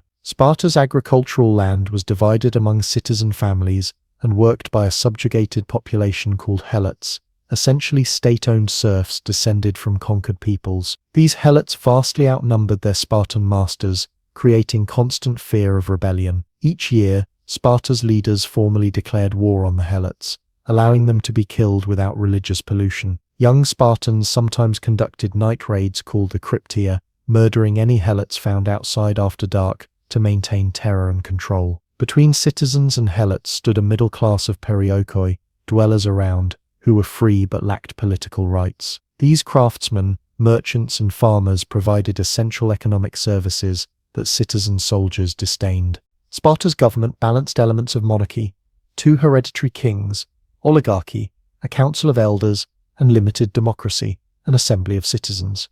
5 elected officials called ephors held extraordinary power, including authority over the kings themselves. While Athens celebrated artistic achievement, intellectual exploration, and the pleasures of private life, Sparta scorned luxury and individualism. When an Athenian noted that Sparta had no defensive walls, King Agesilaus pointed to his soldiers and replied, "These are the walls of Sparta." The great Athenian dramatist Euripides would never have flourished in Sparta, where poetry and music served only to glorify the state and inspire warriors. Even their currency, heavy iron spits rather than valuable silver, was designed to discourage commerce and accumulation of wealth. Between these extremes of Athens and Sparta, most Greek city-states developed mixed systems of government. Some remained under traditional aristocracies, where noble families dominated political life. Others experienced periods of tyranny, rule by individuals who seized power, often with popular support against entrenched elites. Though tyrant later acquired negative connotations, many early tyrants were reform-minded rulers who built public works, sponsored festivals, and expanded citizen rights. Regardless of government type, the economies of most city-states centered on agriculture. The typical citizen owned a small farm worked by his family, and perhaps a few slaves. He grew grains for bread, olives for oil, and grapes for wine, the Mediterranean triad that sustained Greek life. Many households maintained modest flocks of sheep or goats for wool, milk, and occasional meat. On market days, farmers brought surplus produce to the agora, trading for pottery, tools, and other necessities. Greek terrain, with its mountains and limited arable land, could not support large populations. This scarcity drove competition between communities and spurred maritime trade. By the 5th century BCE, Athens in particular had developed elaborate commercial networks, importing grain from the Black Sea region, timber from Macedonia, and luxury goods from throughout the Mediterranean. Specialized craftsmen produced fine pottery, textiles, and metalwork for export. Banking systems developed to facilitate long-distance trade, with money changers and lenders operating from tables trapeza in the agora, the origin of our word bank. Beneath the political and economic structures of the polis lay a complex social hierarchy. At the top stood adult male citizens with rights to vote, own property, and speak in courts. Below them were resident foreigners called metics, who paid special taxes for the privilege of living and working in the city, but held no political rights, despite their often substantial economic contributions. At the lowest levels were slaves, comprising perhaps 1/3 of the population in cities like Athens. These enslaved people served as household servants, agricultural laborers, and workers in mines and workshops. Women in most city-states, Sparta being a notable exception, lived highly restricted lives. Though not technically slaves, Athenian women were legal minors throughout their lives, always under the guardianship of a male relative. They could not vote, attend the assembly, serve on juries, or own substantial property. Their primary roles centered on household management and childbearing, producing sons who would become citizens. Respectable women rarely appeared in public spaces,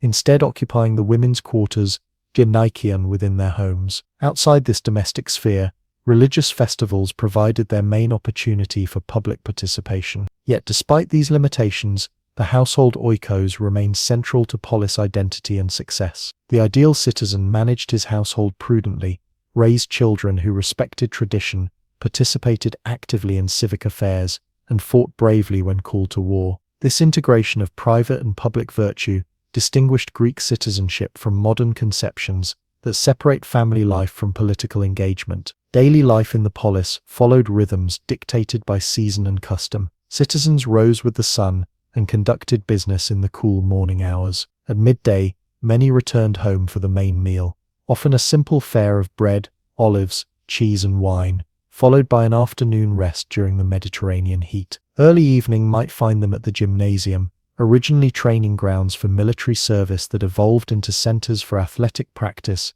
intellectual discussion, and male socialization. There, citizens exercised naked. The word gymnasium derives from gymnos, meaning naked, conversed on politics and philosophy, and strengthened the homosocial bonds that undergirded polis life. The Greek calendar overflowed with festivals honoring various deities, transforming routine urban existence with processions, sacrifices, athletic competitions, and dramatic performances. During the Great Dionysia in Athens, normal activities paused for days while citizens gathered in the theatre of Dionysus to watch tragedies and comedies exploring human nature, divine will, and political tensions. Such communal experiences reinforced shared identity and values, even as they provided opportunities to question traditional assumptions. This intricate balance between individual liberty and collective identity made the polis a uniquely dynamic form of human organization. Though small by modern standards, Athens at its height contained perhaps 300,000 people, including slaves and foreigners, while many city-states numbered only a few thousand citizens. These communities produced cultural, artistic, and intellectual achievements far beyond their size. Yet the same independence that fueled their creativity also prevented Greeks from uniting against common threats, leaving them vulnerable to eventual conquest. As the 5th century BCE dawned, the diverse city-states of Greece faced an existential challenge from the mighty Persian Empire to the east. Their response would define the classical age and set the stage for Athens' brief but extraordinary golden era. The Persian threat loomed not just over territory and resources, but over the very concept of citizen self-governance that made the polis unique in human history. The coming conflict would test whether these small, quarrelsome communities could set aside their differences long enough to preserve their revolutionary experiment in freedom. A lone traveler climbs the winding path toward Delphi, her sandals kicking up dust from the sacred way. She has journeyed for weeks to reach this place nestled on the slopes of Mount Parnassus, driven by questions only the oracle might answer. Will her family survive the drought? Should she arrange her daughter's marriage to the merchant's son? Might the persistent pain in her side eventually kill her?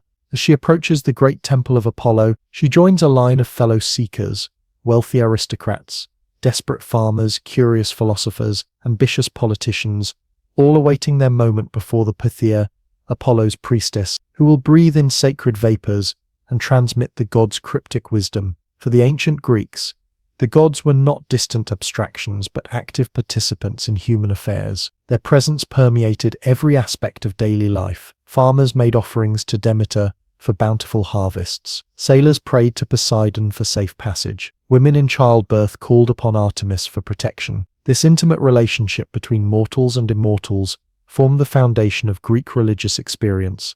Gods might be powerful and unpredictable, but they were also accessible and deeply involved in human concerns. At the center of Greek religious belief stood the Olympian pantheon, 12 major deities who resided atop Mount Olympus, the highest peak in Greece. Zeus reigned as king of the gods, wielding thunderbolts and governing the order of the cosmos. His wife Hera presided over marriage and childbirth, though her own marital life was plagued by Zeus's countless infidelities. Their siblings and children comprised the divine family that ruled over nature and human institutions. Poseidon, Zeus's brother, commanded the seas with his trident, sending storms against those who offended him, and calm waters to his favorites. Another brother, Hades, ruled the underworld, not as an evil figure, but as the solemn administrator of the afterlife, where all souls eventually gathered. These three brothers had divided the world among themselves, after overthrowing their father Kronos, and the elder generation of gods known as Titans. Among Zeus's many children, several held prominent positions in the pantheon. Athena, born fully armed from her father's head, governed wisdom, strategic warfare, and crafts. Her city, Athens, took her name and built the magnificent Parthenon as her dwelling place. Apollo, radiant god of light, music, prophecy, and healing, spoke through oracles and inspired poets. His twin sister Artemis roamed mountain forests as goddess of the hunt, protecting wild creatures and young women. Ares embodied the brutal violence of war, while Aphrodite personified love, beauty, and passion. Hermes served as divine messenger, guide of souls to the underworld, and patron of travelers, merchants, and thieves. Two important Olympians maintained special connections to humanity. Hephaestus, the lame smith god, represented the transformative power of fire and the dignity of skilled craftsmanship. Dionysus, youngest of the Olympians, presided over wine, ecstatic revelry, and the dissolution of normal social boundaries. His worship often involved frenzied rituals where participants achieved temporary communion with the divine through music, dance, and intoxication. Beyond the Olympians, innumerable lesser divinities populated the Greek cosmos. Nymphs inhabited springs, groves, and mountains. Heroes occupied an intermediate status between gods and mortals. Primordial forces like night,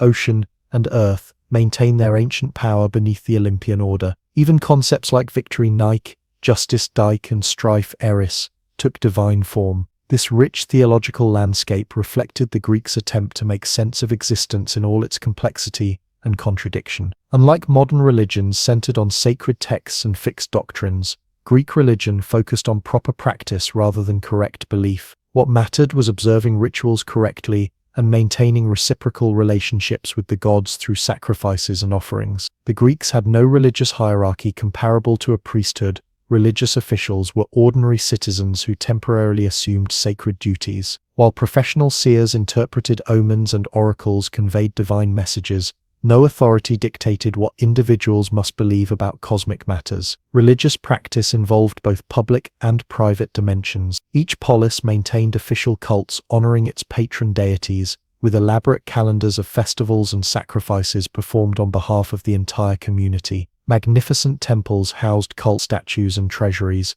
but weren't primarily places of worship. Most religious activities occurred at outdoor altars where animals were sacrificed and partially consumed in ritual feasts. Major sanctuaries like Delphi and Olympia served as pan-Hellenic centers where Greeks from all cities gathered to consult oracles, compete in games, and affirm their shared cultural identity. Within households, family members maintained small shrines honoring ancestral spirits, household gods, and Olympians with particular domestic connections. Daily prayers, libations, liquid offerings, and simple sacrifices marked meals and significant moments. Life cycle events, births, marriages, deaths, involved specific rituals, ensuring divine blessing and protection during vulnerable transitions. This integration of religion into everyday experience meant that ancient Greeks rarely distinguished between sacred and secular spheres of life. The gods revealed themselves to mortals through various channels. Dreams might carry divine messages, unusual natural phenomena, lightning strikes, sudden flights of birds, unexpected encounters with animals, could indicate divine will. Professional seers examined the entrails of sacrificed animals for signs, while oracles at sacred sites provided cryptic prophecies requiring careful interpretation. These multiple avenues of communication reinforced the sense that divine presence suffused the world,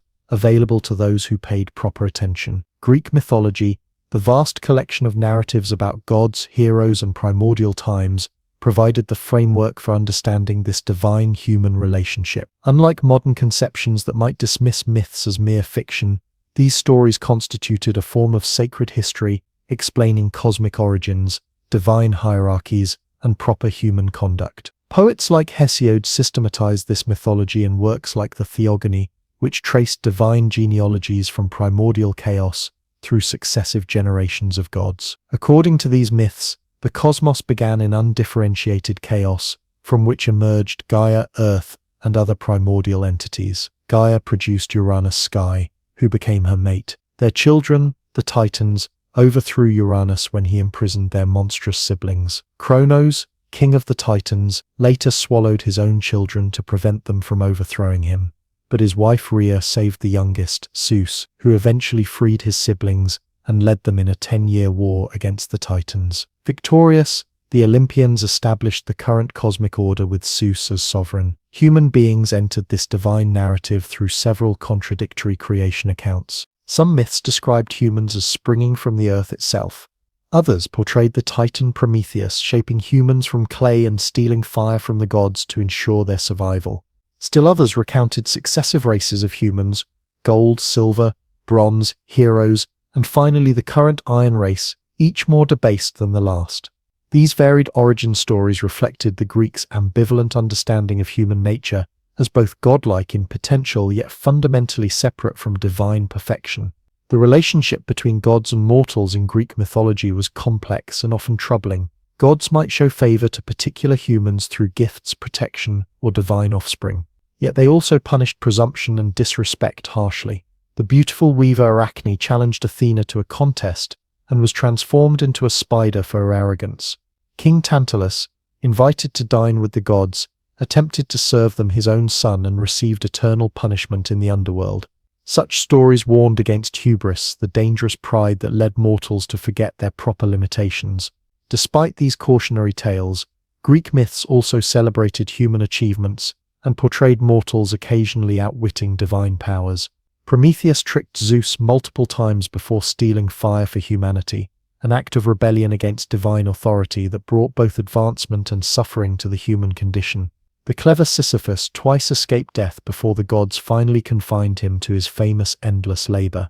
This tension between submission to divine will and assertion of human agency ran throughout Greek culture, finding particular expression in tragic drama. Heroes occupied a special place in this mythological landscape.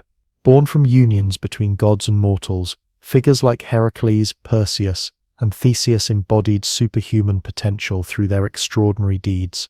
Their adventures, slaying monsters, founding cities, establishing customs, formed a bridge between the age of gods and the historical present.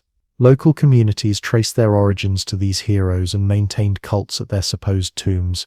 Hero worship provided another channel for divine interaction, with benefits more focused on specific locations than the universal cults of Olympian deities. The most elaborate cycle of heroic myths surrounded the Trojan War and its aftermath. Whether based on actual historical conflict or pure invention, this epic struggle between Greeks and Trojans provided a narrative canvas for exploring fundamental human questions. Why do we fight? What constitutes honor? How should we face fate? The wrath of Achilles, the wisdom of Odysseus, the tragic nobility of Hector, these characters expressed archetypes of human experience that transcended their specific stories. Greek mythology displayed remarkable flexibility, constantly evolving through local variations and poetic reinterpretations. The gods appeared differently in Homer's epics, Hesiod's theological works, tragic dramas, philosophical dialogues, and local cult practices. This adaptability allowed Greek religion to accommodate changing social conditions and intellectual developments without rigid orthodoxy. By the classical period, educated Greeks might simultaneously honor traditional rituals, enjoy mythological narratives as literary heritage, and speculate about divine nature in philosophical terms. As Greek culture matured, some thinkers began questioning traditional depictions of the gods as jealous, lustful, and capricious beings. The philosopher Xenophanes criticized anthropomorphic conceptions, noting that different cultures imagined gods in their own image and suggesting a single, more abstract divine principle. Plato argued that gods must be perfectly good and therefore could not be responsible for evil or immoral acts as portrayed in myths. These intellectual critiques coexisted with continued traditional worship. Most Greeks maintained conventional religious practices, even while entertaining more sophisticated theological concepts. The vast pantheon of Greek mythology reflected the culture's fundamental values and preoccupations. Zeus embodied political authority, but remained constrained by fate and cosmic justice. Athena represented the Greek ideal of balancing intelligence with practical skill. Apollo exemplified the harmony, proportion, and clarity Greeks celebrated in art and thought. Even troubling figures like Dionysus acknowledged the necessary role of ecstatic experience alongside rational order. Together, these divine personalities expressed the full range of human possibilities, elevated to immortal status. For ordinary Greeks, this mythology provided more than entertainment or abstract theology. It offered practical guidance for navigating a precarious world. Temple friezes depicting mythological scenes reminded viewers of proper behavior and potential consequences. Festival performances reinforced communal values through shared narratives. Even drinking songs and children's tales incorporated mythological references that transmitted cultural wisdom. The gods watched constantly, rewarding proper conduct and punishing transgression, thus providing divine sanction for social norms. When Greeks founded colonies across the Mediterranean, they carried their gods with them, establishing familiar cults in new lands. Contact with other cultures brought both conflict and syncretism, as Greek deities became associated with foreign gods possessing similar attributes. Egyptian Amun merged with Zeus, while Phoenician Astarte shared qualities with Aphrodite. This process accelerated dramatically following Alexander the Great's conquests, when Greek religion spread throughout the eastern Mediterranean and Middle East, blending with local traditions to create new hybrid forms of worship. The enduring power of Greek mythology extends far beyond its original religious context. These stories provided the foundation for Western literature, art, psychology, and even language. Renaissance painters depicted Zeus's affairs and Apollo's pursuits. Freud named psychological complexes after Oedipus and Electra. NASA missions bear names of Greek gods and heroes. This persistent influence testifies to how effectively these ancient narratives captured fundamental human experiences: love and hatred, ambition and fear, wonder and terror, in forms that continue to resonate across millennia. As Greek civilization moved toward its classical flowering, the relationship between mythology and rational inquiry grew increasingly complex. The same culture that maintained elaborate rituals honoring the Olympians also produced natural philosophers who sought material explanations for phenomena previously attributed to divine action. The tension between mythic and rational worldviews would become a defining feature of Greek intellectual life, generating both creative friction and profound insights into human understanding. Yet even as philosophical speculation advanced, the ancient gods maintained their hold on Greek imagination and daily practice, embodying truths about existence that transcended literal belief. Gather around as the blind poet begins his tale. His voice, weathered by years of wandering from court to court, still rings clear in the torchlit hall. Noble listeners recline on couches, wine cups in hand, as he invokes the muse to help him recall the ancient stories. His skilled fingers pluck the lyre, weaving melody with words. Tonight he will tell once more of godlike Achilles and his devastating wrath, of clever Odysseus struggling homeward across wine-dark seas. These are not mere entertainments, but sacred cultural memories, chronicles of an age when heroes walked the earth and gods frequently intervened in human affairs. The epics attributed to Homer, the Iliad and the Odyssey, stand as the cornerstone of Greek literary tradition. Composed during the 8th century BCE, after centuries of oral transmission, they captured the collective memory of an earlier heroic age. For the ancient Greeks, these were not fictional fantasies, but semi-historical accounts of their ancestors from a time when men were mightier and closer to the gods. The heroes of these epics embodied both the highest virtues and the tragic flaws of human nature, providing models of conduct for later generations to admire, emulate, and sometimes question. The events described in Homeric epics supposedly occurred during the Late Bronze Age, around the 12th or 13th century BCE, when Mycenaean civilization dominated the Greek world. The Iliad tells the story of a few crucial weeks during the 10th and final year of the Trojan War. According to myth, this conflict began when Paris, Prince of Troy, abducted Helen, the extraordinarily beautiful wife of Menelaus, king of Sparta. Bound by an oath to defend Helen's marriage, the kings and princes of Greece launched a massive expedition against the wealthy city of Troy on the northwest coast of Asia Minor, modern Turkey.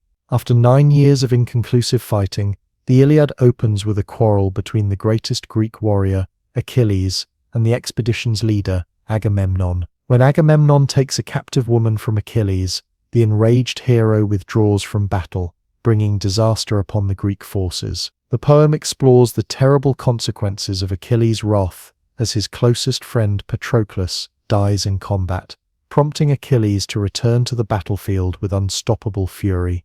The Iliad culminates not in the fall of Troy, but in a moment of profound humanity.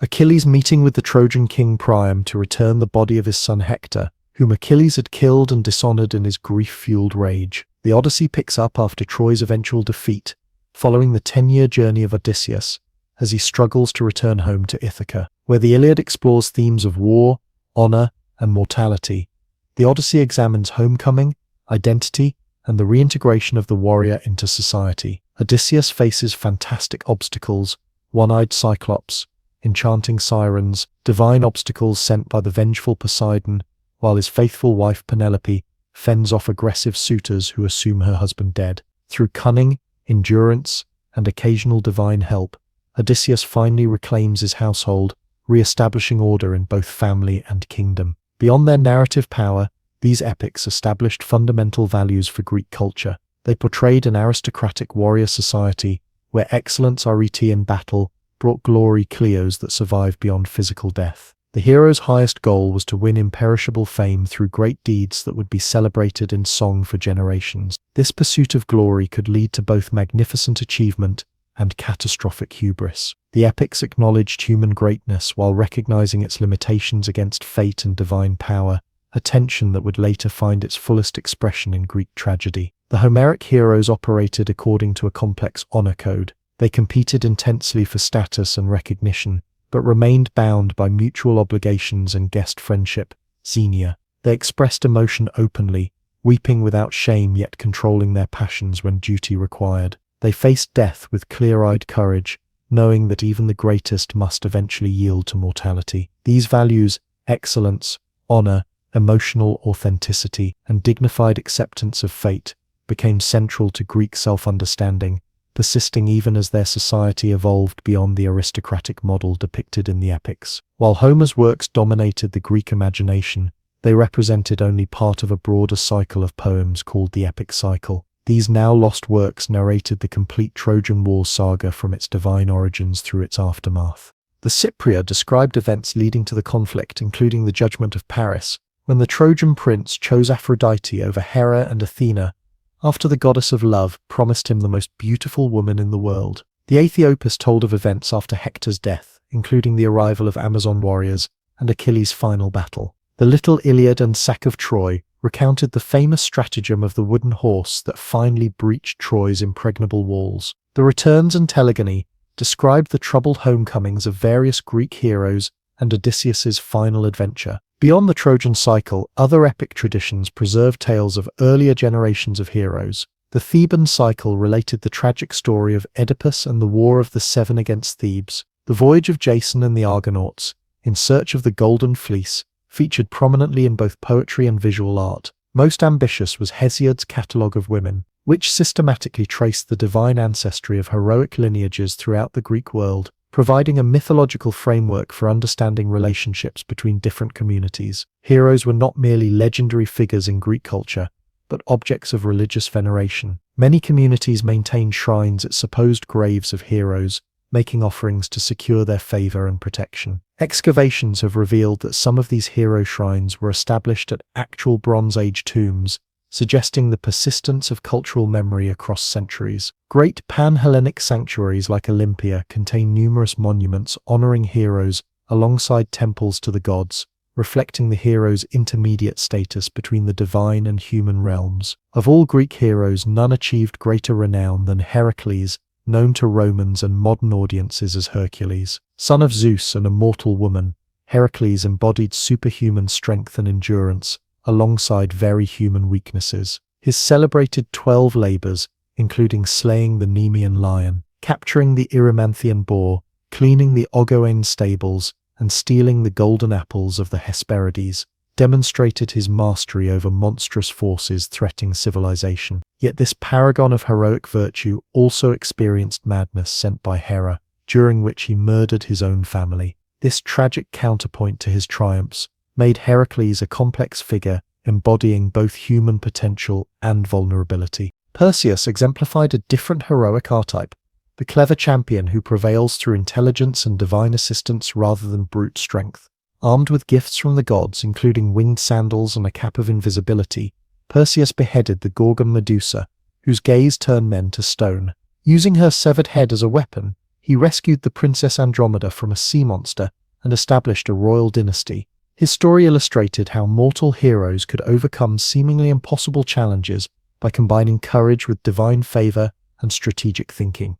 Theseus served as the mythical founding hero of Athens, embodying that city's ideals of intelligence, justice, and civic responsibility. His adventures paralleled those of Heracles but emphasized city building over raw physical prowess. After slaying the Minotaur in the Cretan labyrinth, Theseus returned to Athens, where he unified scattered settlements into a single polis, established democratic institutions, and created religious festivals. As Athens rose to prominence during the classical period, its citizens increasingly emphasized Theseus as their patron hero, commissioning artwork and performances celebrating his exploits. Female heroes, though less numerous, played significant roles in Greek mythology. Atalanta outawed male suitors until tricked by Hippomenes with golden apples from Aphrodite. The Amazon warriors, female fighters who governed themselves without men, featured in myths of Heracles, Theseus, and the Trojan War. Most complexly portrayed was Helen of Troy, whose extraordinary beauty made her both victim and instigator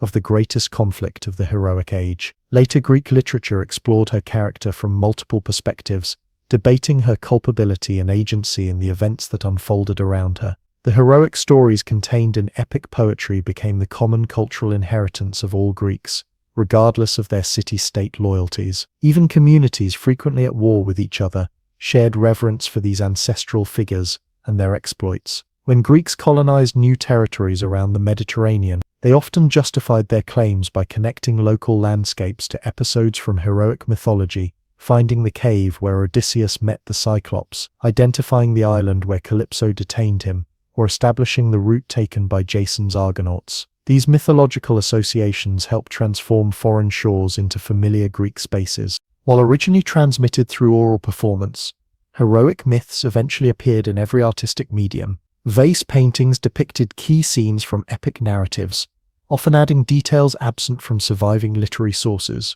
Sculptural friezes on temples portrayed heroic exploits alongside divine activities. Tragedy adapted mythological material for dramatic performances exploring ethical dilemmas and political questions relevant to 5th century Athenian audiences. Even drinking vessels might be decorated with scenes from the Trojan War, bringing mythic exemplars into everyday social gatherings. The enduring influence of these hero tales extended beyond artistic representation to shape Greek conceptions of morality and conduct. When young Greeks asked how they should live, elders pointed to heroic examples: Achilles' courage, Odysseus's resourcefulness, Penelope's fidelity. Military commanders invoked heroic precedents to inspire troops before battle. Political leaders compared themselves to mythic founders and champions. The heroic paradigm provided a flexible ethical framework that encompassed seemingly contradictory virtues: competitive excellence alongside communal loyalty, clever deception alongside truthful speech,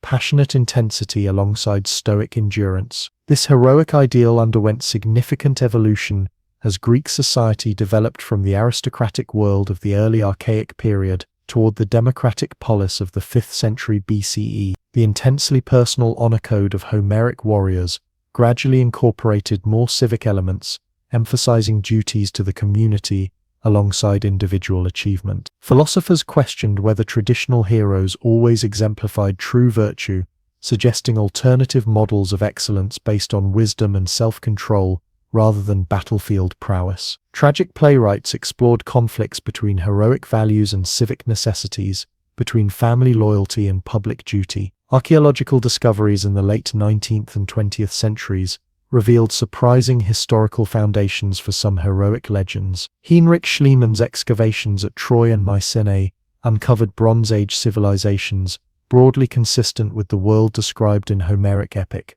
though differing in significant details. Massive fortifications, elaborate palaces, and rich grave goods confirmed that a wealthy warrior aristocracy had indeed ruled Greece before the Dark Age that followed the Mycenaean collapse. While this evidence didn't prove the historical reality of specific heroes like Agamemnon or Odysseus, it suggested that epic traditions preserved genuine memories of a vanished era, transmitted across centuries despite the loss of writing during the Greek Dark Age. This connection between myth and history highlights a crucial aspect of Greek heroic tradition, its role in bridging past and present. For classical Greeks, the Age of Heroes existed in an intermediate temporal space between the primordial time of the gods' origin myths and their own historical present. Heroes belonged to a past distant enough to possess supernatural qualities, yet recent enough to serve as ancestors for contemporary communities. This mythic historical dimension allowed Greeks to connect their present circumstances to sacred patterns established in ancestral times, lending divine significance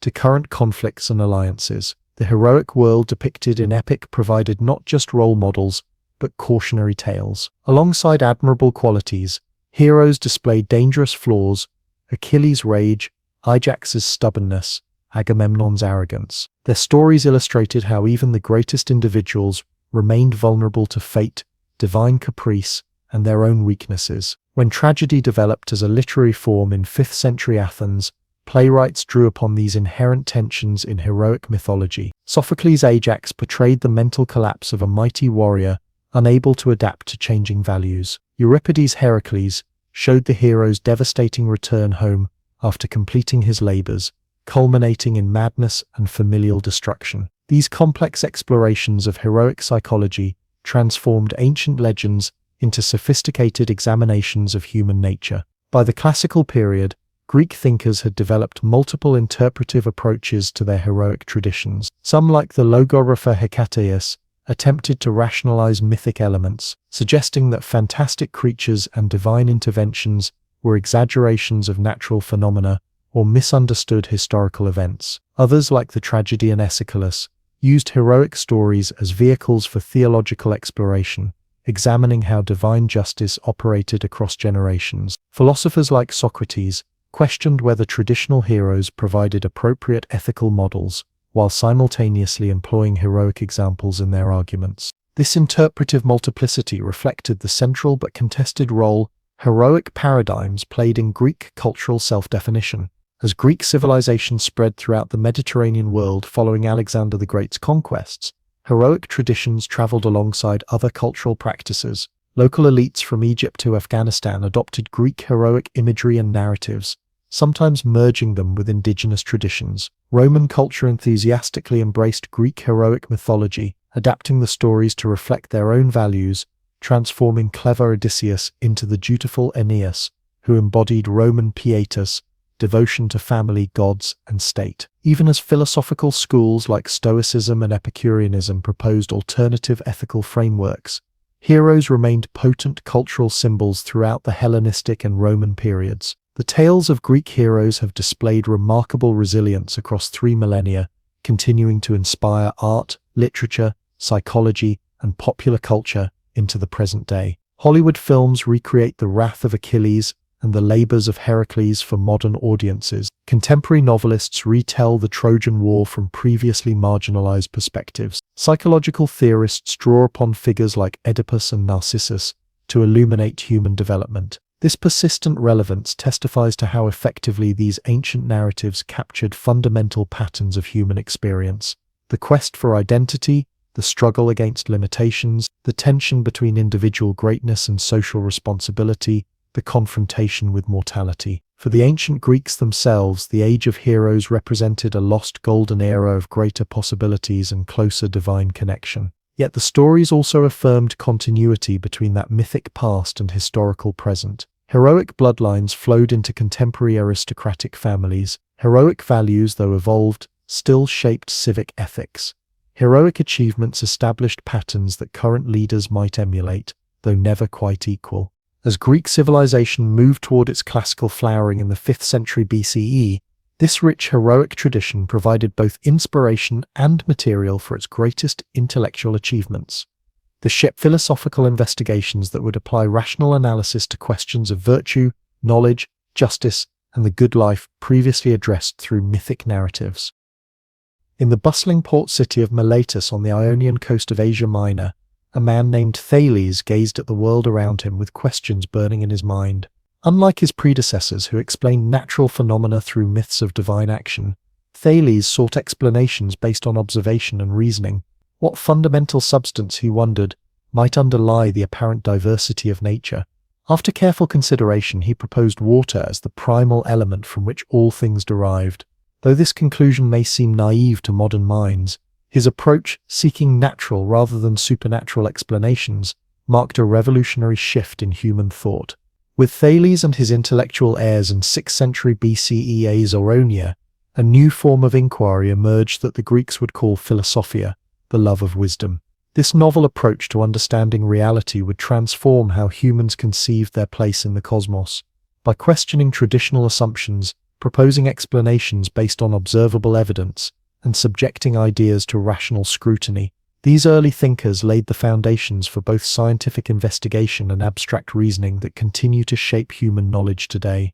What distinguished philosophical thinking from earlier modes of understanding? While myth explained the world through stories of divine beings acting from understandable motives, Zeus hurling thunderbolts in anger, Demeter withdrawing vegetation in grief, philosophy sought consistent principles operating independently of divine whim. Where religious tradition relied on ancient authority, philosophy demanded reasons and evidence. Where poetry evoked emotional response to life's mysteries, philosophy aimed for clarity through precise definition and logical argument. This critical, questioning stance toward received wisdom would become the hallmark of Greek intellectual culture. The earliest philosophers, known as pre-Socratics because they preceded Socrates, focused primarily on cosmological questions. What is the basic substance of reality? How did the ordered cosmos emerge? What causes natural phenomena like earthquakes, eclipses, or seasonal changes? Their theories, though often speculative, represented genuine attempts to discover regular patterns behind apparent chaos,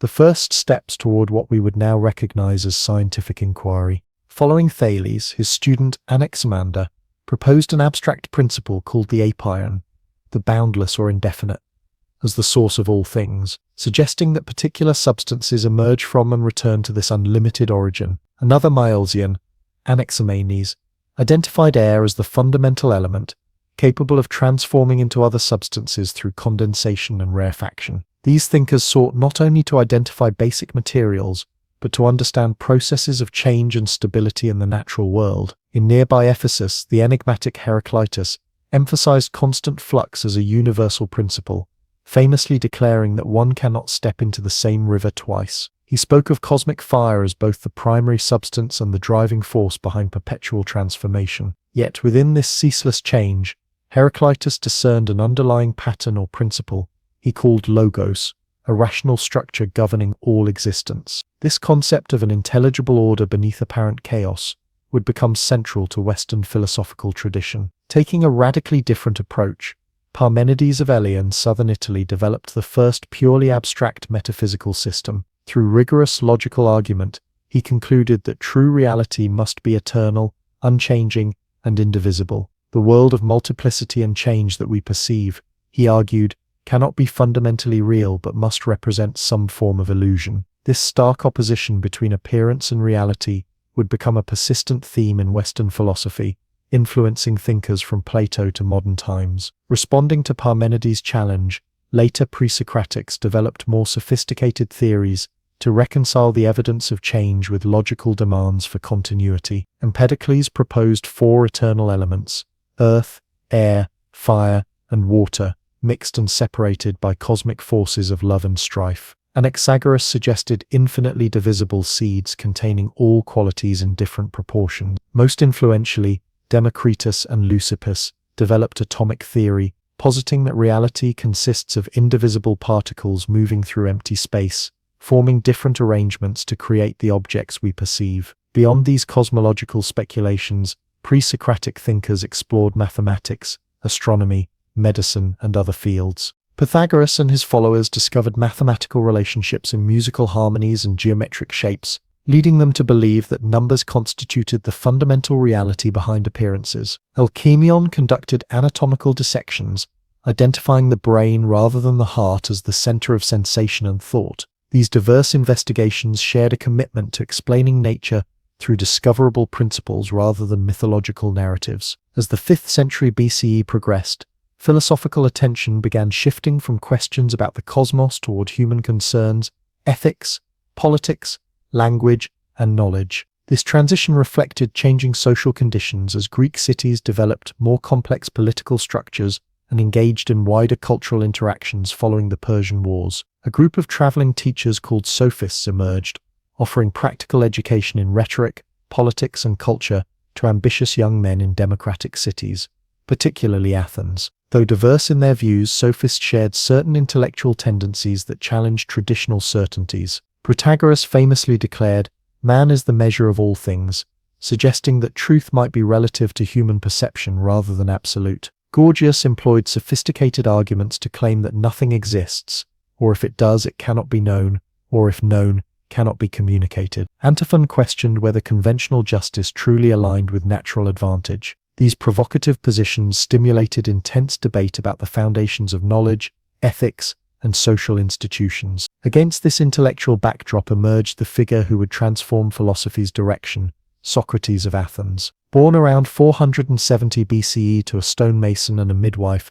Socrates became the central personality in Athens' intellectual life, despite never writing any philosophical works. Our knowledge of his thought comes primarily through the writings of his students, particularly Plato, whose dialogues present Socrates engaging fellow citizens in probing conversations about virtue, justice, knowledge, and the good life. Unlike both pre-Socratics preoccupied with cosmology and sophists teaching practical skills, Socrates focused relentlessly on ethical questions. The unexamined life is not worth living, he insisted, challenging people to scrutinize their most basic assumptions about right conduct and human excellence. His method, known as elenchus, involved exposing contradictions in others' beliefs through persistent questioning, often leaving his conversation partners in a state of aporia, perplexity or confusion about concepts they had previously taken for granted.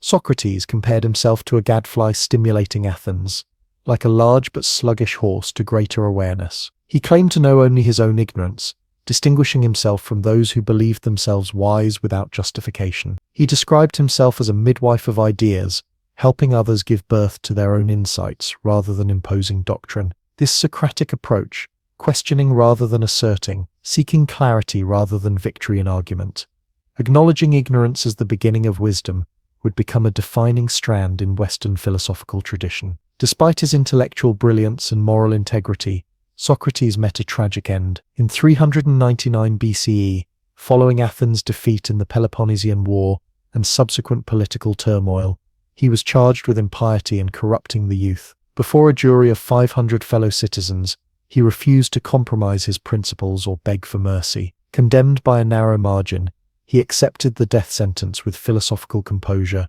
drinking hemlock while discussing the soul's immortality with friends. His execution represents one of history's most famous collisions between philosophical integrity and political authority. Socrates' death profoundly influenced his most brilliant student, Plato, who transformed his teacher's oral questioning into written dialogues of extraordinary literary and philosophical sophistication. Born to an aristocratic Athenian family around 428 BC, Plato established the Academy, history's first formal philosophical school, where students studied mathematics, astronomy, and dialectic as preparation for philosophical inquiry. During his long career, Plato developed complex theories about knowledge, reality, ethics, politics, and human psychology that would shape Western thought for millennia. Plato's most famous philosophical contribution, the theory of forms, responded to problems raised by both pre-Socratics and sophists. Against Heraclitus's flux and Protagoras' relativism,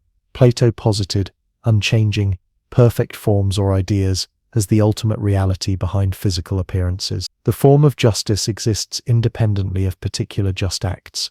The form of beauty transcends individual beautiful objects. These eternal forms provide both metaphysical stability and objective standards for knowledge and ethics. Our souls, Plato suggested, glimpse these forms before birth and can recollect them through philosophical reflection.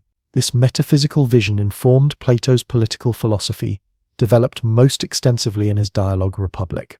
Here Plato envisions an ideal city governed by philosopher kings whose education has lifted them from the cave of sensory illusion to contemplate eternal forms, particularly the form of the good.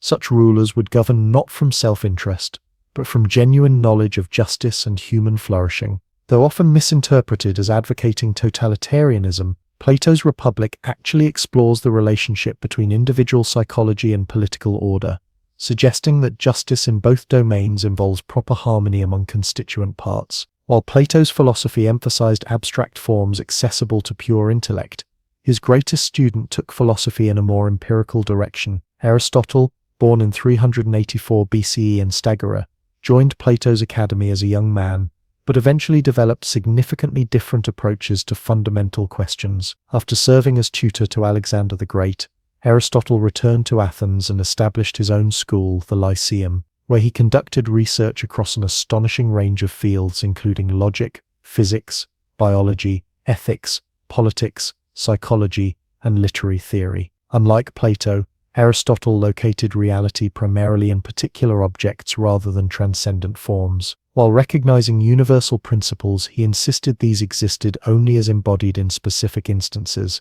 Horseness exists only in actual horses. Form for Aristotle represented the organizing principle within substances rather than separate entities in another realm. This approach, balancing attention to particulars with recognition of intelligible patterns, made Aristotle the ancient world's greatest empirical scientist as well as systematic philosopher. Aristotle's logical works established formal reasoning methods that remained unsurpassed until the 19th century. His ethical writings explored virtue as a mean between extremes, developed through practical wisdom and habitual action rather than abstract knowledge alone. His political theory classified regime types, analyzed constitutional structures, and proposed moderate constitutional government as most stable. His poetics examined how tragedy produces emotional catharsis by representing universal human patterns through particular stories. Across these diverse investigations, Aristotle displayed remarkable attention to concrete details while seeking underlying principles. By the late 4th century BCE, Athenian intellectual vitality was producing additional philosophical schools responding to post-Socratic developments. Epicurus established a community called the Garden, where followers pursued happiness, eudaimonia, through moderate pleasures, freedom from fear, and withdrawal from political turbulence. Contrary to later misrepresentations, Epicurean pleasure meant not indulgence but tranquility achieved through simple living, friendship, and philosophical contemplation. Their materialist physics, based on modified atomic theory, aimed to dispel fears of divine punishment or supernatural intervention. Meanwhile, Zeno of Citium taught in the painted colonnade Stoa Poikile that gave Stoicism its name. Stoics identified virtue alone as the sole good, viewing external circumstances, wealth, health, reputation, as ultimately indifferent to true happiness. Their ethics emphasized living according to nature, accepting what lies beyond personal control while taking responsible action where possible. Stoic psychology analyzed how mistaken judgments cause harmful emotions, developing techniques for maintaining rational tranquility amid life's vicissitudes. Their physics envisioned the cosmos as a living, rational organism, permeated by divine reason logos. Other significant schools included the Cynics, whose founder Diogenes famously lived in extreme simplicity, rejecting social conventions to pursue virtue through self-sufficiency. Skeptics following Pyrrho suspended judgment about all beliefs, finding peace by acknowledging the limitations of human knowledge. The academy itself evolved through several phases, eventually adopting skeptical methods under leaders like Arcesilaus and Carneades. This proliferation of philosophical approaches gave educated Greeks multiple options for intellectual allegiance and personal guidance. What united these diverse schools despite their differences? All inherited Socrates' focus on ethics as central to philosophical inquiry. All developed comprehensive worldviews integrating theories about reality, knowledge, and proper human conduct. All established continuing traditions where teachers passed methods and doctrines to students across generations, and all aimed at eudaimonia, flourishing or happiness, through philosophical understanding rather than conventional success. Philosophy had become not merely an intellectual exercise but a complete way of life. As Alexander's conquests spread Greek culture throughout the Eastern Mediterranean and beyond, philosophical schools established branches in new cultural centers like Alexandria, Antioch, and Rhodes. These institutions facilitated cross-cultural intellectual exchange, bringing Greek philosophical methods into contact with Egyptian, Persian, Jewish, and eventually Roman traditions. Philosophical ideas circulated through an increasingly cosmopolitan Mediterranean world, influencing religious developments and providing intellectual frameworks for understanding an expanded cultural horizon. The profound legacy of Greek philosophy extends far beyond antiquity. When Romans adopted Greek learning, they transmitted philosophical ideas into Western European tradition. Early Christian theologians employed Platonic and Aristotelian concepts to articulate doctrinal positions. Medieval Islamic philosophers preserved and extended Aristotelian traditions during Europe's darkest periods. Renaissance humanists rediscovered original Greek philosophical texts, sparking intellectual revolutions. Modern scientific method emerged partly from Greek philosophical commitments to rational explanation and empirical observation. Contemporary discussions of ethics, politics, knowledge, and reality continue engaging questions first formulated by Greek thinkers. What made ancient Greek philosophy so remarkably fertile? Several factors converged to create this intellectual flowering. Political fragmentation into competitive city-states fostered diverse approaches rather than enforced orthodoxy. Relative freedom of speech allowed challenges to traditional views, especially in democratic Athens. Cultural confidence following the Persian Wars encouraged bold intellectual ventures. Literacy and prosperity provided leisure for abstract thinking, and the Greek language itself, with its rich vocabulary and flexible syntax, proved exceptionally well suited for expressing subtle distinctions and complex arguments. Perhaps most fundamentally, Greek philosophy embodied a distinctive attitude toward understanding, a conviction that reality is intelligible through human reason rather than accessible only through revelation or tradition. This confidence in rational inquiry coexisted with recognition of reason's limitations, creating productive tension between skeptical questioning and systematic theory building. The resulting tradition balanced critical examination of assumptions with constructive development of comprehensive worldviews, establishing philosophy as autonomous from both mythology and specialized sciences. As the classical Greek world gave way to Hellenistic kingdoms following Alexander's conquests, philosophy continued evolving in new directions. Schools became more institutionalized with formal succession of scholastics, head teachers, and established curricula. Technical vocabulary and specialized debates increasingly restricted philosophy to educated elites. Yet simultaneously, philosophical ideas spread more widely through popularizing literature, influencing broader cultural attitudes about cosmos, divinity, and human nature. This twin movement toward greater technical sophistication and wider cultural influence characterized philosophy's development during subsequent centuries. The revolutionary thinkers who first asked what is reality made of, and later what constitutes a good human life, initiated an intellectual tradition that continues generating insights across millennia. From Thales contemplating water to Socrates questioning Athenian citizens, from Plato's eternal forms to Aristotle's empirical investigations, from Epicurean tranquility to Stoic resilience, Greek philosophy explored fundamental questions with remarkable originality and rigor. Their insights into reality, knowledge, ethics, and politics continue providing frameworks for understanding ourselves and our world, demonstrating how thoroughly contemporary thought remains engaged with questions first articulated on the shores of the Aegean. The citizens of Athens have gathered at dawn, thousands streaming up the southern slope of the Acropolis to take their places on the stone benches curving around the circular orchestra of the Theatre of Dionysus. Below them stands the city, the harbours, and the distant sea.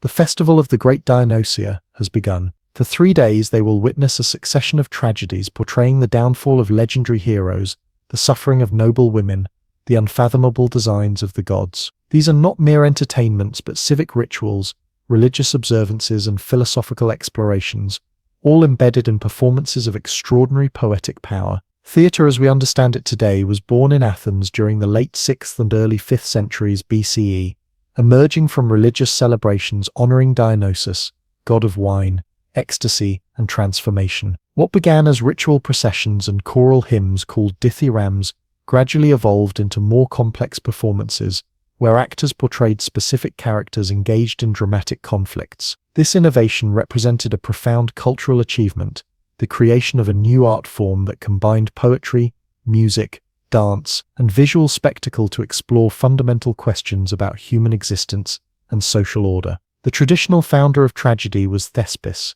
who first separated an individual actor from the chorus to create dialogue, the essential ingredient of drama. By the early 5th century BCE, basic elements of Greek tragedy had coalesced. A chorus of singers who commented on the action through song and dance, actors wearing masks who portrayed heroes from myth and legend, and a formal structure alternating between choral odes and dramatic episodes. These performances took place during religious festivals, particularly the city Dionysia held each spring in Athens, where playwrights competed for civic honors by presenting trilogies of tragedies, followed by a satirical play. 3 tragedians stand as towering figures in this tradition: Aeschylus, Sophocles, and Euripides. Though only a fraction of their work survives, perhaps 30 plays from an original body of several hundred. These texts reveal the extraordinary depth and sophistication achieved within a relatively brief flowering of dramatic art. Each playwright brought distinct perspectives and innovations to the evolving form, while addressing perennial questions about justice, fate, religious obligation, and human suffering. Aeschylus, the earliest of the great tragedians, transformed theatre by introducing a second actor, allowing for true dramatic conflict rather than simply alternation between soloist and chorus. Born around 525 BCE, Aeschylus fought at Marathon against the Persians before turning to dramatic composition. His approach to tragedy emphasized cosmic justice operating across generations, with human characters caught in patterns of transgression and retribution that revealed divine purpose. His language employed bold metaphors and complex imagery, creating an atmosphere of solemn grandeur appropriate to his theological vision. Aeschylus's masterpiece, the Orestia trilogy, remains our only complete tragic trilogy from ancient Athens. It traces the curse afflicting the house of Atreus through 3 connected plays. Agamemnon portrays the king's murder by his wife Clytemnestra upon returning from Troy. The libation bearers follows their son Orestes as he avenges his father by killing his mother. And Eumenides resolves this cycle of bloodshed through divine intervention and the establishment of Athens' homicide court on the Areopagus. This progression from personal vengeance to civic justice reflected Athens' own evolution from tribal custom to legal institutions, suggesting that human suffering might ultimately serve the development of more just social arrangements. Sophocles, slightly younger than Aeschylus, introduced further innovations, including a third actor and more fully developed characters with complex psychological depth. Born around 496 BCE to a wealthy Athenian family, Sophocles held various public offices alongside his dramatic career, embodying the ideal of the citizen artist. His tragedies typically focus on heroic individuals whose exceptional qualities, strength of will, unwavering conviction, profound insight, ultimately lead to their isolation and destruction when these same traits become excessive or misapplied. Unlike Aeschylus's cosmic perspective, Sophocles concentrated on the tension between individual integrity and social necessity within the human realm. His most famous work, Oedipus Tyrannus, Oedipus the King, presents a protagonist whose determined pursuit of truth leads to devastating self-discovery. Ironically, the qualities that make Oedipus an effective ruler, intelligence, persistence, decisive action, drive him relentlessly toward recognition of his unwitting patricide and incest. The play masterfully builds dramatic tension by allowing the audience to recognize connections that remain hidden from characters themselves until the final catastrophic revelation. This tragic irony, where spectators understand implications unseen by characters, became a hallmark of Sophoclean dramaturgy. Sophocles often explored the conflict between divine law and human authority. In Antigone, his heroine defies King Creon's edict by performing funeral rites for her brother, declaring that unwritten divine laws take precedence over temporary human decrees. In this clash between family obligation and civic order, between religious tradition and political power, Sophocles dramatized tensions central to Athenian society without offering simple resolutions. His tragedies suggest that authentic human dignity might lie in maintaining personal integrity, even while acknowledging fundamental limitations on human understanding and control. The youngest of the great tragedians, Euripides, brought revolutionary changes to tragic form and content. Born around 480 BCE, he became notorious for questioning traditional religious and social values through his plays. Where Aeschylus emphasized divine purpose and Sophocles focused on human dignity within limitation, Euripides explored psychological extremity, social marginalization, and the destructive power of passion. His characters, particularly women, foreigners, and slaves, often speak with startling directness about their oppression, challenging conventional Athenian attitudes about status and gender. His theatrical innovations included more realistic dialogue, complex female protagonists, and dramatic prologues that established background information directly rather than revealing it gradually through the action. Euripides' Medea exemplifies his radical approach. Its protagonist, a foreign princess, abandoned by her Greek husband Jason, articulates the restricted position of women in Greek society before taking terrible revenge by killing her own children. Unlike earlier tragic heroes destroyed by cosmic forces or internal flaws, Medea acts with chilling rationality while fully aware of her actions' moral implications. Bacchae, one of Euripides' final works, depicts the destructive frenzy unleashed when King Pentheus attempts to suppress Dionysian worship. The play's shocking violence and ambiguous religious message reflect both fascination and anxiety about ecstatic states that suspend rational control, a theme particularly relevant to theatre itself as a Dionysian art form. The physical environment for these performances shaped their artistic possibilities. The Theatre of Dionysus, constructed on the southern slope of the Athenian Acropolis, accommodated perhaps 15,000 spectators on stone benches arranged in a semicircle around a circular orchestra where the chorus performed. Behind this space stood a skene, initially a simple structure for actors to change masks and costumes, eventually developing into an architectural backdrop representing palaces or temples. Performances occurred in daylight without artificial lighting, utilizing the natural acoustics of the hillside setting. This open-air arrangement created an expansive theatrical experience that encompassed both intimate character interactions and spectacular group movements. Technical elements enhanced these performances despite technological limitations. Actors wore masks that identified character types and amplified voices while enabling quick role changes with no more than 3 actors playing all speaking roles. Platform shoes called kothornoi increased actors' height and visibility. A crane device Mechana allowed actors portraying gods to fly into the performance area, famously satirized as Deus Ex Machina, God from the machine, when used too conveniently to resolve plot complications. Wheeled platforms revealed interior scenes or displayed tableaux of violence that Greek theatrical convention avoided showing directly. Beyond these physical aspects, Greek tragedy operated within established conventions that shaped audience expectations. Plots typically drew from mythology, focusing on legendary heroes and royal households whose elevated status made their downfall particularly significant. Action usually observed unity of place and time, depicting events occurring in a single location during a single day. Violence happened off-stage, reported by messengers or revealed through tableau rather than enacted directly. The chorus remained present throughout, offering collective commentary that provided emotional, ethical, and theological perspectives on unfolding events. What made tragedy so central to Athenian civic life? These performances weren't simply entertainment but communal experiences with religious, political, and educational dimensions. They took place during festivals honoring Dionysus, maintaining sacred associations even as their content became increasingly secular.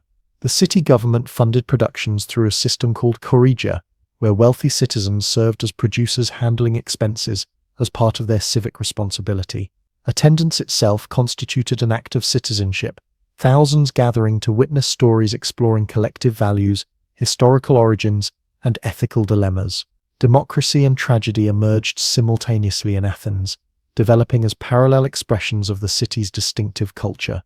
While the assembly embodied direct political participation, Theatre created a reflective space where citizens could contemplate the foundations and limitations of collective decision-making. Tragic heroes often exemplified qualities, pride, certainty, inflexibility, that democracy needed to regulate through institutions like courts and councils. By portraying the catastrophic consequences of unchecked individual will, tragedy implicitly affirmed democratic values of deliberation, compromise, and accountability. Yet simultaneously, tragic plots frequently depicted royal households, raising questions about democracy's relationship to its monarchical and aristocratic past. Tragedy's relationship to Athenian imperialism proved equally complex. Many plays were performed during the height of Athens' naval empire, when the city extracted tribute from subject states throughout the Aegean. Some tragedies, particularly by Aeschylus, celebrated Athens' special relationship with justice and divine favor, potentially justifying its dominance over other Greek cities.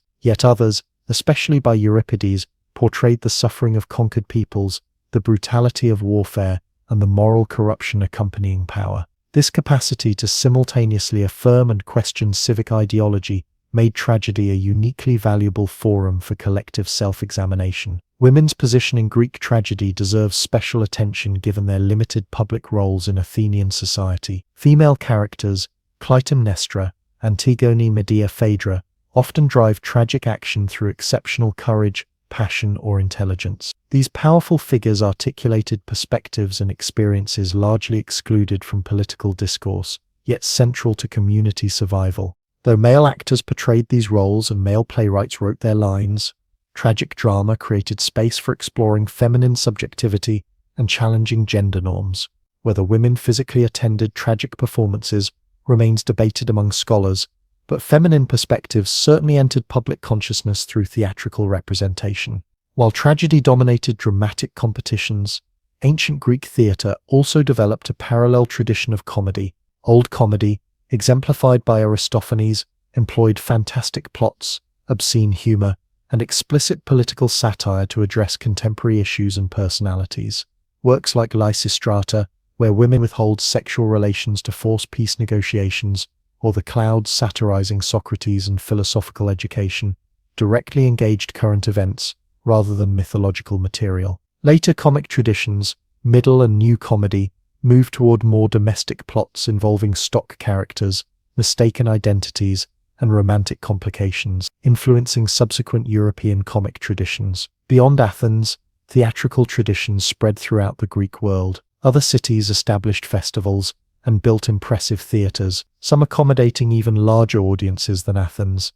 The theatre at Epidaurus, renowned for its exceptional acoustics, seated approximately 14,000 spectators. During the Hellenistic period following Alexander's conquests, theatre became increasingly professionalized, with touring companies performing established classical works alongside new compositions. This broader dissemination transformed theatre from a specifically Athenian institution into a pan-Hellenic and eventually Mediterranean-wide cultural practice. The physical legacy of Greek theatre survives in dozens of ancient theatre structures scattered across the Mediterranean world. Their distinctive architectural form, semicircular seating facing a circular orchestra with scenic building beyond, established a pattern that Roman and subsequent European theatre would modify but never abandon. The ruins at Epidaurus, Syracuse, Delphi, Pergamon, and numerous other sites testify to theatre's central place in Greek civic and religious life, while continuing to host performances for modern audiences, connecting contemporary theatrical practice to its ancient origins. Textually, our understanding of Greek drama depends on manuscripts preserved through Byzantine scholarship and fortunate historical accidents.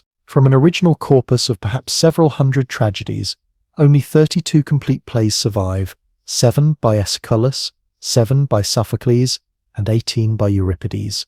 While representing just a fraction of ancient dramatic literature, these texts have exerted enormous influence on subsequent Western cultural traditions. Renaissance humanists rediscovered and translated these works, inspiring European dramatists from Shakespeare to Racine. Modern directors continue finding contemporary relevance in ancient material, reinterpreting these plays for new audiences facing their own political conflicts, ethical dilemmas, and social transformations. What gave Greek tragedy its enduring power? Beyond its formal innovations and poetic brilliance, tragedy explored tensions fundamental to human experience. individual desire versus social necessity, human agency versus divine determination, inherited guilt versus personal responsibility, rational understanding versus irrational emotion. By presenting characters of exceptional quality facing impossible choices, tragic drama examined both the heights of human possibility and the inescapable limitations of mortal existence. Through public performance,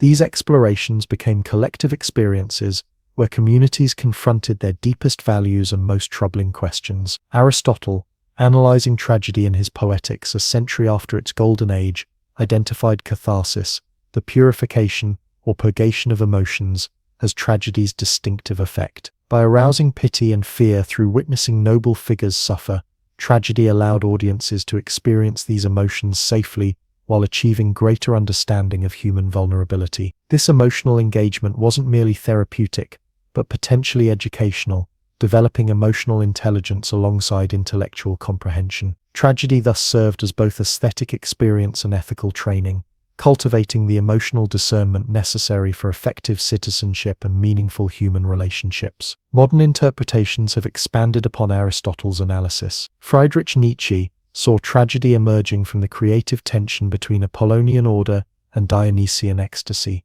rational form containing and channeling irrational energy. Sigmund Freud found in Oedipus a mythic expression of universal psychological patterns, while Carl Jung interpreted tragic figures as archetypes of collective human experience. Feminist critics have examined tragedy's complex representation of gender relations, while post-colonial approaches investigate its treatment of foreigners and cultural others. These diverse readings testify to tragedy's rich interpretive possibilities and continued capacity to illuminate human experience across cultural boundaries. As Greek civilization moved toward its classical apogee in 5th century Athens, the development of tragic drama represented one of its most distinctive achievements, emerging from religious ritual yet addressing civic concerns, combining aesthetic sophistication with philosophical depth. Greek tragedy created a space where communities could contemplate their deepest uncertainties while affirming shared values. Through powerful poetry and embodied performance, these ancient plays explored human vulnerability, divine mystery, and social responsibility in ways that continue to resonate across millennia. A messenger runs the final stretch toward Athens, his legs trembling with exhaustion. He has covered nearly 26 miles from the coastal plain of Marathon, bearing news that will echo through millennia. As he reaches the city's assembly, he gasps out a single word before collapsing: victory. The year is 490 BCE, and against overwhelming odds, Athens has defeated the mighty Persian Empire on the battlefield. This astonishing triumph, and the even more remarkable Greek resistance that would follow a decade later, represents one of history's most consequential military struggles, a conflict that preserved Greek independence, with it the cultural and political experiments that would help shape Western civilization. The confrontation between the Persian Empire and the Greek city-states emerged from a complex web of political, cultural, and economic tensions that had been building for decades. By the early 5th century BCE, the Persian Empire stood as the world's dominant power, stretching from the Indus River to the Mediterranean, from Egypt to the Black Sea. Under rulers like Darius V, this vast state developed sophisticated administrative systems, imperial highways, standardized coinage, and efficient taxation, creating unprecedented wealth and military power. By contrast, the Greek world remained fragmented into fiercely independent city-states, united by language and culture, but politically divided and often engaged in bitter rivalries. Contact between these different worlds had increased steadily as Greeks established colonies along the Anatolian coast of modern Turkey, an area the Persians called Ionia. These Greek cities had fallen under Persian control by the mid-6th century BCE, becoming tribute-paying subjects of the empire while maintaining some internal autonomy. For a time, this arrangement proved mutually beneficial. Greek cities prospered through trade, while Persian governors maintained regional stability. Yet tensions simmered beneath the surface, particularly as Greek-speaking elites in these cities grew increasingly restive under foreign rule. The spark that ignited open conflict came in 499 BCE, when several Ionian Greek cities revolted against Persian control, encouraged by the ambitious Aristagoras of Miletus. Desperate for support, Aristagoras sailed to mainland Greece seeking allies. Sparta, the greatest military power among the Greek states, declined involvement in this distant conflict. Athens, however, voted to send 20 ships, while the small city of Eretria contributed 5 more. Though a modest force, this Athenian decision would have momentous consequences, marking the first direct military confrontation between Athens and Persia. Initially, the revolt achieved surprising success. Greek forces captured and burned Sardis, the administrative capital of Persian western provinces, but the rebellion's momentum proved short-lived. Persian military resources vastly outmatched those of the fragmented Greek cities. By 494 BCE, the imperial response had crushed the revolt decisively, culminating in the complete destruction of Miletus, a leading center of Greek culture and philosophy. Persian forces enslaved the surviving population and resettled the city with non-Greeks, sending a chilling message to any who might contemplate similar resistance. With the Ionian revolt suppressed, King Darius turned his attention to punishing those mainland Greeks who had supported the rebellion. In 492 BCE, he dispatched his son-in-law Mardonius with a substantial force to extend Persian control into the Balkans. Though this expedition secured Thrace and forced Macedonia to acknowledge Persian supremacy, a violent storm destroyed much of the Persian fleet off Mount Athos, forcing Mardonius to return to Asia. Undeterred, Darius prepared a more focused expedition, targeting specifically Athens and Eretria. In 490 BCE, a substantial Persian force under commanders Datis and Artaphernes sailed directly across the Aegean, bypassing the difficult land route through Thrace. After destroying Eretria and enslaving its population, the Persian armada landed at Marathon, a coastal plain about 26 miles from Athens. There they were met by an Athenian army, supported by a small contingent from Plataea, without significant help from other Greek states apart from these loyal Plataean allies. The resulting Battle of Marathon ranks among history's most significant military engagements, despite its relatively modest scale. Outnumbered perhaps 2-1, the Athenian forces under the general Miltiades employed innovative tactics to overcome Persian advantages. Rather than following conventional hoplite warfare practices, the Athenian commander thinned his center while strengthening his wings. When battle commenced, the Athenians charged at a run across the open ground, disrupting Persian archery. Though their center was pushed back as expected, their reinforced wings enveloped the Persian flanks. The resulting Greek victory was decisive. Persian forces suffered heavy casualties before retreating to their ships. This triumph at Marathon profoundly transformed Athenian self-perception. The victory demonstrated that Persian forces were not invincible, that Greek hoplite tactics could prevail against numerically superior opponents, and most importantly, that Athens possessed exceptional military capabilities independent of Spartan leadership. Marathon quickly achieved mythic status. The fallen were buried on the battlefield beneath a great mound that still stands today, while the courier who ran to Athens with news of victory inspired the modern marathon race. Darius planned another, larger expedition against Greece, but his death in 486 BCE temporarily halted Persian ambitions westward. His son and successor Xerxes spent his early reign suppressing revolts in Egypt and Babylon, before turning his attention back to the unfinished business with the Greeks. The campaign he eventually launched in 480 BCE dwarfed all previous Persian military undertakings.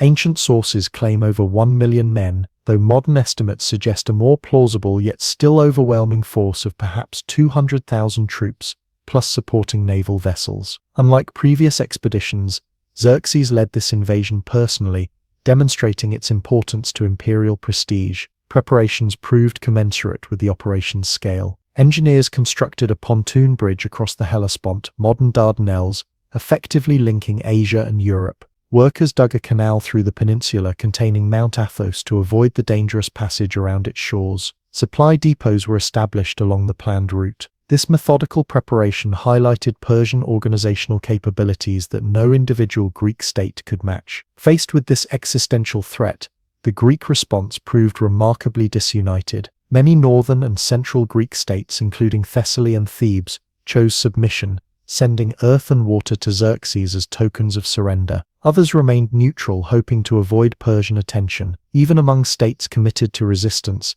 disagreements about strategy created dangerous delays. Only 31 city-states ultimately joined the Hellenic League, pledged to cooperative defense, a minority of the hundreds of polis throughout the Greek world. Leadership within this defensive alliance generated further tensions. Sparta held the prestigious command position both on land and sea, reflecting its military reputation, but Athens contributed the largest naval contingent, a newly built fleet of nearly 200 triremes representing an extraordinary mobilization of Athenian resources. This awkward power-sharing arrangement functioned despite persistent strains between the democratic Athenians and the oligarchic Spartans, united temporarily by their shared existential crisis. The first significant confrontation occurred at the narrow pass of Thermopylae, where a small Greek force under Spartan king Leonidas attempted to block the Persian advance, while the Greek fleet engaged Persian ships nearby at Artemisium. For 3 days, the heavily outnumbered Greeks held their position against repeated Persian assaults, when a local traitor revealed a mountain path allowing Persian forces to outflank the Greek position. Leonidas dismissed most contingents but remained with his 300 Spartans and some Thespians and the bands, fighting to the death in one of history's most famous last stands. Though militarily a defeat,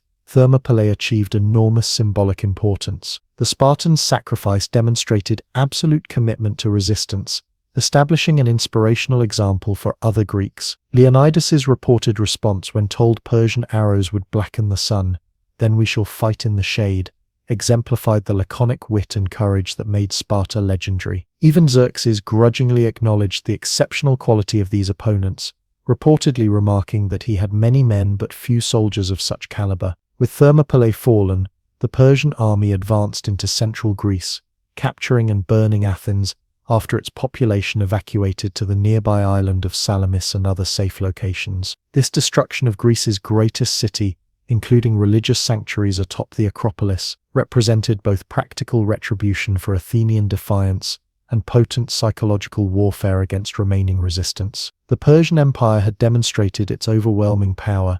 Greek independence appeared doomed. At this darkest moment, however, the course of the war dramatically reversed through an extraordinary naval engagement in the strait between Salamis and the mainland. The Athenian leader Themistocles, through both persuasion and strategic deception, convinced the allied Greek fleet to make its stand in these narrow waters rather than retreating to the Peloponnese as many commanders preferred. He then manipulated the Persians into attacking under unfavorable conditions where their numerical advantage became a liability. The resulting Battle of Salamis in late September 480 BCE demonstrated the effectiveness of Greek naval tactics when properly employed. Persian ships, crowded into the confined strait, found themselves unable to maneuver effectively against the more nimble Greek triremes operated by experienced crews. Greek ships, though fewer in number, could ram their opponents and withdraw in coordinated movements, while Persian vessels interfered with each other in the chaos. By day's end, perhaps 200 Persian ships had been destroyed or captured with minimal Greek losses. Salamis transformed the strategic situation entirely. Though Xerxes still commanded overwhelming land forces, his naval losses compromised his supply lines and communication with Asia. Fearing potential attacks against his bridges across the Hellespont, Xerxes retreated to Asia with most of his army, leaving his general Mardonius with a still formidable force to continue operations the following spring. This partial Persian withdrawal gave the Greeks crucial breathing space while boosting their confidence immeasurably. Divine favor seemed to have shifted toward their cause. The final decisive engagement came the following summer at Plataea in 479 BCE, where the largest hoplite army ever assembled, perhaps 40,000 Greeks including 5,000 Spartans, confronted Mardonius's remaining Persian forces. After nearly 2 weeks of cautious maneuvering, a series of misunderstandings triggered a disorganized battle that nevertheless ended in comprehensive Greek victory. Mardonius died in the fighting, and Persian survivors retreated from mainland Greece permanently. On the same day, according to tradition, Greek forces destroyed the remnants of the Persian fleet at Cape Mycale on the Anatolian coast, effectively ending Persian offensive capabilities in the Aegean. The Greek triumph against overwhelming odds ranks among history's most consequential military outcomes. Had the Persians succeeded in subjugating mainland Greece, Western cultural and political development would have followed radically different paths. Greek democracy, philosophy, drama, and scientific inquiry would likely have been subordinated to imperial priorities, as occurred in Ionia under Persian rule. The distinctive Greek path, characterized by political fragmentation, intense competition, and intellectual freedom, would have been dramatically altered or extinguished entirely. What explains this remarkable Greek success against the world's greatest empire? Several factors contributed to the outcome. Geography favored the defenders, with mountain passes like Thermopylae allowing small forces to impede much larger armies. Greek hoplite warfare, organized around heavily armored infantry, fighting in disciplined phalanx formation, proved highly effective against Persian troops, more lightly equipped for mobility across their vast empire. Greek ships designed specifically for ramming tactics in confined waters outperformed Persian vessels better suited to open seas and troop transport. Beyond these material factors, motivational differences played crucial roles. Greeks fought for their homes, families, and independence, especially the Athenians, whose cities' very existence hung in the balance. Many Persian troops, drawn from across the empire, had no personal stake in conquering distant Greece. The decentralized Greek command structure, though creating coordination challenges, allowed battlefield initiative and adaptation in ways the more hierarchical Persian system sometimes prevented. The war's psychological impact on Greek self-understanding proved immense and long-lasting. Before the conflict, Greeks had viewed Persian culture with considerable admiration, adopting Eastern luxury goods, artistic motifs, and even political concepts. After their victory, Greek identity increasingly defined itself in opposition to barbarian Asia. The triumph validated distinctive Greek practices, citizen armies over imperial conscripts, participatory government over absolute monarchy, reasoned debate over unquestioning obedience. This self-definition, through contrast with the other, produced both creative energy and troubling prejudice. At its best, it encouraged critical examination of social institutions rather than passive acceptance of tradition. At its worst, it fostered dismissive attitudes toward non-Greek cultures regardless of their actual achievements. This complex legacy of cultural pride, mingled with ethnocentrism, would later shape Alexander's ambivalent relationship with Persian civilization and influence Greco-Roman attitudes toward the wider world. For individual Greek states, the war's outcome transformed both external relations and internal politics. Athens emerged with enormously enhanced prestige, having contributed decisively to victory through both strategic leadership and material resources. The seemingly divine validation of their recent democratic reforms strengthened popular government while connecting it to imperial ambition. Athens would soon transform the anti-Persian alliance into an Athenian-led naval empire, extracting tribute from fellow Greeks, a development Sparta watched with growing alarm. Sparta, though officially victorious as overall commander of Greek forces, experienced more ambiguous results. Their reputation for military excellence remained intact, but new questions arose about their willingness to operate beyond the Peloponnese. While Athens looked outward toward maritime opportunities following the war, Sparta turned increasingly inward, focusing on controlling its Helot population and managing its Peloponnesian alliance. These diverging trajectories would eventually lead to the devastating Peloponnesian War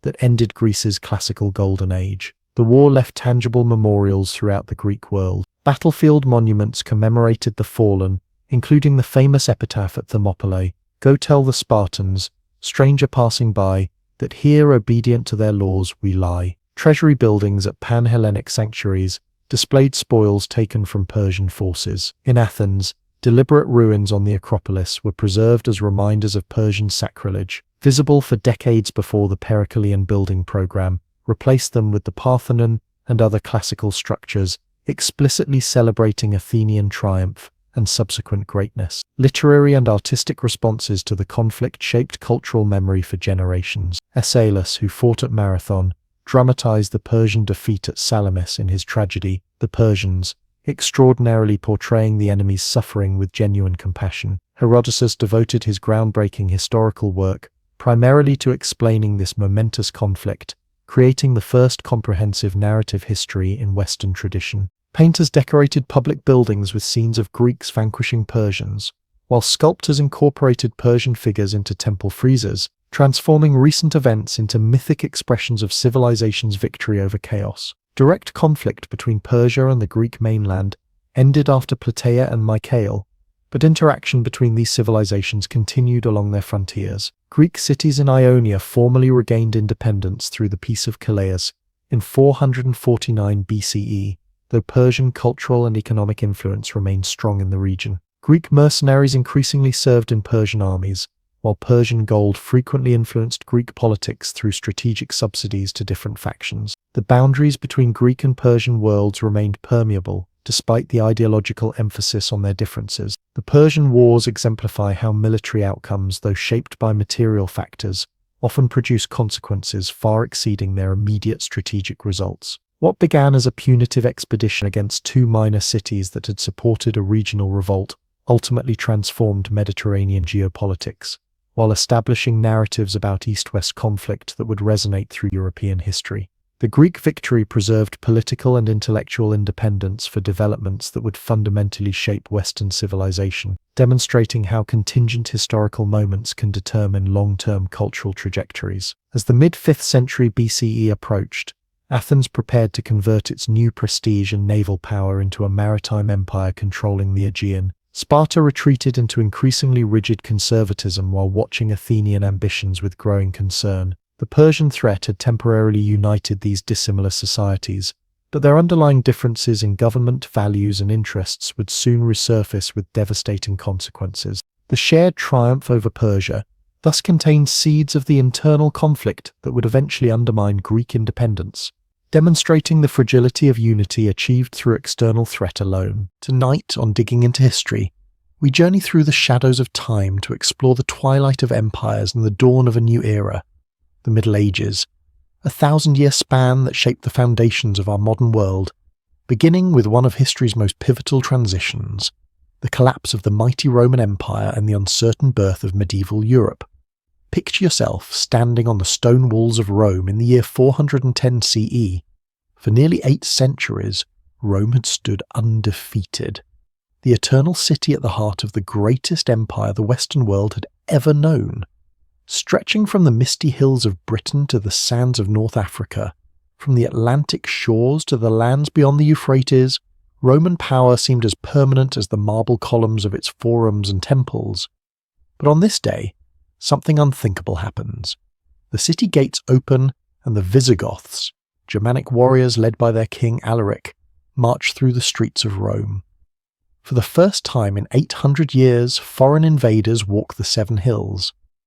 The psychological impact of this moment ripples across the Mediterranean world. How could Rome, the unconquerable, fall? The truth is that Rome's decline had been underway for generations. Like an ancient oak hollowed from within, the empire still cast an impressive shadow while its core weakened. The causes were numerous and complex. The empire had grown too vast to govern effectively. Economic troubles mounted as silver content in Roman coins was reduced, triggering inflation. Tax burdens crushed the working classes while wealthy landowners found ways to avoid paying their share. Military pressures intensified along the borders. Tribes and peoples that Romans dismissed as barbarians, the Goths, Vandals, Franks, Saxons and Huns, were themselves being pushed westward by population movements in Central Asia. These peoples were not simply wild hordes as Roman writers portrayed them. They had their own sophisticated cultures, skilled metalworking, impressive martial traditions, and complex social systems. Many had served in Roman armies and knew Roman tactics well. By the late 300s CE, these external pressures coincided with internal Roman power struggles. Emperors rarely died peacefully in their beds. Most were assassinated or overthrown, and civil wars between rival claimants drained resources needed for border defense. The empire attempted a desperate reorganization under Emperor Diocletian, who split the realm into western and eastern halves for more efficient governance.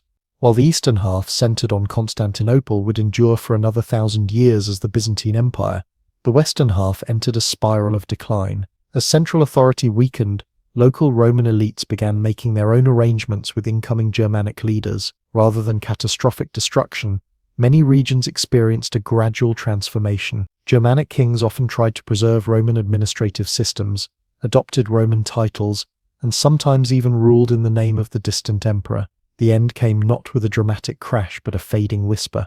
In 476 CE, the last Western Roman emperor, ironically named Romulus Augustulus, was deposed by the Germanic general Odoacer. This date is traditionally marked as the end of the Western Roman Empire, though to people living then, it might have seemed merely another political reshuffling in increasingly chaotic times. The title of emperor simply disappeared from the West, with power now held openly by Germanic kings. What followed was a profound transformation of European society. The sophisticated urban culture of Rome began to fade. Cities that had been bustling centers of commerce shrank dramatically or were abandoned altogether. The elaborate Roman system of roads, once maintaining rapid communication across the empire, fell into disrepair. Long-distance trade declined sharply. The complex economic web that had connected distant provinces unraveled. In this changing world, people sought new forms of security. Without the Roman legions to maintain order, local protection became paramount. Ordinary people increasingly attached themselves to powerful landowners who could offer safety. The seeds of feudalism were being planted. Though the fully developed feudal system was still centuries away, literacy rates plummeted as Roman educational institutions disappeared. While the Eastern Empire maintained centers of learning, in the West, the preservation of written knowledge became largely the domain of the Christian Church. In scattered monasteries, monks laboriously copied ancient texts, preserving fragments of classical knowledge through the darkening centuries. Yet it would be wrong to imagine this period as one of complete darkness or barbarism. The term Dark Ages itself has fallen out of favor with many historians who recognize the rich cultural developments occurring during this time. New artistic traditions emerged, blending Roman styles with Germanic, Celtic, and other influences. Brilliant illuminated manuscripts were created in monasteries. The foundations of Romanesque architecture were laid. For ordinary people, daily life changed, but not always for the worse. The crushing tax burdens of the late Roman Empire were lifted. While trade networks contracted, most communities developed more self-sufficient local economies. The collapse of central authority meant that in many regions, local customs and traditions that had been suppressed under Roman rule could re-emerge. The migration period brought new peoples, languages, and cultural practices to the former Roman territories. The map of Europe was being redrawn. In Britain, Anglo-Saxon settlers established kingdoms that would eventually form England. In Gaul, the Franks under Clovis created the foundation of what would become France. The Visigoths settled in Spain, while the Ostrogoths, and later the Lombards, ruled Italy. These new kingdoms maintained varying degrees of Roman influence. In some areas, Roman law continued to be followed alongside Germanic legal traditions. Latin remained the language of administration and the church, gradually evolving into the Romance languages we know today. Christianity, which had become the official religion of the empire in its final century, continued to spread, though often blending with local beliefs and practices. Perhaps most significantly, this period saw the emergence of a distinctly European identity separate from the Mediterranean world. As the political unity of the old empire fractured, three major cultural spheres began to take shape: the Byzantine East, preserving Greek traditions; the Islamic world, which would soon emerge from Arabia; and Western Christendom, developing its own unique synthesis of Roman, Christian, and Germanic elements. The story of this transition is not simply one of decline. It represents a crucial pivot in human history, the end of the ancient world, and the first steps toward medieval Europe. The institutions and ideas that would define European civilization for the next 1,000 years were taking root in this seemingly chaotic period.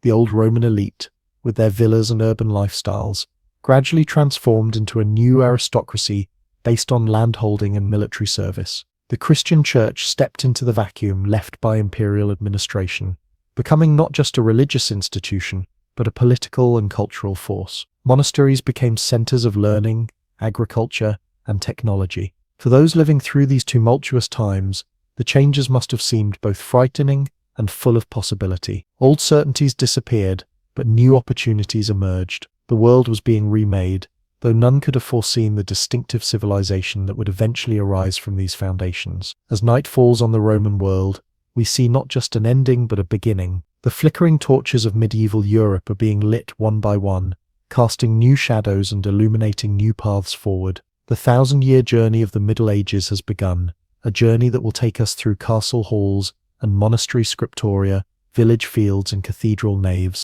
to the eventual reawakening of the Renaissance. This twilight period between ancient and medieval worlds reminds us that history rarely makes clean breaks. Great transformations happen gradually, almost imperceptibly to those living through them. The fall of Rome and the birth of medieval Europe offers us a powerful lesson in how civilizations change, not always through dramatic collapse, but through adaptation, transformation, and the slow emergence of new ways of understanding and organizing human society. As we continue our journey through the Middle Ages in the coming episodes, we'll explore how the seeds planted during this transitional period grew into the rich and complex medieval world, a world much more vibrant and innovative than the term Dark Ages suggests.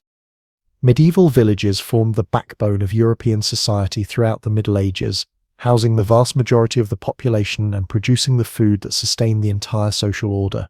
These agricultural communities, typically home to between 50 and 300 people, represented the basic economic and social unit of medieval life from roughly the 5th to the 15th century.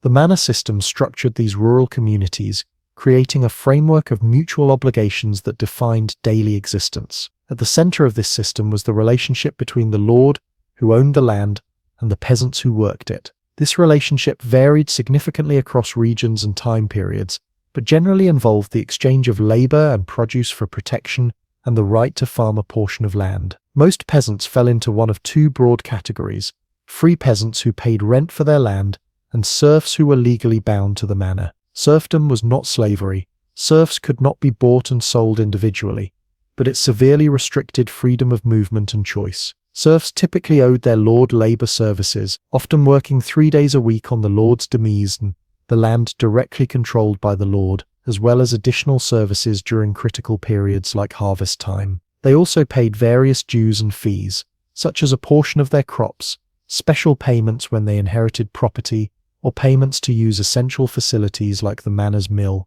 bread oven, or wine press. The physical layout of the village reflected this social and economic arrangement. The lord's manor house occupied a prominent position, often alongside or near the village church. Around these central structures clustered the peasant cottages. Beyond the village center stretched the agricultural fields, typically arranged in an open field system divided into strips. Each peasant family worked multiple strips scattered throughout the fields rather than a single consolidated plot. This system, though seemingly inefficient to modernize, distributed the varying quality of land more equitably and allowed for communal farming practices. Medieval agriculture operated on a rotating field system. In the simplest two-field system, half the arable land lay fallow each year to recover fertility. More advanced three-field systems emerged later, with fields rotating between winter crops, spring crops, and fallow. This approach maximized land use while maintaining soil productivity without chemical fertilizers. Surrounding these cultivated fields were communal meadows for haymaking, pastures for grazing animals, and woodlands that provided essential resources including firewood, building materials, and forage for pigs. The tools and techniques of medieval farming remained relatively unchanged for centuries. The heavy-wheeled plough pulled by oxen or horses represented the most significant technological investment for the community. Most villages owned ploughs communally or depended on the lord to provide them. Other common tools included wooden harrows for breaking up soil clumps, scythes and sickles for harvesting, and flails for threshing grain. Without mechanical power, almost all tasks required intensive human labor, often performed collectively by the village. Crop yields remained low by modern standards. A good harvest might return 3 to 4 times the seed grain planted, compared to yields 20 or 30 times higher in contemporary agriculture. This marginal productivity meant that a significant portion of the population needed to work the land, and even small disruptions in weather patterns could lead to food shortages or famine. The diet in medieval villages centered on grain products, particularly bread and porridge made from wheat, rye, barley, or oats, depending on local growing conditions. Vegetables grew in small garden plots near cottages, with cabbage, onions, garlic, beans, and peas being common. Meat appeared infrequently on peasant tables, usually during winter when animals were slaughtered to avoid feeding them through the lean months. Fish provided an important protein source, especially during the numerous fast days prescribed by the church when meat was forbidden. Dairy products from cows, goats, and sheep supplemented the diet, along with eggs from chickens and other fowl. Ale and beer, safer to drink than potentially contaminated water, were dietary staples brewed in most households. Housing for medieval peasants was simple and functional. Typical cottages had wooden frames with walls of wattle and daub, a mixture of twigs, mud, and often animal dung or straw. Roofs consisted of thatch made from reeds or straw, requiring regular replacement. Most homes had packed earth floors covered with rushes or straw, a central hearth for cooking and warmth, and minimal furnishings. Windows, if present at all, remained small and covered with shutters or oiled cloth, as glass was prohibitively expensive for common people. These single-room dwellings often sheltered not just the human family but valuable livestock as well, particularly during winter months. Daily life followed the rhythm of daylight hours and seasonal changes. Work began at dawn and continued until dusk, with the specific tasks determined by the agricultural calendar. Spring meant ploughing and planting. Summer brought weeding and haymaking. Autumn was dominated by the critical harvest period, and winter focused on threshing grain, repairing tools and buildings, and textile production. The intensity of agricultural labor varied throughout the year, with harvest time demanding the longest hours in winter, allowing more time for crafts and household maintenance. Religion permeated every aspect of village life. The local parish church stood as both a spiritual center and community gathering place. The church calendar, with its cycle of holy days and seasonal festivals, provided structure to the year and offered welcome breaks from labor. Important life events, births, marriages, deaths, occurred within a religious framework. Village priests served not only as spiritual leaders, but often as the only literate members of the community, sometimes acting as record keepers and administrators. Social life in the village centered around collective work and celebrations. Important agricultural tasks like ploughing and harvesting often involved communal effort, followed by shared meals or festivities. Religious feast days provided opportunities for rare indulgences in food, drink, and entertainment. Villagers might host traveling performers occasionally, but more commonly created their own amusements through storytelling, music, dancing, and games. These collective activities reinforced community bonds essential for survival in a challenging environment. Village administration typically occurred through several overlapping systems. The manor court, presided over by the lord or his steward, handled matters related to agricultural obligations, land transfers, and minor disputes. Many villages also maintained their own customary decision-making bodies where senior male householders would address issues of common concern, such as the timing of planting or harvesting, maintenance of shared resources, and the resolution of conflicts. Women, while excluded from formal governance, exercised significant practical authority over household management, food processing, textile production, and certain agricultural tasks. Life expectancy remained short, with perhaps half of all children dying before reaching adulthood. Those who survived childhood might live into their 50s or 60s, though many succumbed earlier to accidents, disease, or complications from childbirth. Medical care came primarily from local healers using herbal remedies, with formal physicians available only to the wealthy. Against this backdrop of hardship, the village community provided crucial support networks, with neighbors assisting each other during illness, old age, or after the death of a provider. Despite its challenges, medieval village life maintained remarkably stable communities over centuries. The limited mobility of peasants, especially serfs, meant that families often remained in the same location for generations, creating deep connections to both place and community. This stability fostered strong local identities, distinctive dialects, and regional customs that contributed to the rich cultural tapestry of medieval Europe. The village economy operated primarily on a subsistence basis, with most production intended for local consumption. However,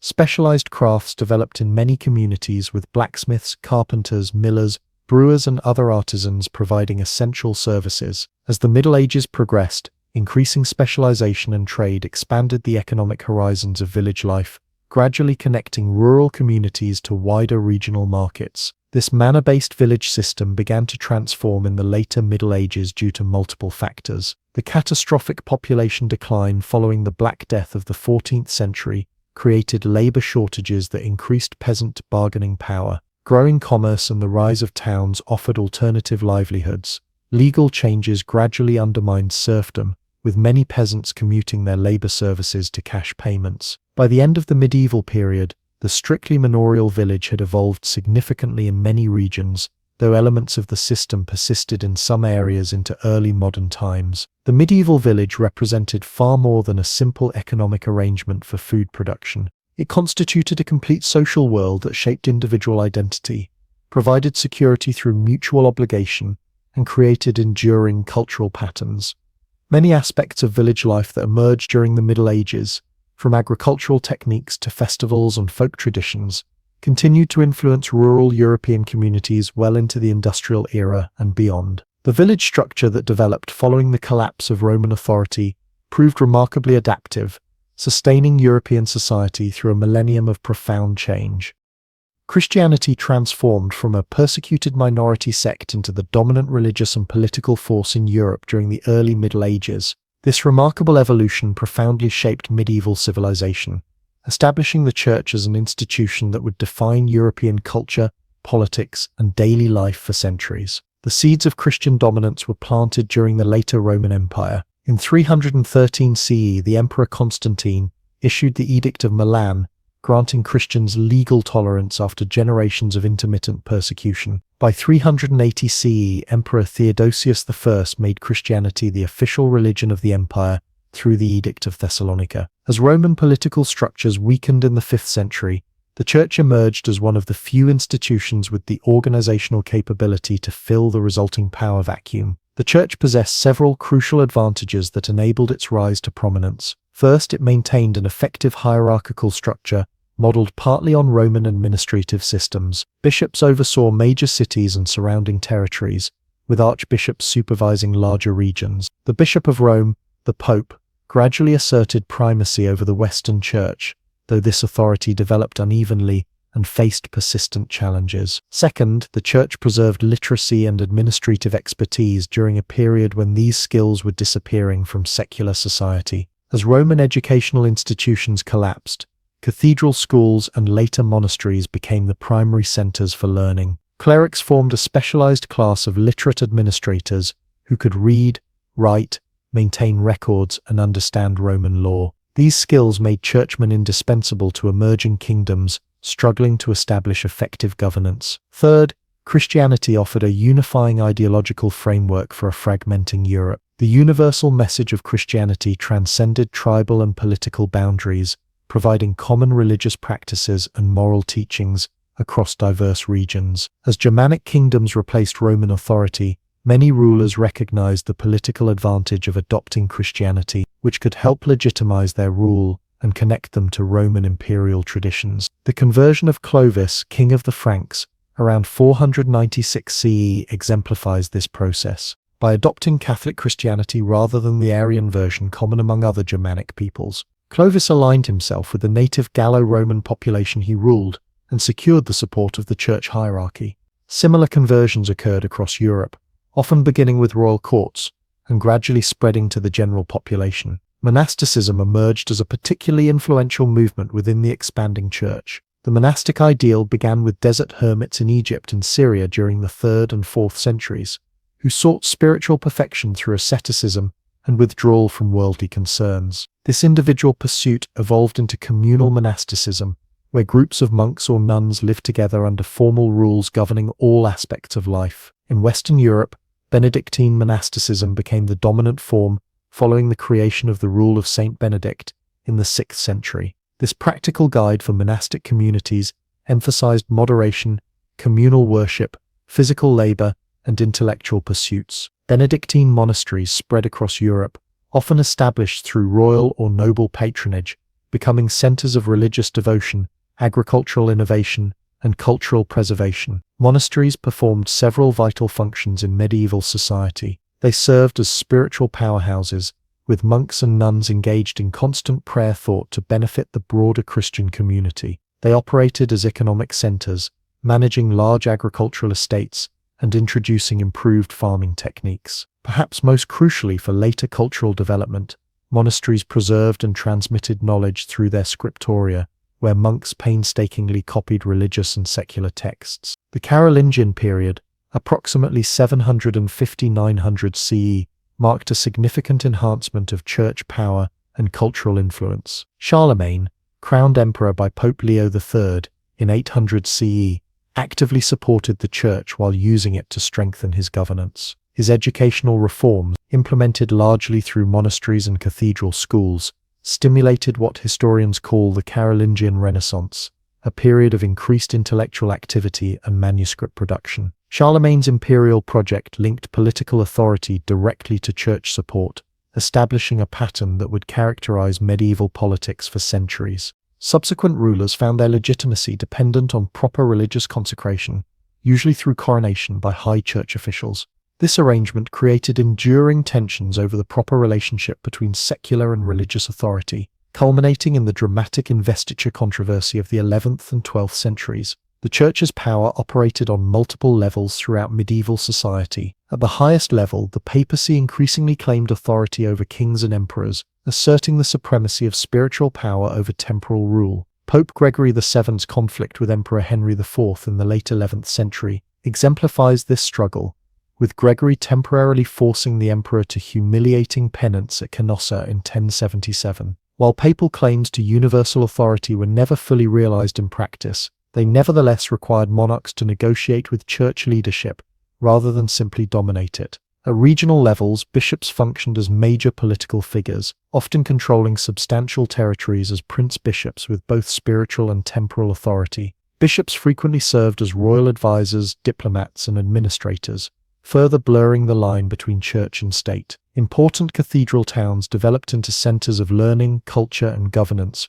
where religious and secular activities intertwined. Monasteries constituted another layer of church influence, controlling vast landholdings and serving as economic hubs. By the High Middle Ages, monastic orders like the Cistercians operated international networks of monasteries that functioned as sophisticated agricultural enterprises and early financial institutions. The monastic exemption from episcopal control allowed many monasteries to develop direct relationships with the papacy, creating alternative power structures within the church. At the local level, parish priests represented the church's presence in virtually every community across Europe. The parish church stood at the physical and social center of villages, serving as the focal point for religious practice, community gatherings, and life cycle rituals. Local priests administered sacraments considered essential for salvation, giving them significant power over everyday religious experience. The parish tithe, typically 1/10 of agricultural production, provided substantial economic resources for the church, though its distribution among local priests, bishops, and monasteries varied by region. The church shaped medieval intellectual life through its near monopoly on formal education. Cathedral schools, typically attached to major churches and supervised by bishops, trained clergy and some laymen in subjects derived from classical learning. The traditional liberal arts curriculum consisted of the trivium, grammar, rhetoric, logic, and quadrivium, arithmetic, geometry, astronomy, music, providing a framework for understanding the world. By the 12th century, some cathedral schools evolved into the first universities, beginning with Bologna, specializing in law and Paris theology. Medieval intellectual activity operated within a Christian framework that sought to harmonize classical knowledge with religious truth. Scholars like Thomas Aquinas, 1225 to 1274, systematically incorporated Aristotelian philosophy into Catholic theology, demonstrating that faith and reason could complement rather than contradict each other. This scholastic method, characterized by logical analysis and systematic questioning, became the dominant intellectual approach in medieval universities. The church exercised control over cultural production beyond formal education. Religious themes dominated art, architecture, literature, and music, with the church serving as the primary patron for creative works. The great cathedrals represented the most ambitious architectural achievements of the age, combining technological innovation with religious symbolism to create awe-inspiring spaces for worship. Illuminated manuscripts, religious drama, liturgical music, and devotional literature similarly expressed Christian concepts through artistic means. Canon law, the church's legal system, extended the institution's influence into numerous aspects of daily life. Ecclesiastical courts claimed jurisdiction not only over clergy, but over matters concerning marriage, wills, contracts sworn on religious objects, and various moral offenses. These courts operated alongside secular legal systems, sometimes competing with them for jurisdiction. Canon law influenced the development of secular legal systems through its sophisticated procedural rules and emphasis on intent, rather than simply outcome, in determining guilt. The church regulated moral behavior through the sacrament of confession and the system of penance. The Fourth Lateran Council in 1215 made annual confession mandatory for all adult Christians, giving priests regular opportunities to shape moral understanding and behavior. Penance assigned for sins could range from prayers to fasting to pilgrimage, creating mechanisms for both spiritual correction and social control. More serious cases might result in excommunication, exclusion from church sacraments and community, a punishment with severe social and political implications in a society where religious participation was central to identity. Religious practices structured both the calendar and daily routines in medieval society.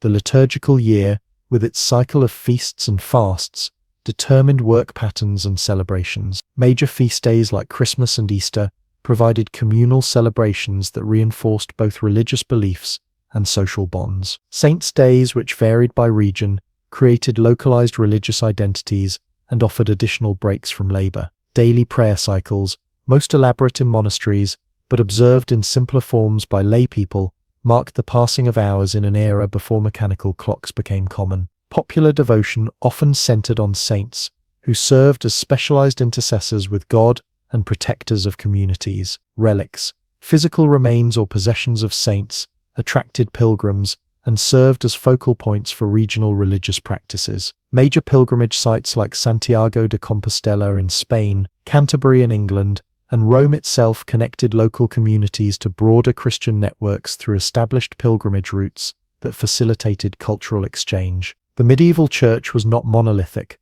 despite its hierarchical structure. Reform movements regularly emerged to address perceived corruption or spiritual complacency. The Cluniac reforms beginning in the 10th century revitalized Benedictine monasticism by emphasizing stricter adherence to rules and independence from secular control. The Cistercian order, founded in 1098, sought to restore simplicity and manual labor to monastic life. Mendicant orders like the Franciscans and Dominicans, established in the early 13th century, broke from traditional monastic isolation to work directly among urban populations, combining preaching with voluntary poverty. Heretical movements also challenged church orthodoxy throughout the medieval period. Groups like the Cathars in southern France and the Lollards in England questioned fundamental church teachings and practices, often advocating simpler forms of Christianity closer to apostolic ideals. The church responded with persuasion through preaching campaigns, but also with force when necessary,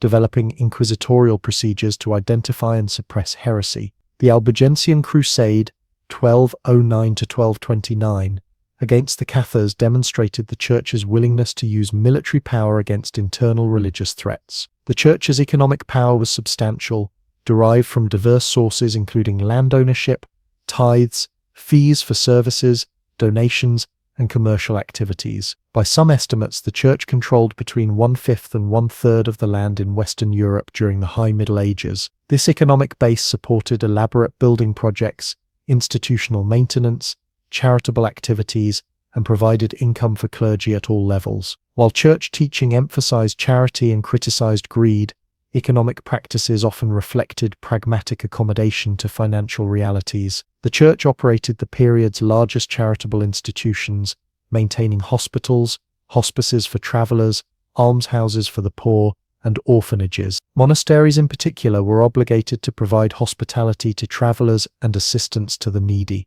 These charitable activities addressed social welfare needs in the absence of secular government programs, though their coverage was inevitably incomplete and unevenly distributed. By the later Middle Ages, the power and wealth of the church generated increasing criticism from both religious reformers and secular authorities. The Western Schism, 1378 to 1417, when rival popes simultaneously claimed authority, damaged church prestige, and intensified calls for structural reform. Renaissance humanism encouraged critical examination of religious texts and traditions. These tensions, combined with political conflicts and theological disagreements, eventually contributed to the Protestant Reformation in the 16th century, which would fracture the religious unity of Western Europe. The medieval church thus stood as an institution of remarkable complexity and profound influence. It provided spiritual guidance and sacramental services while functioning as a political power, economic force, educational system, legal authority, and cultural patron. Despite numerous reforms, controversies, and challenges to its authority, the church remained the most stable and far-reaching institution throughout the medieval period, fundamentally shaping European civilization in ways that continue to resonate in modern society. The transition from the classical world to the medieval period witnessed one of history's most significant intellectual transformations, As Roman political structures collapsed across Western Europe, vast repositories of ancient knowledge faced an uncertain fate. The story of what was lost, what survived, and how knowledge was preserved during the early Middle Ages reveals much about this pivotal historical transition and challenges simplistic narratives about a complete intellectual collapse. Roman civilization had developed sophisticated systems for creating, storing, and transmitting knowledge. Public libraries existed in major cities throughout the empire, with Rome itself housing nearly 30 public libraries by the 4th century CE. The most famous libraries of the ancient world, such as the Library of Alexandria in Egypt and the libraries of Pergamum in Asia Minor, contained hundreds of thousands of scrolls covering subjects from mathematics and astronomy to medicine, philosophy, and literature. These institutions served as centers of research and intellectual exchange, supporting a culture that valued learning and written knowledge. Education in the Roman world followed a structured progression, with elementary schools teaching basic literacy and numeracy, grammar schools providing instruction in literature and language,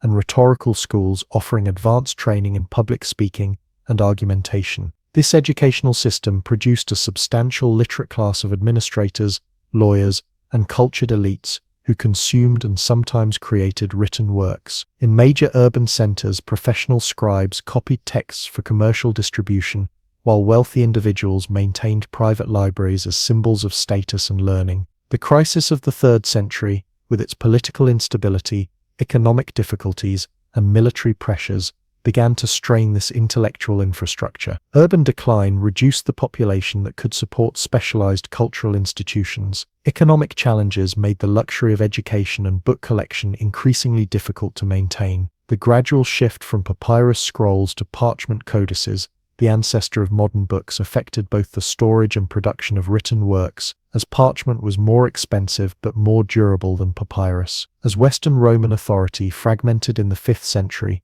the fate of classical knowledge varied significantly by region and subject matter. In some areas, particularly those experiencing violent disruption, libraries were destroyed or abandoned.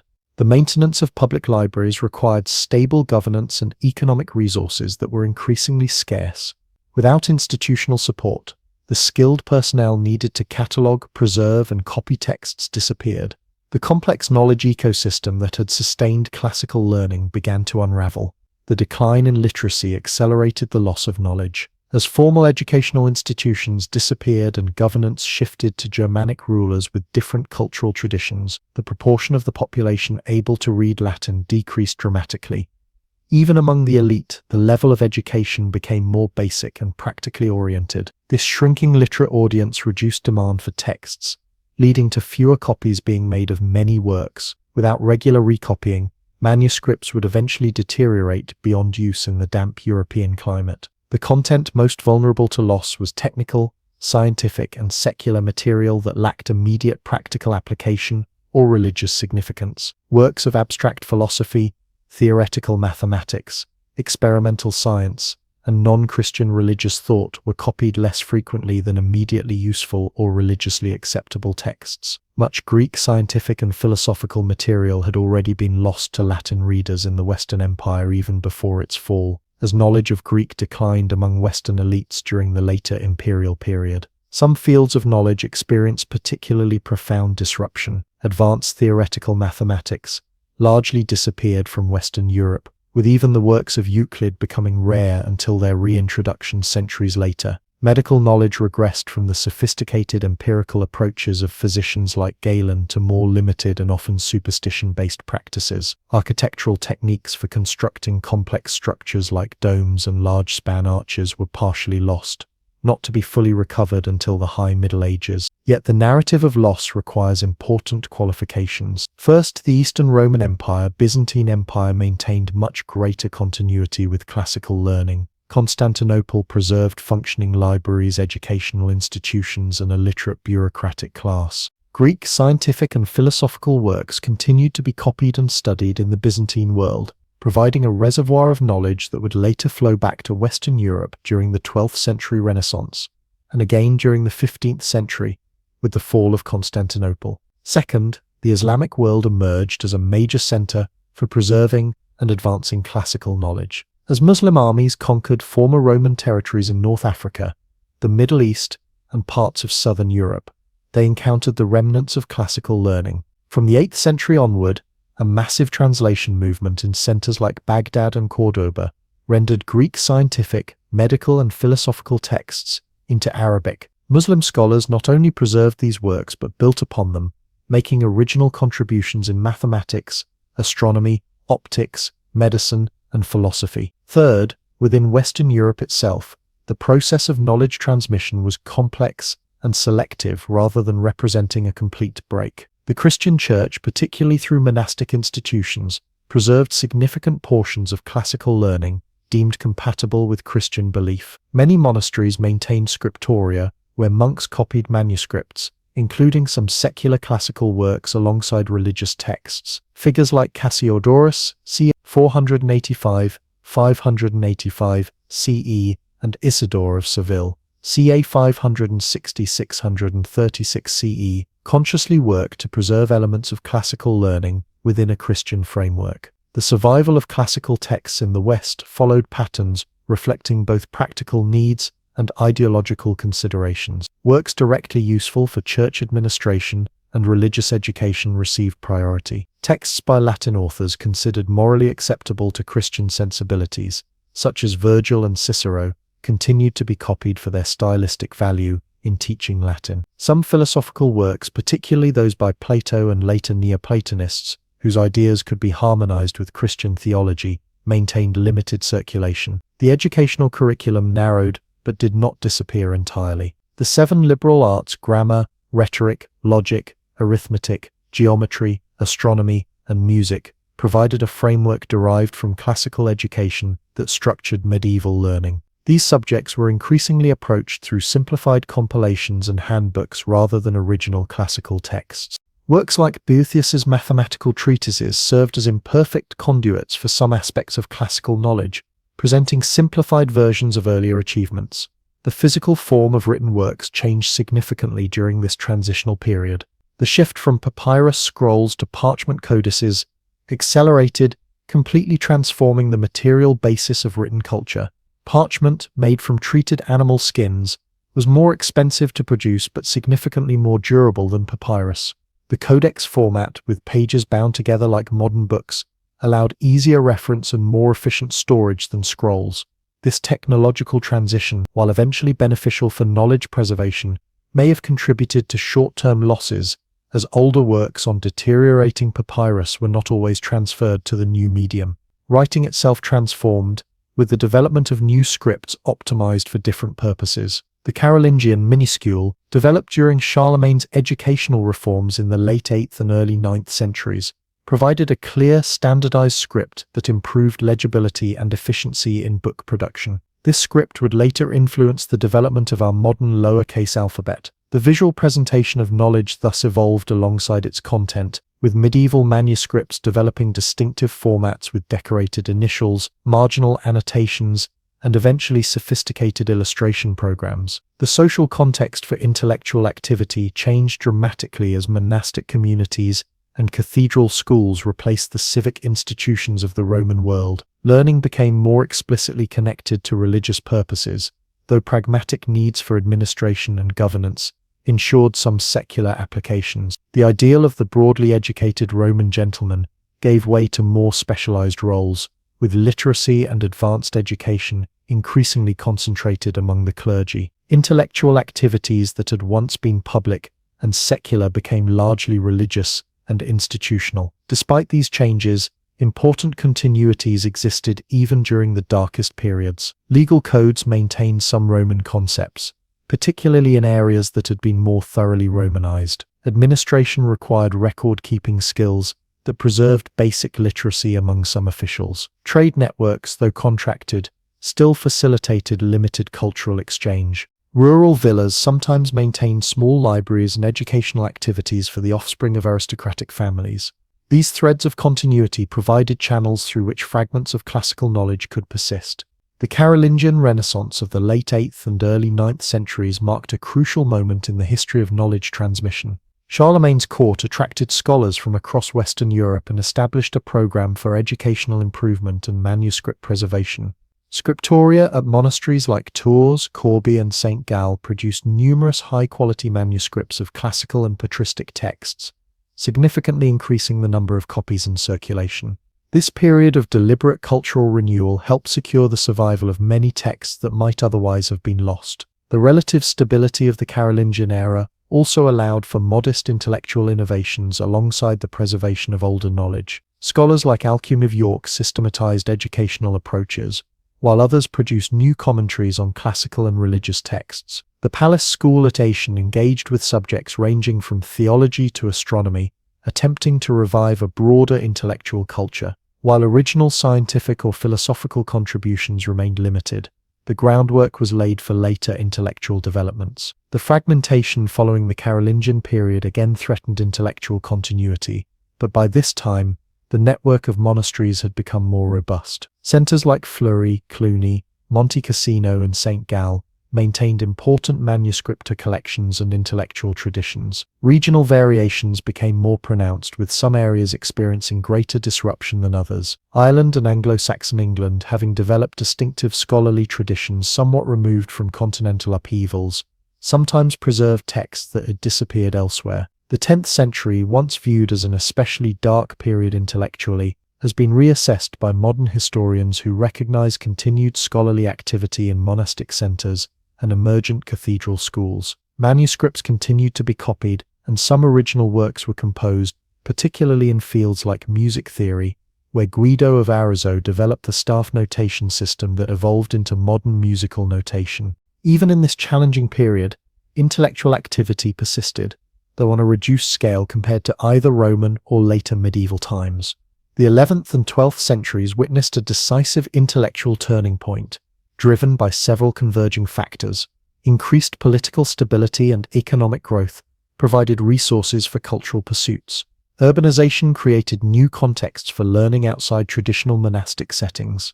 Contact with the Byzantine and Islamic worlds through trade, the Crusades, and the Christian reconquest of parts of Spain brought previously lost Greek scientific and philosophical works back into Western European circulation, often through Latin translations of Arabic versions. Cathedral schools expanded in cities like Chartres, Reims, Paris, and Bologna, providing more systematic education and eventually evolving into the first universities. These institutions fostered specialized study in areas including law, medicine, theology, and the liberal arts. The scholastic method, with its emphasis on logical analysis and reconciling apparent contradictions in authoritative texts, developed as an approach for handling the expanding corpus of available knowledge. Original intellectual contributions increased significantly as scholars built upon recovered classical foundations. By the High Middle Ages, approximately 1000 to 1300 CE, Western Europe had not only recovered significant portions of classical knowledge, but had begun to advance beyond it in certain areas. Gothic architecture surpassed Roman building techniques in creating soaring, light-filled structures. Universities produced original works in natural philosophy, theology, and logic. New literary forms emerged, distinct from classical models. The intellectual world of medieval Europe had evolved into something neither entirely classical nor primitively simple, but rather a complex synthesis with its own distinctive characteristics. The journey of knowledge through the early medieval period reveals important lessons about cultural transmission and the fragility of intellectual achievements. No simple narrative of either complete loss or seamless continuity adequately captures the complex reality. Knowledge was lost selectively, preserved partially, and transformed significantly according to the priorities and possibilities of a changing world. The institutions supporting intellectual activity proved more vulnerable than the desire for knowledge itself, which found new, if reduced, channels of expression. What emerged from this period of intellectual transformation was not simply a diminished version of classical learning, but the foundations of a new intellectual culture. Medieval scholars ultimately created frameworks for reconciling faith with reason, for organizing and extending knowledge, and for educating new generations that would eventually lead to the intellectual flowering of the High Middle Ages and lay groundwork for the Renaissance. The story of knowledge during the so-called Dark Ages thus represents not just loss and preservation, but also adaptation and gradual renewal, demonstrating both the vulnerability and the resilience of human intellectual traditions during periods of profound social change. Feudalism emerged as the dominant political, military, and social system of medieval Europe, creating a complex web of personal relationships, obligations, and power structures that defined the medieval world from roughly the 9th through the 15th centuries. At its center stood two powerful symbols: the castle, representing military power and local authority, and the king, embodying the principle of centralized governance. Together, these elements formed a social order fundamentally different from both the Roman administrative state that preceded it and the nation-states that would eventually replace it. The feudal system developed largely in response to the challenges of the early medieval period. As Carolingian authority fragmented following the death of Charlemagne and subsequent Viking, Magyar, and Saracen raids intensified across Europe, centralized government proved increasingly incapable of providing basic security. Local communities turned to powerful individuals who could offer protection, creating the conditions for a more decentralized political arrangement based on personal bonds rather than abstract state institutions. At its theoretical core, feudalism rested on a series of reciprocal relationships centered around land tenure and military service. Kings, claiming ultimate authority over their realms, granted large territories fiefs to great lords in exchange for military support, counsel, and various ceremonial obligations. These great lords, in turn, subdivided portions of their lands to lesser nobles who swore similar oaths of fealty to them. This cascade of land grants and personal loyalty created a pyramid-like structure with the king at its apex and layers of increasingly numerous but less powerful vassals below. The ceremony of homage formalized these relationships. A vassal would kneel before his lord, place his hands between the lord's hands, and swear an oath of fealty, promising military service, typically 40 days per year, attendance at the lord's court to provide counsel, and financial aid in certain circumstances, like the ransoming of the lord if captured in battle, the knighting of the lord's eldest son, or the marriage of the lord's eldest daughter. The lord in turn promised protection, justice, and maintenance of the vassal's rights to his lands. Land grants under this system took various forms. The most significant was the fief, also called a feudum or fee, an inheritable estate granted in return for specified services. While technically the lord retained ultimate ownership, in practice a vassal's rights to his fief became increasingly secure over time, passing from father to son with only ceremonial renewal of homage. Other forms of land tenure existed alongside this system, including allodial lands owned outright, rare but significant, and various arrangements for non-noble landholders. Castles served as the physical manifestation of feudal power, combining military, administrative, and symbolic functions. Early medieval fortifications were relatively simple structures, often wooden motte and bailey constructions, consisting of a raised earthwork motte topped with a wooden tower and surrounded by a larger enclosed courtyard, bailey protected by a wooden palisade, ditch.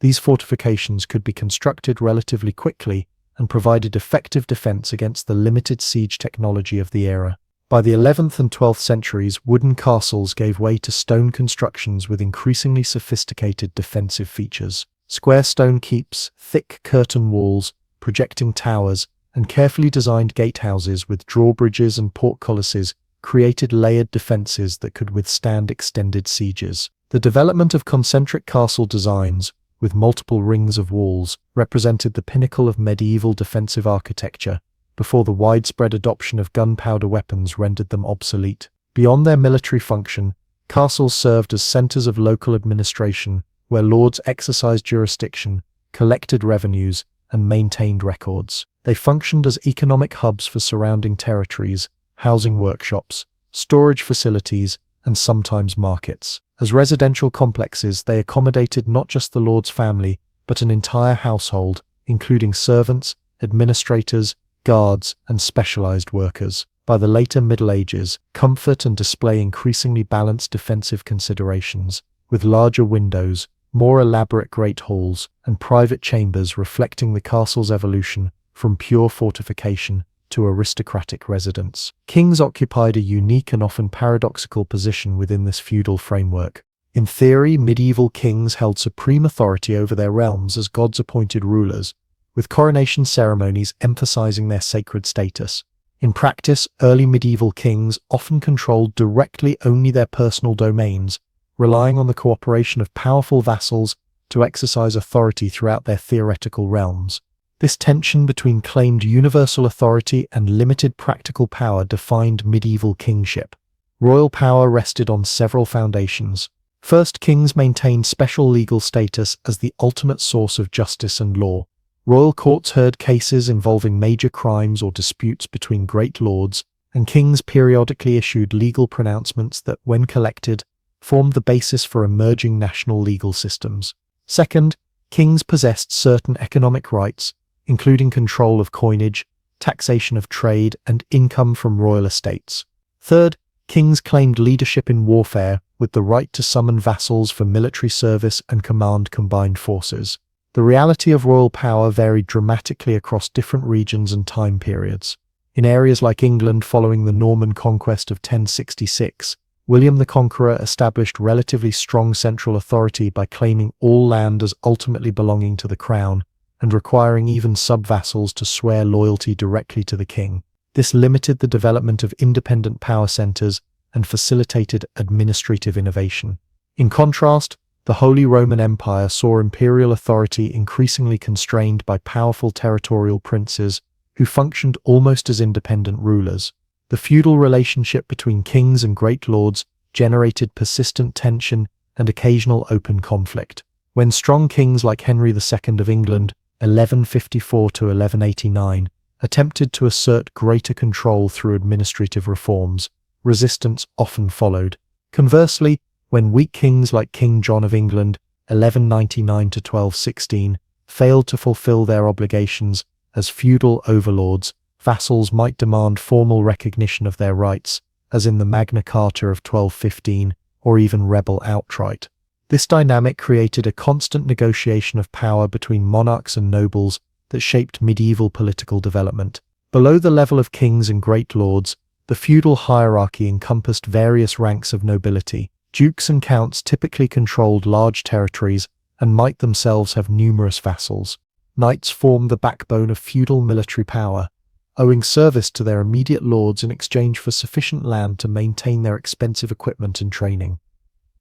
By the 12th century, knighthood had developed from a purely military role into a distinct social class with its own codes of behavior, creating effectively a lower nobility that distinguished itself from non-noble free persons. The complexity of actual feudal relationships often diverged from the theoretical model. A single nobleman might be vassal to multiple lords for different territories, creating potential conflicts of loyalty. Fiefs could be divided among heirs or combined through marriage, gradually shifting patterns of landholding and power. Cash payments increasingly substituted for direct military service, especially as professional armies became more common. These variations and adaptations allowed the feudal system to persist while evolving to meet changing circumstances. The castle's role as a center of local power reflected the decentralized nature of feudal governance. Each lord exercised considerable autonomy within his territory, administering justice through manorial courts, collecting revenues from dependent peasants,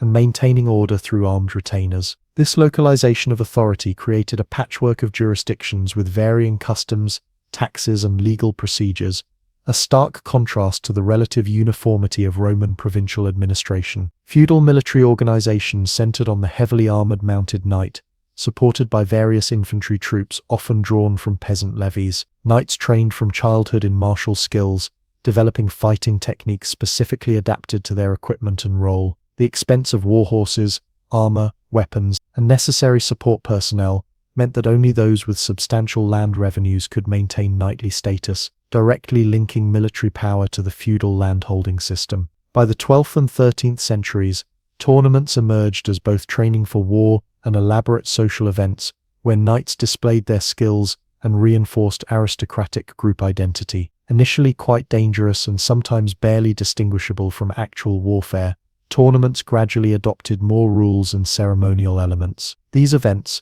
along with hunting and feasting, formed important contexts for building the social networks that underpinned feudal political relationships. The development of heraldry, systematic use of distinctive symbols on shields, banners, and seals reflected the needs of a society organized around personal relationships rather than abstract institutions. Heraldic identifiers help distinguish heavily armored knights in battle and tournaments, while symbolizing family lineages and territorial claims. The increasingly elaborate system of heraldic rules and symbols demonstrated the feudal elite's concern with displaying social status and ancestral connections. Below the military aristocracy, the feudal social order encompassed various groups with different legal statuses and obligations. Free peasants held land in exchange for rent or services, but maintained personal liberty and certain legal rights. Serfs occupied an intermediate position between freedom and slavery, legally bound to their manorial lord and land, but possessing some customary protections. Townspeople operated somewhat outside the strictly agricultural feudal framework, developing their own governance structures and legal rights through charters granted by lords or kings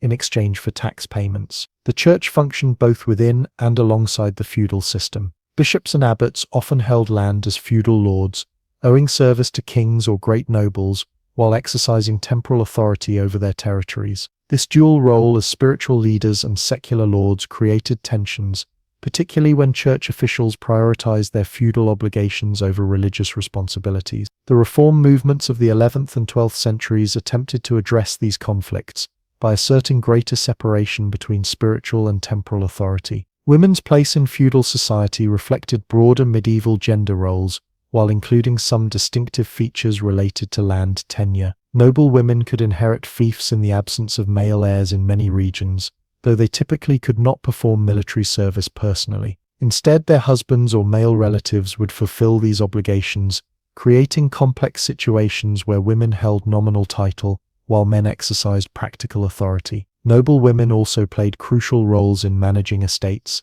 especially when male relatives were absent on crusade, pilgrimage, or royal service. The feudal system, as a comprehensive social and political order, reached its fullest development in the 12th and 13th centuries, particularly in regions like northern France, England, and the German territories. Other parts of Europe adopted feudal elements to varying degrees, adapting them to local conditions. The Byzantine Empire maintained more centralized administrative structures derived from Roman models.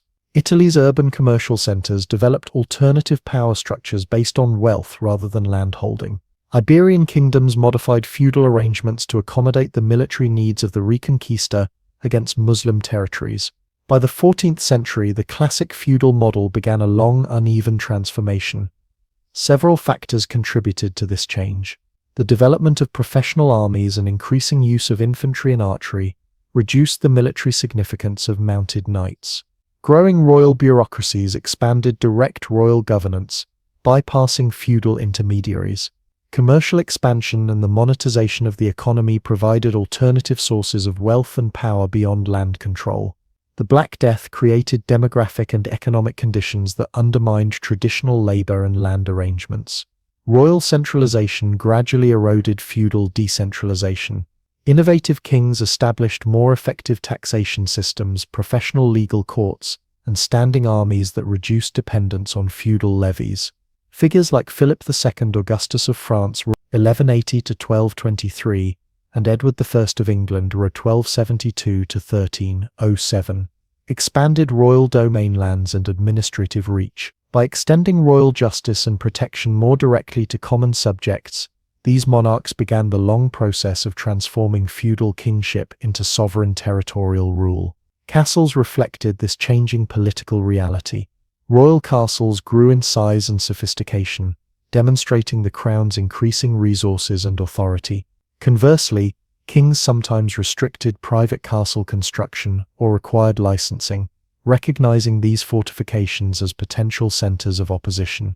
The transition from medieval to early modern state formation often involved the deliberate destruction of noble castles to eliminate alternative power centers, as in Cardinal Richelieu's policy in 17th century France. Despite these changes, feudal concepts and institutions persisted well into the early modern period in modified forms. Land tenure continued to carry obligations of service in many regions. Noble privilege remained legally codified. The hierarchical personal relationships still shaped political interactions. Even as nation-states emerged with their more abstract conceptions of governance, they incorporated and adapted many feudal precedents rather than completely replacing them. The feudal experience left profound imprints on European political and social development.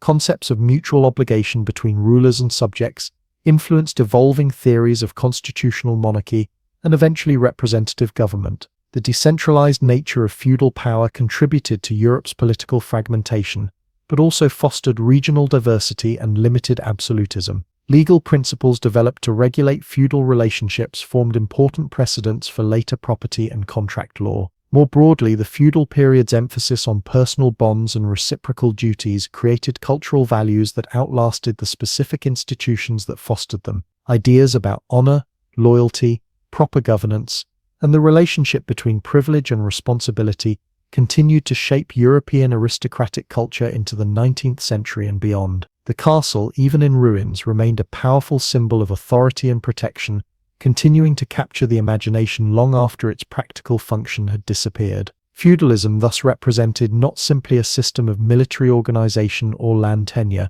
but a comprehensive social order that encompassed political, economic, military, and cultural dimensions. Its development, regional variations, and gradual transformation illuminate the complex processes through which medieval society responded to profound challenges through institutional innovation. Neither a timeless structure nor a simple transitional phase, the feudal system embodied a distinctive approach to organizing human relationships and resources that shaped European development for centuries. Medieval knights represented far more than merely armored warriors on horseback. They embodied a complex social class, military profession, and cultural ideal that evolved significantly throughout the Middle Ages.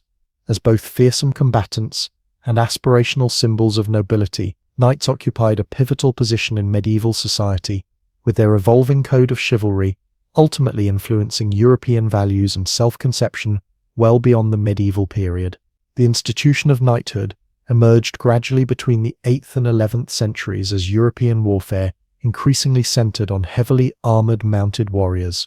The term knight derives from the Old English schnight, originally meaning simply boy or servant, reflecting the humble origins of many early knights as household warriors serving in a lord's retinue. The Latin term miles soldier underwent a similar transformation, originally referring to common foot soldiers before becoming associated specifically with mounted warriors of increasingly elevated social status. Several developments contributed to the knight's rise to prominence. The introduction of the stirrup from Asia improved riders' stability, allowing them to deliver powerful blows with lances without being dismounted. Advances in metallurgy permitted stronger, more protective armor. The fragmentation of centralized authority following the Carolingian period created conditions where local lords needed reliable military forces, leading them to grant land to warriors who could afford the increasingly expensive equipment and training required for mounted combat. The making of a knight involved a long, specialized training process, beginning in childhood. Around age 7, boys from noble or knightly families typically left their homes to serve as pages in the household of a lord or established knight. There they learned basic literacy, proper behavior, and rudimentary martial skills. By their early teens, they advanced to become squires, directly serving a knight, caring for his horses and equipment, and receiving more intensive combat training. This apprenticeship period, lasting typically until age 21, prepared them for the physical demands and social expectations of knighthood. The ceremony of knighthood, adoubement, marked the culmination of this training period. In its simplest early form, this consisted merely of presenting the new knight with his weapons and delivering the symbolic collé, a blow to the neck or shoulder, signifying the last strike the recipient would be expected to receive without returning it. As knighthood developed stronger religious associations, the ceremony grew more elaborate, often including ritual bathing, a night vigil in prayer before the altar, blessing of the sword, and the taking of oaths. By the High Middle Ages, dubbing had become a significant rite of passage, combining secular, religious, and military elements. Economically, knights required substantial resources to maintain their status. The expense of war horses, specially bred for strength and courage, armor, weapons, and necessary attendants, meant that only those with significant land revenues could sustain knightly status independently. A knight's equipment represented a major capital investment. By some estimates, the cost of a complete set of armor and weapons in the 12th century equaled the value of around 20 to 30 oxen, placing it far beyond the reach of common people. Knights typically needed income from land sufficient to support themselves and several attendants, creating a direct link between landholding and military service that defined feudal relationships. In battle, knights functioned as heavy shock cavalry, using the combined weight and momentum of horse and rider to break enemy formations with devastating charge attacks. Their primary offensive weapon, the couched lance, delivered tremendous force by essentially converting the combined mass of horse, rider, and weapon into a single projectile. When lances shattered or close quarters fighting developed, knights shifted to swords, maces, or warhammers. Their fighting techniques required not just strength but specialized skills developed through years of training, including horsemanship, weapons handling, and the ability to maneuver while wearing increasingly heavy armor.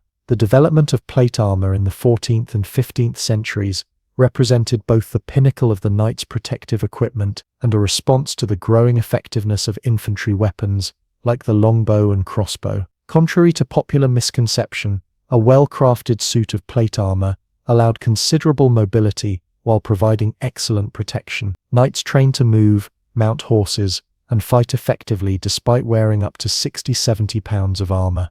The substantial investment in such equipment further underscored the knight's elite status and the growing separation between heavily armored cavalry and other combatants. Beyond the battlefield, knights performed crucial roles in medieval governance and society. As local representatives of authority, they often served as administrators, tax collectors, and judges on behalf of greater lords or kings. Knights typically participated in their lord's court, providing counsel and witnessing legal transactions. Many royal administrative positions eventually drew their holders from the knightly class, creating paths for social advancement through service to the crown. This administrative function grew increasingly important as medieval governance became more complex and specialized. The social status of knights evolved significantly throughout the medieval period. Early knights were often of relatively humble birth, trusted warriors rewarded with land for their service. By the 12th and 13th centuries, knighthood had become more closely associated with nobility, forming effectively a lower tier of the aristocracy. The concept of gentle birth as a prerequisite for knighthood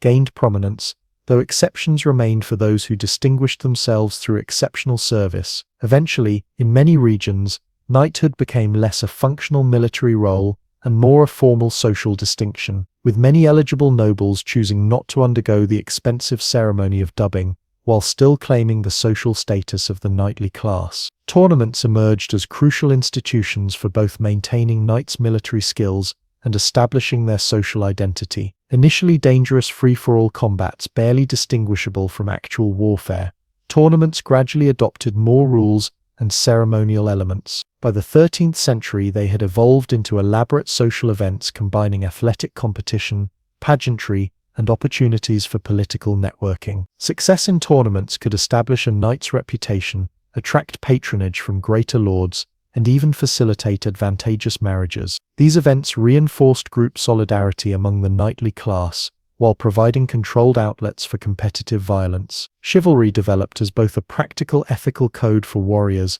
and an increasingly elaborate cultural ideal. The term derives from the French chevalerie, horsemanship, initially referring simply to the techniques of mounted combat before expanding to encompass a broader set of values and behaviors expected of knights. In its earliest forms, chivalry focused primarily on military effectiveness and loyalty to one's lord, pragmatic virtues necessary for feudal military organization. By the 12th century, three main influences had begun to transform this basic warrior code into a more complex ethical system. The Church sought to channel and Christianize knightly violence through movements like the Peace of God and Truce of God, which protected non-combatants and limited warfare during holy periods. Religious elements increasingly emphasized the knight's role as a defender of the church and the weak. Second, royal courts promoted ideals of refined behavior and service to the crown, encouraging knights to demonstrate not just prowess, but also courtesy, generosity,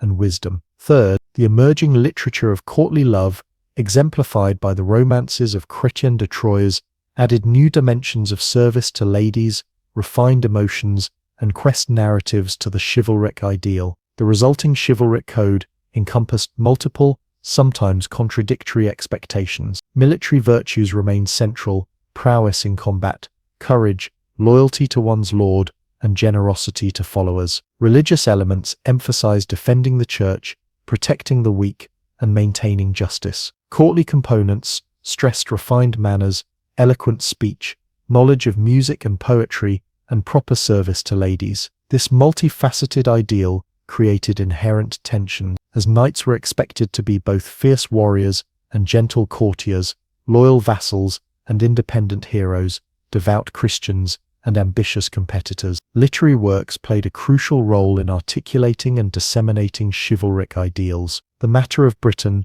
Arthurian legends; The Matter of France, Charlemagne and his paladins; and The Matter of Rome, classical heroes, provided narrative frameworks exploring chivalric themes. Works like The Song of Roland emphasized martial prowess and sacrificial loyalty, while Arthurian romances added complex themes of love, spiritual quest, and internal conflict. These stories presented idealized models that real knights might aspire to emulate, though the literary ideal often diverged significantly from historical practice. The codification of chivalry reached its most developed form in works like Ramon Lull's Book of the Order of Chivalry, c. 1275, and Geoffroy de Charny's Book of Chivalry, c. 1350. These texts attempted to systematize chivalric values and provide practical guidance for knights. They emphasized the religious dimension of knighthood, presenting it as a sacred calling comparable to priesthood. Such works demonstrate how chivalry had evolved from a simple warrior code into a complex ethical system with religious, social, and cultural dimensions, serving as both a practical guide for behavior and an aspirational ideal. In practice, historical knights varied widely in their adherence to chivalric ideals. Chronicles and court records reveal numerous examples of knights engaging in banditry, extortion, and brutality towards civilians, despite chivalry's emphasis on protecting the weak. Even celebrated figures like William Marshall, 1146–1219, often considered an exemplar of chivalry, balanced idealism with pragmatic self-interest throughout his career. The gap between chivalric theory and practice remained substantial, with the code functioning more as an aspirational ideal than a consistently observed set of rules. The relationship between knights and women represents a particularly complex aspect of chivalric culture. The ideal of service to ladies, popularized through courtly literature, established a theoretical respect for noble women. However, this literary convention coexisted with legal and social systems that severely limited women's autonomy. Female characters in chivalric literature often functioned more as symbolic prizes or moral tests for male heroes than as fully developed individuals. Nevertheless, the cultural association between knighthood and protection of women did provide some noble women with limited means to claim protection and exercise influence within the constraints of medieval gender norms. The Crusades significantly impacted the development of knighthood and chivalric ideals. These religious military expeditions offered knights opportunities to fulfill both martial and spiritual aspects of their calling simultaneously. Military religious orders like the Knights Templar and Knights Hospitaller represented the most complete fusion of warrior and religious ideals, with members taking monastic vows while remaining active combatants. The cross-cultural encounters facilitated by the Crusades also influenced European knightly culture, with some elements of Eastern military practices, equipment, and even literary motifs being incorporated into Western chivalric traditions. Heraldry emerged as an important visual expression of knightly identity, originally serving the practical purpose of identifying heavily armored warriors in battle. Heraldic symbols gradually developed into complex systems encoding family lineage, political alliances, and personal achievements. The regulation of heraldic displays became increasingly formalized through the development of heralds' colleges and precise rules governing designs and claims to particular symbols. These visual identifiers reinforced the knight's sense of belonging to a distinct social group with its own traditions and standards. The economic and military foundations of traditional knighthood began to erode in the later Middle Ages. The growing effectiveness of infantry forces, particularly longbowmen, pikemen, and eventually gunpowder weapons, gradually diminished the battlefield dominance of heavy cavalry. The increasing expense of state-of-the-art equipment strained even wealthy knights' resources. Political centralization under strengthening monarchies reduced the independence of the knightly class. Economic changes, including the shift from land-based to monetary compensation for military service, further transformed the knight's role in society. In response to these challenges, knighthood evolved in several directions. Some knights became mercenary captains, leading companies of professional soldiers for pay. Others focused on administrative or courtly roles, leveraging their status to secure positions in expanding royal bureaucracies. In many regions, knighthood increasingly became a largely ceremonial honor rather than a functional military role. The elaborate tournaments and pageantry of the 15th century, with their complex allegories and artificial settings, reflected this shift from practical warfare to symbolic display. Chivalry similarly adapted to changing circumstances. As its military components became less directly relevant to actual warfare, its cultural and social elements gained prominence. Chivalric orders like the Order of the Garter, founded 1348, transformed what had been a warrior class into something more resembling a royal honor society, emphasizing loyalty to the crown over feudal bonds to individual lords. The elaborate rituals and insignia of these orders preserved chivalric traditions while redirecting them toward supporting state centralization rather than feudal decentralization. Despite these transformations, the cultural influence of knighthood and chivalry extended well beyond the medieval period. Early modern aristocratic values drew heavily on chivalric precedents, maintaining emphasis on honor, proper lineage, and distinctive codes of behavior. Military officers continued to see themselves as heirs to knightly traditions, even as practical warfare moved increasingly toward firearms and professional standing armies. Aristocratic military culture preserved elements of chivalric ethos regarding courage, honor, and proper conduct in combat. Literary and artistic representations perpetuated and transformed chivalric ideals for new audiences. Renaissance and early modern literature often revisited medieval chivalric themes, from Ariosto's Orlando Furioso to Cervantes' Don Quixote, the latter simultaneously celebrating and critiquing chivalric idealism. The 19th century witnessed a significant revival of interest in medieval knighthood through the Romantic movement and Gothic revival, which reinterpreted chivalry to address contemporary concerns about industrialization and changing social values. This Victorian reimagining of chivalry influenced everything from literature and art to educational philosophies and political rhetoric. Modern concepts of the gentleman, military honor codes, and even certain sporting ethics reflect the enduring influence of chivalric ideals. The notion that those with power have special obligations to exercise it responsibly and protect the vulnerable derives partly from chivalric concepts. The cultural association between masculinity and protective capacity similarly draws on medieval precedents. Even popular culture continues to recycle and reinvent chivalric narratives through film, television, and gaming, demonstrating the resilience of these medieval concepts. The history of knighthood and chivalry thus reveals not just a military institution or social class, but a complex cultural system that evolved continuously in response to changing conditions. From practical warrior code to elaborate ethical ideal, from actual combat role to symbolic status marker, knighthood demonstrated remarkable adaptability across centuries. The tensions inherent in chivalry, between violence and restraint, individualism and loyalty, worldly ambition and spiritual values, reflected broader contradictions within medieval society itself. These unresolved tensions helped make chivalry a fertile cultural concept capable of generating new interpretations and applications long after the armored knight had disappeared from European battlefields.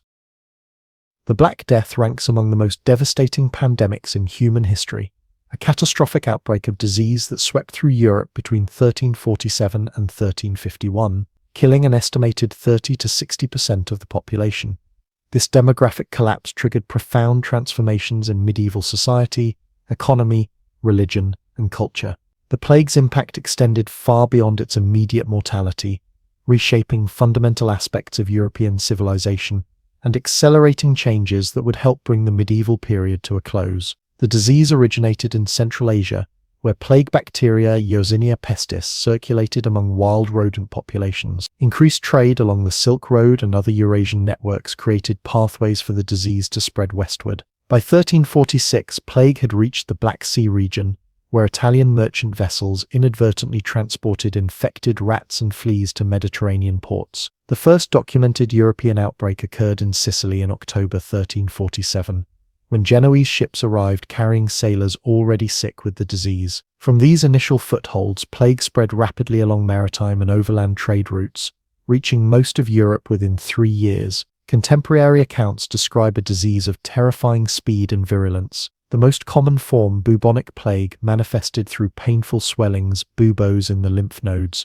particularly in the neck, armpit, and groin regions. These buboes could grow as large as apples, turning black or purple, likely contributing to the name Black Death, though this term actually emerged later. Victims typically suffered high fever, vomiting, delirium, and often died within 7 days of symptom onset. The pneumonic form, which infected the lungs, proved even deadlier, killing victims within 1-3 days and spreading directly from person to person through respiratory droplets. Medieval communities faced this catastrophe without understanding its true nature or transmission methods. The prevailing medical theory attributed disease to imbalances in the 4 bodily humors or to corrupted air miasma. Some physicians correctly observed the disease's contagious nature, but lacked knowledge of bacteria, fleas, or modern epidemiological concepts. Public health responses included quarantine measures for ships and travelers, the establishment of pest houses for the infected, and prohibitions on public gatherings.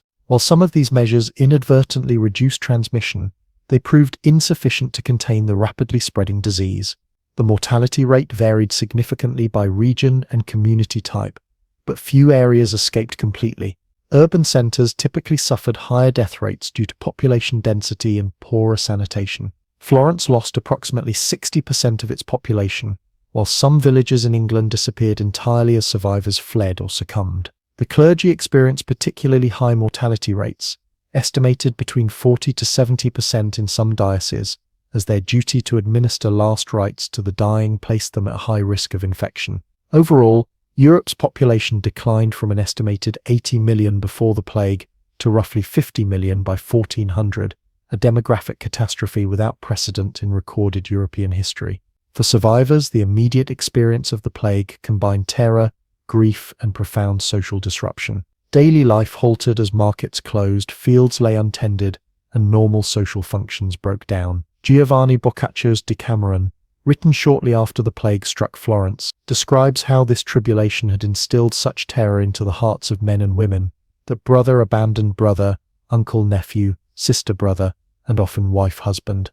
Nay, what is more extraordinary and almost incredible, fathers and mothers refused to visit or tend their very children. While some communities rallied together, others fractured under the pressure, with the breakdown of normal burial practices particularly traumatic as bodies accumulated faster than they could be properly interred. Medieval people struggled to comprehend why God would permit such devastation. Religious interpretations generally viewed the plague as divine punishment for human sin, leading to increased religious fervor expressed through public penances, donations to churches, and pilgrimages. The flagellant movement represented an extreme manifestation of this impulse, with groups traveling from town to town, publicly whipping themselves to atone for humanity's sins and appease divine wrath. Church authorities eventually condemned these unsanctioned displays, concerned about their challenge to ecclesiastical authority and sometimes violent anti-Semitism. Indeed, the plague triggered some of the worst persecution of minorities in medieval Europe. Jewish communities in particular faced horrific violence, as rumors spread accusing them of poisoning wells or otherwise causing the disease. Between 1348 and 1351, hundreds of Jewish communities were destroyed, with massacres occurring in cities across Germany, France, Spain, and other regions despite papal bulls condemning such violence and scientific impossibility of the accusations. These persecutions reflected pre-existing anti-Semitism, apocalyptic fears, and the human tendency to seek scapegoats during times of inexplicable disaster. The economic consequences of the Black Death proved far-reaching and complex. The immediate impact was severe disruption. Trade networks collapsed, agricultural production plummeted, and many specialized industries temporarily ceased functioning. Prices for food and basic goods initially spiked due to hoarding and supply chain disruptions. However, as the immediate crisis passed, the drastically reduced population created significant economic opportunities for survivors due to the sudden abundance of land and shortage of labor. For peasants and urban workers who survived, the labor shortage strengthened their bargaining position considerably. Wages rose dramatically, doubling or even tripling in some regions despite legislative attempts to cap them at pre-plague levels. Many serfs found themselves able to negotiate better terms with landlords desperate for agricultural workers, accelerating the decline of serfdom that had already begun in parts of Western Europe. Peasants increasingly commuted labor services to cash payments, gained greater freedom of movement, and accessed land that would have been unavailable to them before the population collapse. Landowners and nobles initially resisted these changes, persuading governments to enact labor legislation like England's Statute of Labourers 1351, which attempted to freeze wages and restrict worker mobility. These efforts largely failed in practice, as labourers could simply move to areas offering better conditions. Some landlords adapted by converting labour-intensive grain fields to sheep pasture, requiring fewer workers while producing valuable wool for the textile industry. Others leased their lands for cash rents rather than managing them directly. These adjustments gradually transformed agricultural organization throughout Europe. The plague also significantly impacted patterns of consumption and production. With fewer people possessing greater per capita wealth, demand shifted toward higher quality goods and luxuries among those who survived. Industries producing fine textiles, metalwork, and other specialty items recovered relatively quickly. The urban cloth industry, particularly in Flanders and northern Italy, underwent technological innovations to address labor shortages. Construction initially collapsed but then rebounded to produce the ornate, late Gothic churches and civic buildings that still distinguish many European cities. The demographic disaster affected different social groups in varying ways. The aristocracy generally maintained their landholdings but faced declining revenues as they paid higher wages and accepted lower rents. Some noble families died out entirely due to plague mortality, leading to inheritance disputes and property consolidation. The urban patriciate, wealthy merchants and civic leaders, often increased their power as city governments had to fill positions left vacant by plague victims. Artisans with specialized skills could command premium wages, while many women temporarily gained access to trades and occupations normally restricted to men due to the labor shortage. Religious institutions experienced significant disruption beyond clergy mortality. Many monasteries lost so many members that they struggled to maintain their daily routines and economic activities. Donations for prayers and masses for the dead enriched some religious establishments, while others suffered from reduced income from their agricultural estates. The need to rapidly replace deceased priests led to the ordination of younger, less educated clergy, potentially reducing the overall quality of pastoral care. These challenges contributed to growing criticism of the Church in the late 14th and 15th centuries. Intellectual and cultural responses to the plague reflected attempts to comprehend its meaning and incorporate the traumatic experience into existing worldviews. Medical treatises sought to explain the disease through miasma theory or astrological influences. Religious texts emphasized preparation for death and proper spiritual attitudes towards suffering. The memento mori, you'll remember that you will die, theme became increasingly prominent in art and literature, with images of death personified as a skeleton or decomposing corpse, reminding viewers of mortality's inevitability. The dance of death, or danza macabre, emerged as a distinctive artistic genre, depicting death leading people from all social classes, pope, emperor, peasant, child, in a dance to the grave, emphasizing death's universality and the ultimate equality of all humans, despite worldly status. Similar themes appeared in morality plays and poetry. These works didn't merely express morbid fascination, but helped communities process collective trauma and reflect on proper priorities in life given its fragility. Psychological effects, though difficult to quantify, likely included widespread trauma, survivors' guilt, and shifts in religious sentiment. Some contemporary accounts describe increased hedonism, eating, drinking, and sexual license, as people faced uncertain futures. Others note intensified religious devotion through increased donations, church attendance, and the foundation of new charitable institutions. Both responses probably occurred simultaneously in different individuals and communities,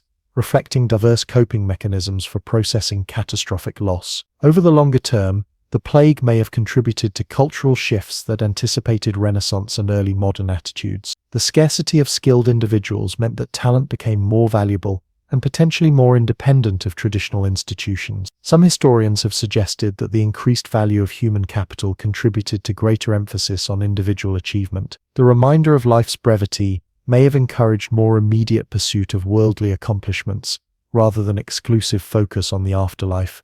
though this remains debated among scholars. The plague's political impact varied by region but generally accelerated existing trends towards state centralization. The immediate chaos sometimes strengthened rulers who could maintain order, while the longer-term fiscal changes from the demographic collapse forced innovations in governance and taxation. England and France, engaged in the Hundred Years' War, developed more sophisticated administrative systems, partly in response to post-plague fiscal challenges. In the Holy Roman Empire, the plague contributed to political fragmentation as local authorities took stronger independent action during the crisis. Religious authority faced new challenges following the plague. The Church's inability to prevent or explain the catastrophe satisfactorily led some to question aspects of ecclesiastical teaching. The strain on church institutions from personnel losses and financial pressures reduced their effectiveness temporarily. The plague period witnessed growth in lay spiritual movements, emphasizing direct personal relationship with God, such as the Devotio Moderno in the Low Countries, which focused on practical piety and influenced later reformers. The medical profession emerged from the plague with mixed results. Physicians' evident helplessness against the disease damaged their credibility initially. However, the crisis ultimately stimulated greater interest in public health measures. Italian cities developed some of the first systematic quarantine systems, establishing isolation periods for travelers and ships from infected areas. Municipal governments took greater responsibility for sanitation and health regulations. These institutional responses, while based on flawed understanding of disease, nevertheless established important precedents for public health systems. Subsequent outbreaks of plague continued to affect Europe for centuries, though never again with the same intensity as the Black Death. Major epidemics recurred in 1361–62, 1369, 1374–75, 1390, and 1400, with additional outbreaks in each century through the 17th. These later plagues, sometimes called pestis secunda and pestis tertia, maintained demographic pressure and reinforced the cultural and economic changes initiated by the first wave. The cumulative effect kept European population below its pre-1347 level until the 16th century in most regions. Recent historical and scientific research has modified some traditional understandings of the Black Death. DNA analysis of skeletal remains from plague cemeteries has confirmed Yersinia pestis as the pathogen responsible, ending earlier debates about the disease's identity. Archaeological evidence has provided new insights into burial practices and community responses. Economic historians have developed more nuanced views of the plague's role in ending serfdom, seeing it as accelerating rather than causing this transition. Cultural historians have identified greater continuity in artistic and literary themes across the plague divide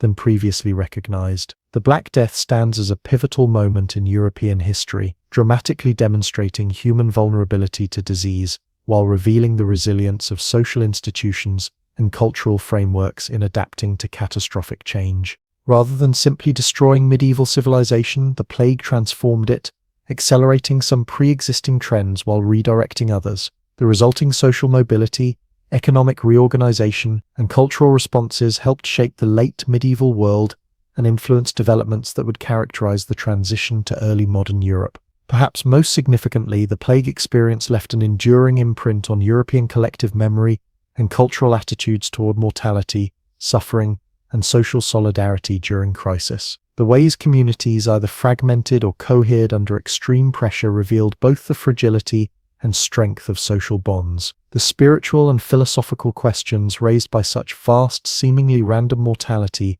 forced reconsideration of humanity's relationship with the divine and with nature. These profound reflections emerging from Europe's darkest hours contributed to cultural and intellectual developments that would help define subsequent centuries. Tonight on Digging into History, we explore the brutal beginnings of human conflict.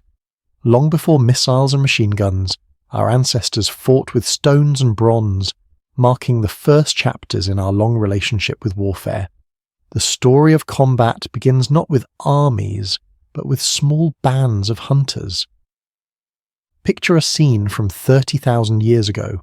A group of early humans crouch in tall grass, gripping sharpened sticks and crude stone weapons. They are not hunting animals, but preparing to raid a neighboring clan. This is warfare in its most primal form, motivated by territory, resources, and survival. Archaeological evidence tells us these early conflicts were small-scale but deadly. At sites like Jebel Sahaba in Sudan, archaeologists discovered a cemetery dating back 12,000 years with many skeletons showing clear signs of violent death. Stone projectiles embedded in bones and skulls crushed by blunt weapons. These findings paint a picture of regular organized violence long before written history began. As humans settled into agricultural communities around 10,000 years ago, the nature of conflict evolved. Now there were permanent settlements to attack and defend.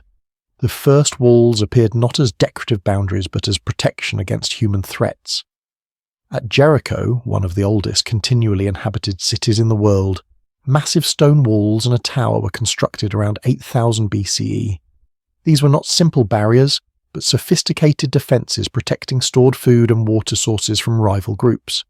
The weapons themselves tell a fascinating story of human ingenuity. Early stone tools were adapted for combat. Hand axes became weapons, and specialized hunting tools like spear throwers gave fighters greater range and power.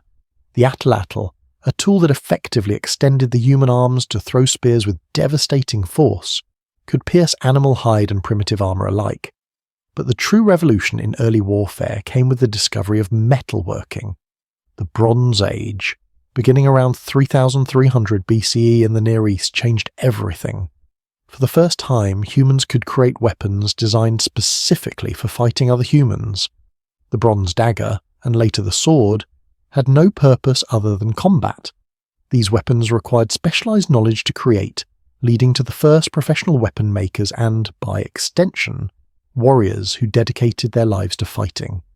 In Mesopotamia, the cradle of civilization between the Tigris and Euphrates rivers, we find the first evidence of organized military units. Clay tablets from ancient Sumer describe soldiers using standardized equipment, spears, leather shields covered with metal, and bronze helmets. The Standard of Ur, a Sumerian artifact from around 2600 BCE, depicts rows of infantry in formation, suggesting a level of military discipline and organization. The introduction of bronze also created new social divides. Bronze weapons were expensive and required access to tin and copper, often sourced from distant lands. Those who controlled these trade routes could arm their followers, creating the first warrior elites. In graves across Europe and Asia, archaeologists find bronze weapons buried with individuals of apparent high status, suggesting that military power and social rank were becoming intertwined. Egypt provides some of our clearest images of early organized warfare.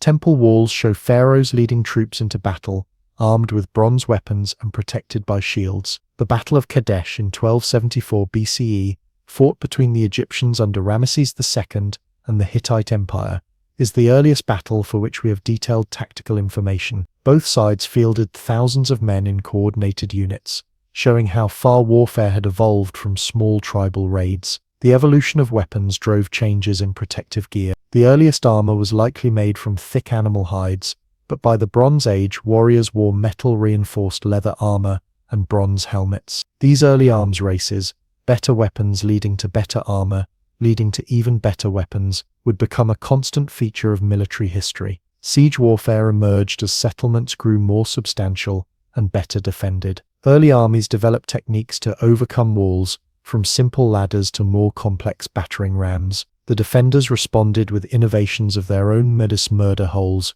for dropping stones or hot oil on attackers, moats to keep enemies at a distance, and angled walls that were harder to climb or undermine. Beyond the physical evidence, we can glimpse the psychological aspects of early warfare through surviving artwork and burial practices. War trumpets made from animal horns appear in many early civilizations, used not just for signaling, but to intimidate enemies with their fearsome sound. Warriors painted their bodies or wore frightening masks into battle. The psychological element of combat was understood even then.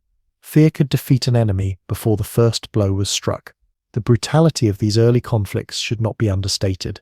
Without modern medical care, even minor wounds could be fatal through infection. Captured enemies often faced execution or sacrifice, as evidenced by mass graves discovered at sites of ancient battles. Yet there were also rules and rituals surrounding combat. Some societies practiced formal declarations of war or had specific seasons for raiding. With the development of writing came the first military manuals and battle accounts. The Epic of Gilgamesh, one of humanity's oldest written stories, contains descriptions of combat and sieges that help us understand how ancient people viewed warfare. In China, early bronze inscriptions commemorate military victories and describe battlefield tactics. By the late Bronze Age, around 1200 BCE, some Mediterranean and Near Eastern societies had developed sophisticated military organizations capable of fielding thousands of troops. The Mycenaean Greeks built massive fortifications at sites like Tiryns and Mycenae, with walls so impressive they were later believed to have been built by Cyclopes. These societies lived in a state of military readiness,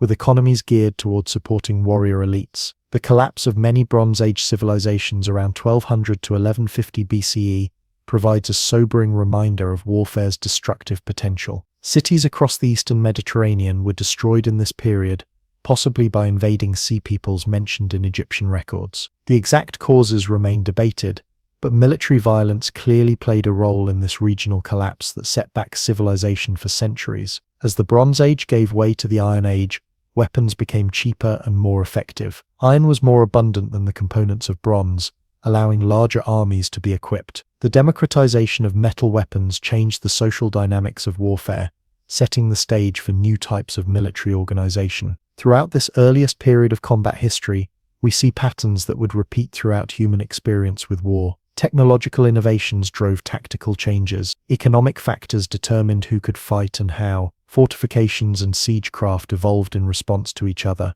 and through it all, the human cost remained devastatingly high. The stones and bronze weapons of our ancestors may seem primitive compared to modern arsenals, but they represent humanity's first steps down a path of organized violence that continues to this day. These earliest conflicts established patterns of attack and defense, of technological competition and psychological warfare that would echo through all subsequent military history. The legacy of this dawn of combat period extends beyond weapons and tactics. It marked the beginning of specialized warrior classes, of societies organized for war, and of cultural attitudes toward violence that continue to influence us. The first walls built around ancient settlements cast long shadows indeed, reaching all the way to the fortified borders and military installations of our modern world. As night fell on ancient battlefields, warriors might look up at the same stars we see today, nursing wounds, mourning fallen comrades, or celebrating victories. Though separated by thousands of years and vast technological change, their fundamental experience of combat misset the fear, the courage, the camaraderie, and the horror remains recognizable to us. In studying these earliest conflicts, we study not just ancient history, but something fundamental about ourselves. The sound of thundering hooves and creaking wooden wheels tears across the plain as a line of war chariots charges toward the enemy ranks.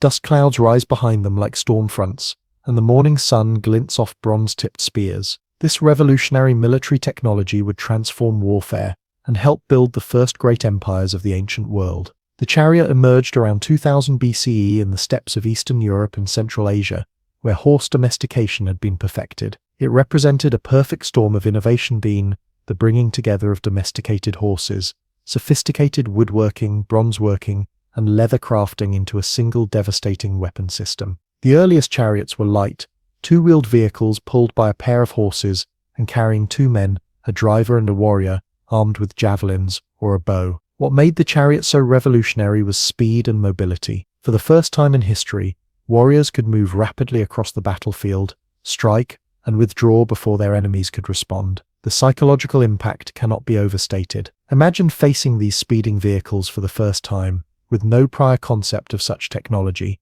The noise, dust, and terrifying momentum would have been overwhelming. The spread of chariot technology across the ancient world was remarkably swift. From its origins in the Eurasian steppes, chariot warfare quickly reached Mesopotamia, Anatolia, Egypt, India, and China. Each civilization adapted the basic design to suit their needs, but the fundamental concept remained the same: immobile weapons platform that could outmaneuver infantry. In Egypt, the chariot became closely associated with pharaonic power. Wall paintings and carvings show pharaohs in their chariots, towering over enemies and raining arrows down upon them. Tutankhamun's tomb contained 6 dismantled chariots, testifying to their importance in royal ideology. The Egyptian design favored a light, fast vehicle that could carry an archer and his driver. Egyptian bowmen would circle enemy formations, shooting volleys of arrows while staying out of range of return fire. The Hittites of Anatolia emerged as early masters of chariot warfare.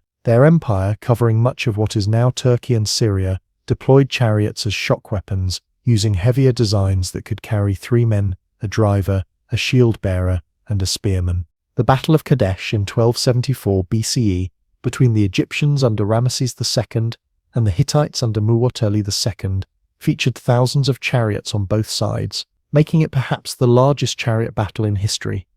Mesopotamian kingdoms adopted their own approach to chariot warfare. Assyrian palace reliefs show chariots that evolved to become heavier over time, with crews of 3 or 4 men. These chariots functioned as mobile firing platforms, with multiple archers protected by shield-bearers. The Assyrians would eventually forge the first true empire in the region, using their chariot forces as the spearhead of a formidable military machine. Far to the east, Chinese states developed chariot warfare to a high degree. By the time of the Shang Dynasty, 1600 to 1046 BCE, Chinese armies deployed chariots as command vehicles and as platforms for noble warriors. Archaeological evidence from Shang chariot burials shows remarkably sophisticated vehicles with finely crafted bronze fittings. During the later Zhou dynasty, chariot battles became highly formalized, with elaborate rituals and codes of honor governing engagements between aristocratic warriors. The maintenance of chariot forces required complex economic and social systems. Chariots were expensive to build, requiring skilled craftsmen to create the wheels, chassis, and metal fittings. The horses needed breeding, training, and feeding year-round. Drivers and warriors required constant practice to maintain their skills. Only economically advanced societies with agricultural surpluses could support such specialized military forces. As chariots transformed warfare, they also transformed the societies that deployed them. A new military elite emerged, the chariot warriors. In many ancient societies, these warriors formed a distinct social class, with special privileges and status. This military aristocracy often became the ruling class, as physical control of territory through military power translated into political authority. The logistics of chariot warfare drove the creation of increasingly centralized states. Breeding programs for horses, the maintenance of specialized craftsmen, the construction of roads suitable for wheeled vehicles, and the creation of supply depots all required administrative systems more complex than earlier societies had needed. The chariot thus contributed not just to battlefield success, but to the very structure of early empires. The chariot also drove advances in metallurgy and leatherworking. Bronze bits, linchpins, axle caps, and weapons all needed to be precisely crafted and durable. Leather harnesses and straps had to withstand tremendous forces without breaking. These technological demands spurred innovation that spread to other areas of society, from agriculture to construction. Despite their battlefield dominance, chariots had significant limitations. They required relatively flat, open terrain to be effective. Forests, marshes, rocky ground, or steep hills could render them useless, or even dangerous to their crews. They were vulnerable to well-disciplined infantry, who could target the horses or the wheels, and they were expensive to maintain, limiting the number that could be fielded. These limitations would eventually contribute to the decline of chariot warfare. Around 1200 BCE, a wave of disruption swept across the eastern Mediterranean and Near East. The Hittite Empire collapsed, Egyptian power contracted, and many cities were destroyed. Among the factors in this Bronze Age collapse was the emergence of new military threats,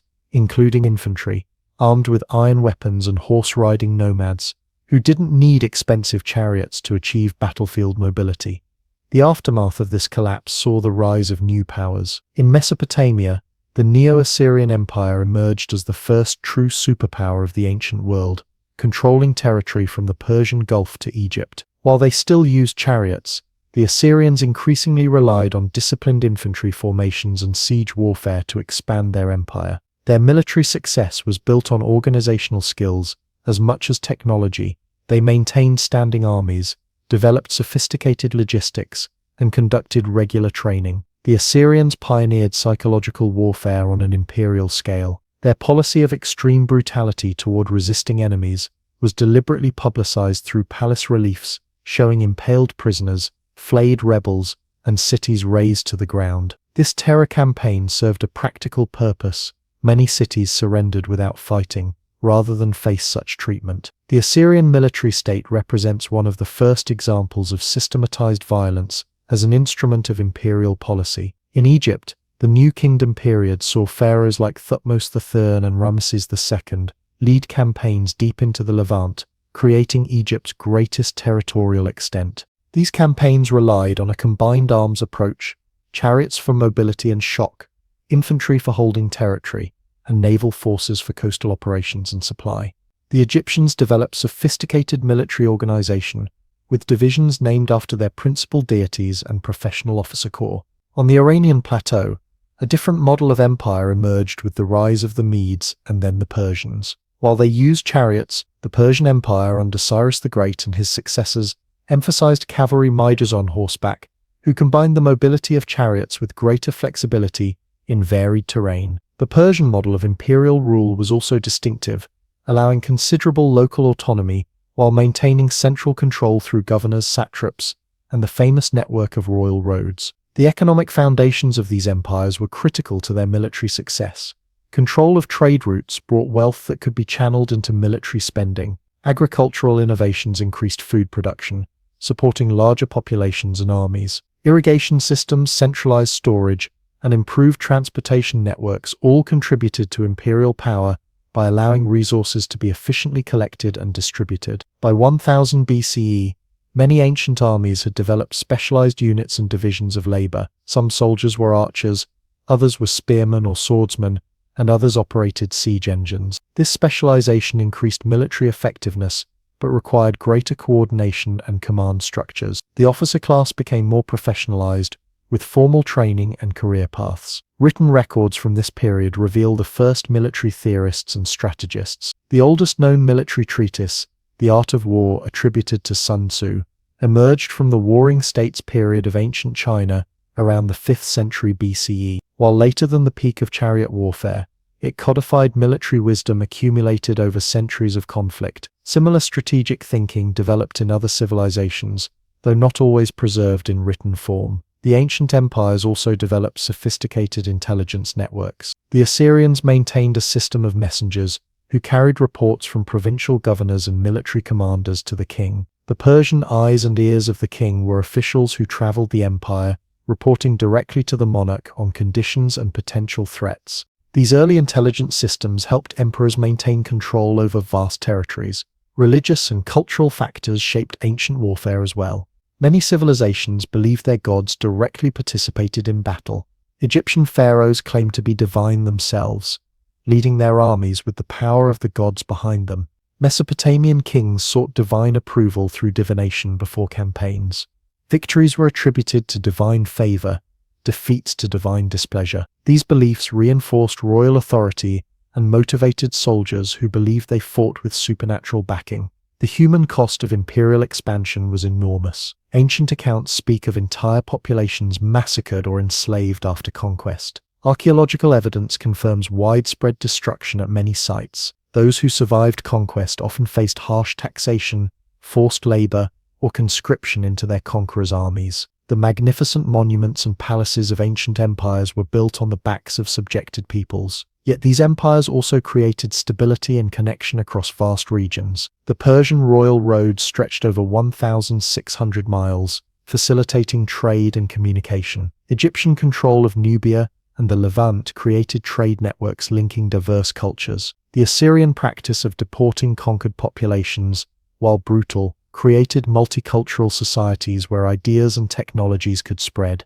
This interconnectedness would become a defining feature of later empires. As the first millennium BCE progressed, new military innovations would again transform warfare. Iron weapons, which had begun to appear around the time of the Bronze Age collapse, became increasingly common. Cheaper and stronger than bronze, iron democratized warfare by allowing larger armies to be equipped with metal weapons. The cavalry, which had supplemented chariots, began to replace them on many battlefields. But perhaps the most significant military innovation was not technological but organizational. In Greece, a new form of warfare was emerging based on heavily armored infantry, fighting in tight formation, the phalanx. This development would shift the center of military power westward and open a new chapter in the history of warfare, one where discipline and formation would prove more decisive than chariot charges and imperial might.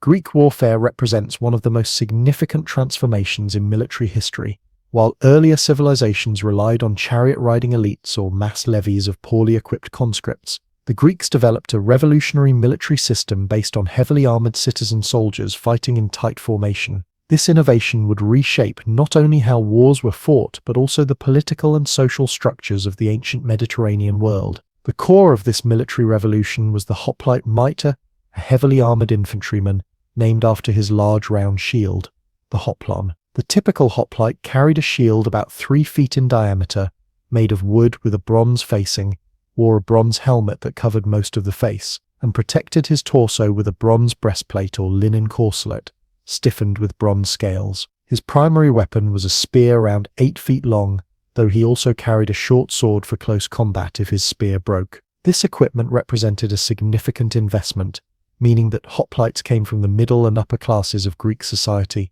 men who could afford their own armor. This connection between military service and social status would prove crucial for the development of Greek political systems, particularly democracy in Athens. Those who defended the city claimed the right to govern it.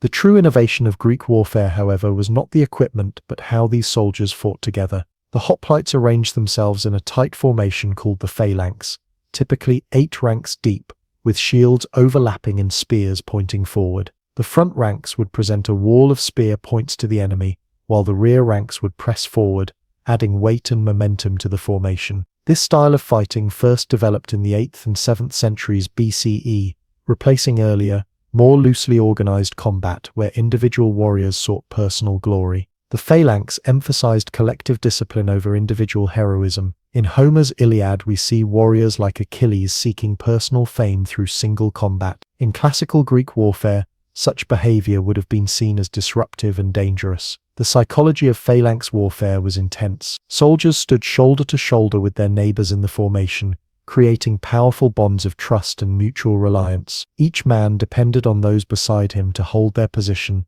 and maintain the integrity of the line. To flee meant not only personal disgrace but endangering one's friends and neighbors.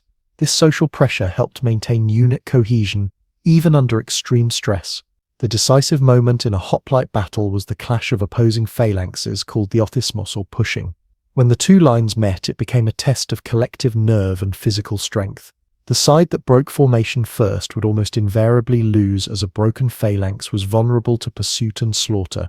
Casualties in Greek battles were often relatively light until one side broke and fled, at which point the real killing began. Greek city-states built their military systems around citizen militias rather than professional armies. During the fighting season, typically summer when agricultural work permitted, citizens would be called up for campaigns bringing their own equipment. Training varied widely, Sparta being the exception with its full-time military training from childhood. Most hoplites received only basic training in formation movements, relying on the inherent simplicity of phalanx tactics. The Battle of Marathon in 490 BCE showcases the effectiveness of the Greek phalanx. Outnumbered at least 2-1 by the Persian force, the Athenian hoplites and their allies from Plataea charged across the plain at the Persian army. Despite Persian numerical superiority and their reputation as the dominant military power of the era, the Greek phalanx broke through the lighter armed Persian infantry. The Persians suffered around 6,400 casualties, while the Greeks lost only 192 men,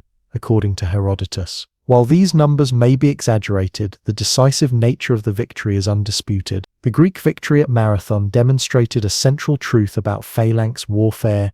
Well-armored, disciplined infantry in close formation held a significant advantage over more loosely organized troops, even when outnumbered. This lesson would be reinforced 10 years later during Xerxes' invasion of Greece, particularly at the Battle of Thermopylae, where a small force of Greeks, including the famous 300 Spartans, held off a vastly larger Persian army in a narrow pass where numbers counted for less than formation discipline and individual equipment. Sparta represents the most extreme development of the Greek military system. Spartan society was organized entirely around creating elite soldiers. Male Spartans were separated from their families at age 7 and placed in military training camps. They lived in barracks until age 30, even after marriage. Their entire education focused on creating disciplined warriors who would never break formation or surrender. This system produced what many considered the finest infantry of the ancient world. The Spartan military machine found its greatest test in the Peloponnesian War, 431–404 BCE, the massive conflict between Athens and Sparta for hegemony over Greece. This war demonstrated both the strengths and limitations of hoplite warfare. On land, Spartan hoplites proved virtually unbeatable in pitched battle. But Athens, with its naval power, could avoid such confrontations while raiding Spartan territory from the sea. The conflict evolved beyond traditional hoplite battles into a more complex struggle involving sieges, naval battles, and economic warfare. The Peloponnesian War also saw important tactical innovations. Light infantry and peltasts, troops with lighter armor and javelins, became increasingly important as they could skirmish and harass the heavy phalanx. The Battle of Sphacteria in 425 BCE saw Athenian light troops defeat isolated Spartan hoplites by maintaining distance and peppering them with javelins. This demonstrated that the phalanx, while powerful, had weaknesses against more mobile forces in challenging terrain. As the 4th century BCE progressed, Greek warfare continued to evolve. The Theban general Epaminondas introduced important innovations at the Battle of Leuctra in 371 BCE, defeating the previously invincible Spartans. Rather than deploying his phalanx at uniform depth, he massed his best troops on his left wing at an unprecedented depth of 50 ranks. This concentration of force smashed through the Spartan right wing where their best troops were traditionally stationed. This oblique approach demonstrated how tactical innovation could overcome even the most disciplined enemy. While hoplite warfare emerged from the specific social and geographic conditions of Greece, the principles of disciplined infantry fighting in close formation proved adaptable and successful beyond the Greek world. Various peoples of Italy, including the Romans, adopted modified versions of the phalanx. The Etruscans and peoples of Magna Graecia, Greek colonies in southern Italy, directly imported Greek military methods. The cultural impact of hoplite warfare extended far beyond military affairs. The experience of fighting shoulder to shoulder in the phalanx reinforced political ideals of equality among citizens.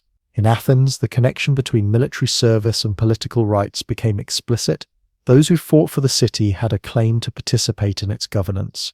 The physical experience of the phalanx, where each citizen relied on his neighbors and all depended on maintaining an unbroken line, translated into political conceptions of citizenship as mutual responsibility. Greek military values permeated their art, literature, and philosophy. Vase paintings celebrated hoplite warriors, funeral monuments honored those who fell in battle. Plato's dialogues frequently use military metaphors, and his ideal city in the Republic draws heavily on Spartan military organization. Even Aristotle's Ethics, with its emphasis on courage as a virtue found in the mean between rashness and cowardice, reflects the values needed in a hoplite soldier. The phalanx system had significant limitations.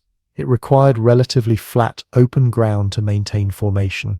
Rough terrain could disrupt the tight order on which its effectiveness depended. It lacked mobility and flexibility compared to lighter troops or cavalry, and it required significant social investment to create a class of citizens wealthy enough to provide their own equipment and available for military campaigns. These limitations became increasingly apparent during the 4th century BCE. Facing enemies like the tribal peoples of Thrace or the mountain kingdoms of Macedonia, Greek armies struggled when battle couldn't be fought on their preferred terms. This led to greater emphasis on combined arms integrating light infantry, slingers, archers, and cavalry with the traditional phalanx corps. Philip II of Macedon studied these weaknesses carefully. Having spent time in Thebes, he observed Greek military methods firsthand. When he returned to Macedonia and took power, he implemented a comprehensive military reform that would transform ancient warfare once again. Philip retained the phalanx but modified it,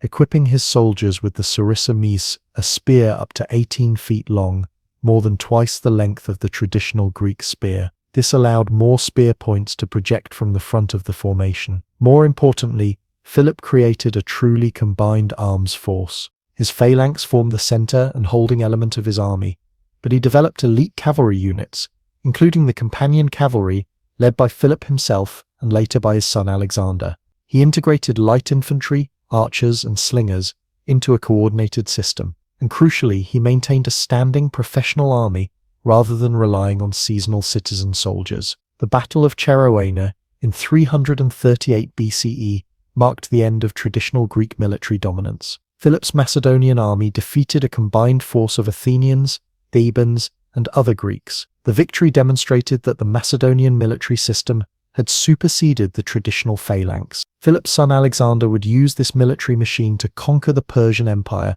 and spread Greek influence across the known world. Alexander's campaigns, 334 or 323 BCE, demonstrated the full potential of the evolved phalanx as part of a combined arms approach. His infantry held the center of his battle line, pinning enemy forces in place, while his cavalry delivered decisive strikes against the flanks or rear. This flexible system proved effective against a wide range of opponents, from Greek-style phalanxes to the cavalry-heavy forces of Central Asia. The Hellenistic kingdoms that emerged after Alexander's death continued to use versions of his military system. The Seleucids, Ptolemies, and Antigonids maintained armies centered on the phalanx, but integrated with other arms. These armies fought epic battles against each other, like Raphia 217 BCE and Magnesia 190 BCE, involving tens of thousands of troops on each side. The scale of warfare had grown far beyond the relatively small battles of classical Greece.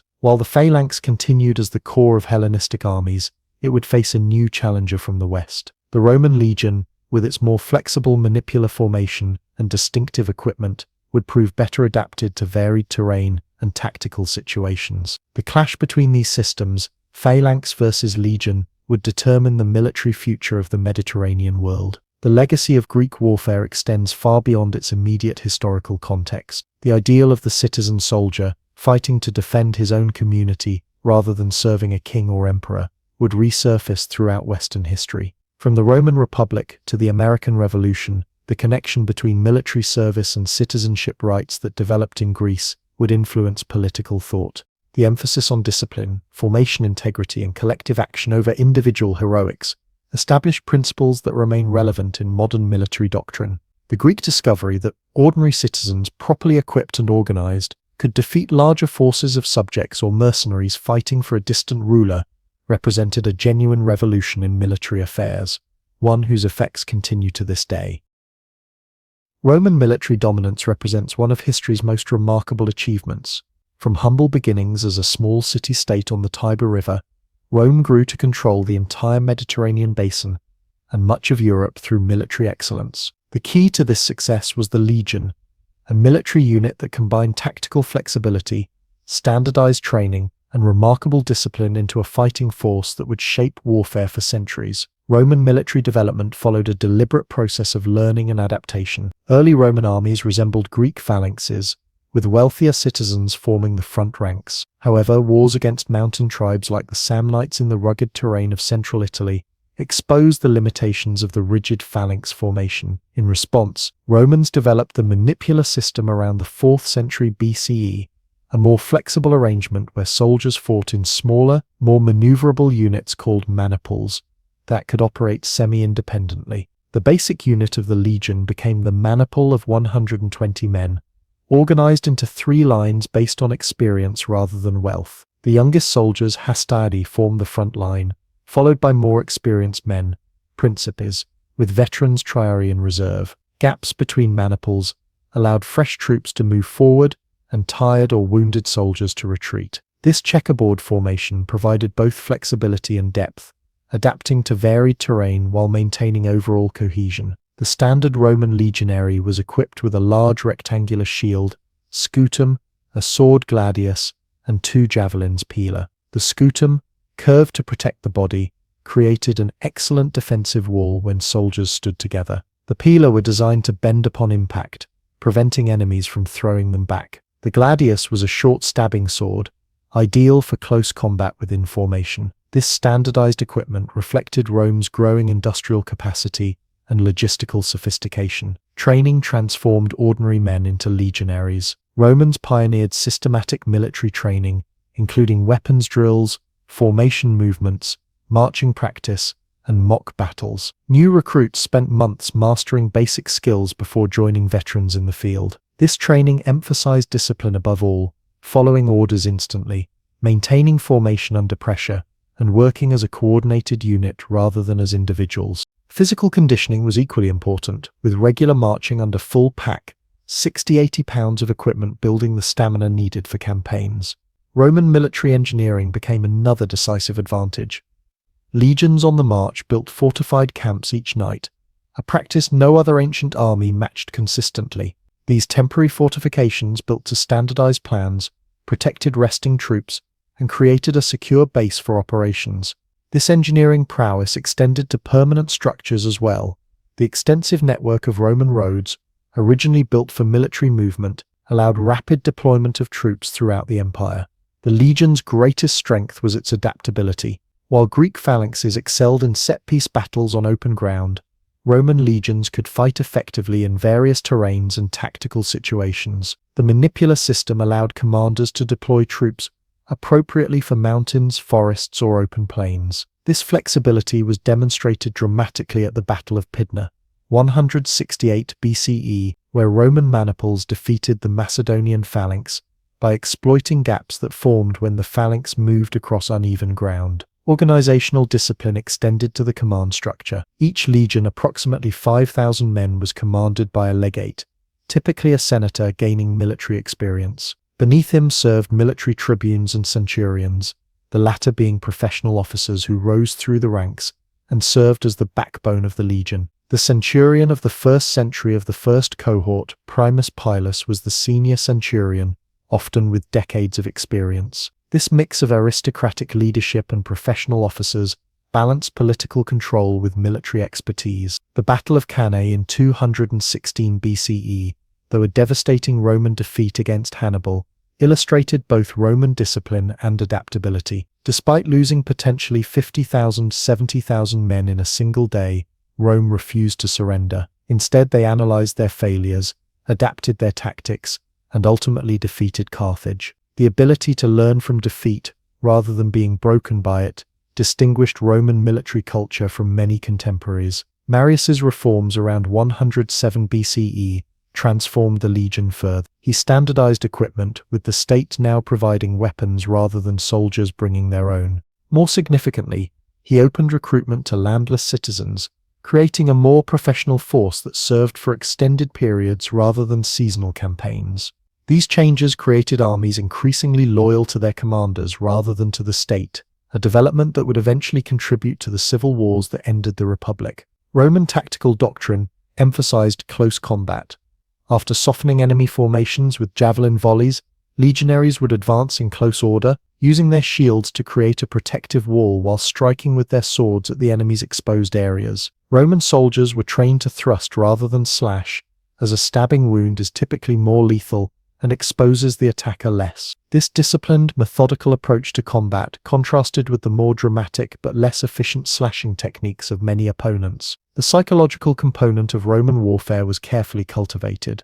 The eagle standard aquila of each legion became a sacred object that must never be captured. Legionaries took oaths to their commanders and the state, creating religious and personal obligations to fight well. Unit pride was fostered through competition between legions and celebration of battle honors. The practice of decimation, executing 1 in 10 men from units that had shown cowardice, although rarely implemented, reinforced the understanding that discipline was literally a matter of life and death. Rome's willingness to incorporate useful military innovations from conquered peoples further enhanced their effectiveness. They adopted Spanish sword designs, developed cavalry tactics from encounters with Parthians and Numidians, and implemented Greek siege techniques. This pragmatic approach to military development ensured Roman forces remained at the cutting edge of ancient warfare. The professional nature of the imperial legions became their defining characteristic. By the early empire, 1st century CE, legionaries served 20–25-year terms,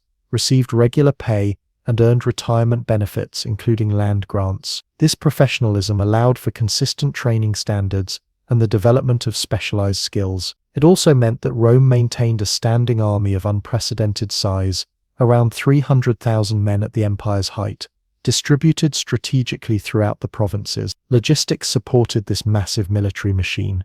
The Romans excelled at solving practical problems of supply, transportation, and administration.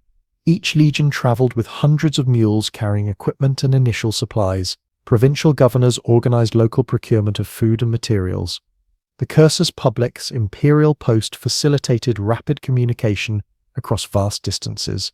Without these logistical systems, maintaining armies on distant frontiers would have been impossible. The Limes frontier defense system represented the mature Roman approach to strategic defense. Rather than relying solely on massive field armies, Rome established networks of fortifications, roads, and garrison forces along vulnerable frontiers.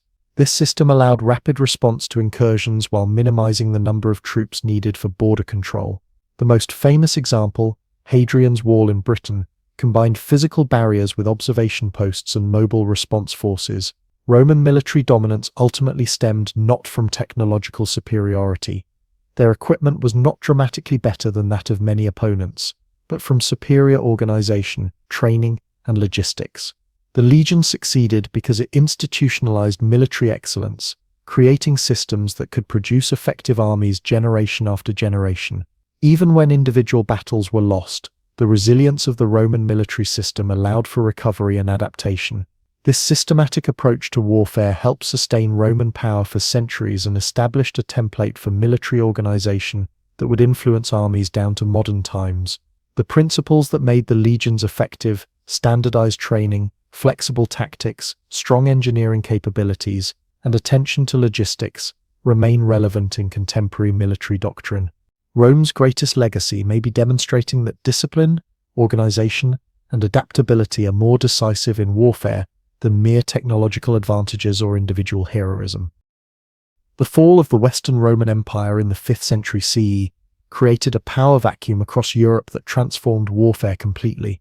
As central authority collapsed, military power became increasingly localized and personal. The organized legions gave way to smaller, more irregular forces bound by personal loyalties rather than state institutions. From this fragmented landscape emerged the medieval military system dominated by two key elements, the heavily armored mounted knight and the stone castle. Medieval warfare developed around the relationship between land, military service, and political power. Without strong central governments capable of raising and paying large armies, military organization became tied to land ownership through the feudal system. Lords granted land, fiefs to vassals, in exchange for military service. These vassals could themselves have sub-vassals, creating a pyramid of obligations with the king nominally at the top. This arrangement meant that medieval armies were typically assembled for specific campaigns rather than maintained as standing forces. The knight emerged as the dominant battlefield figure in this system. Initially simply a mounted warrior, the knight evolved into a social class defined by military function, elaborate codes of conduct, and eventually hereditary status.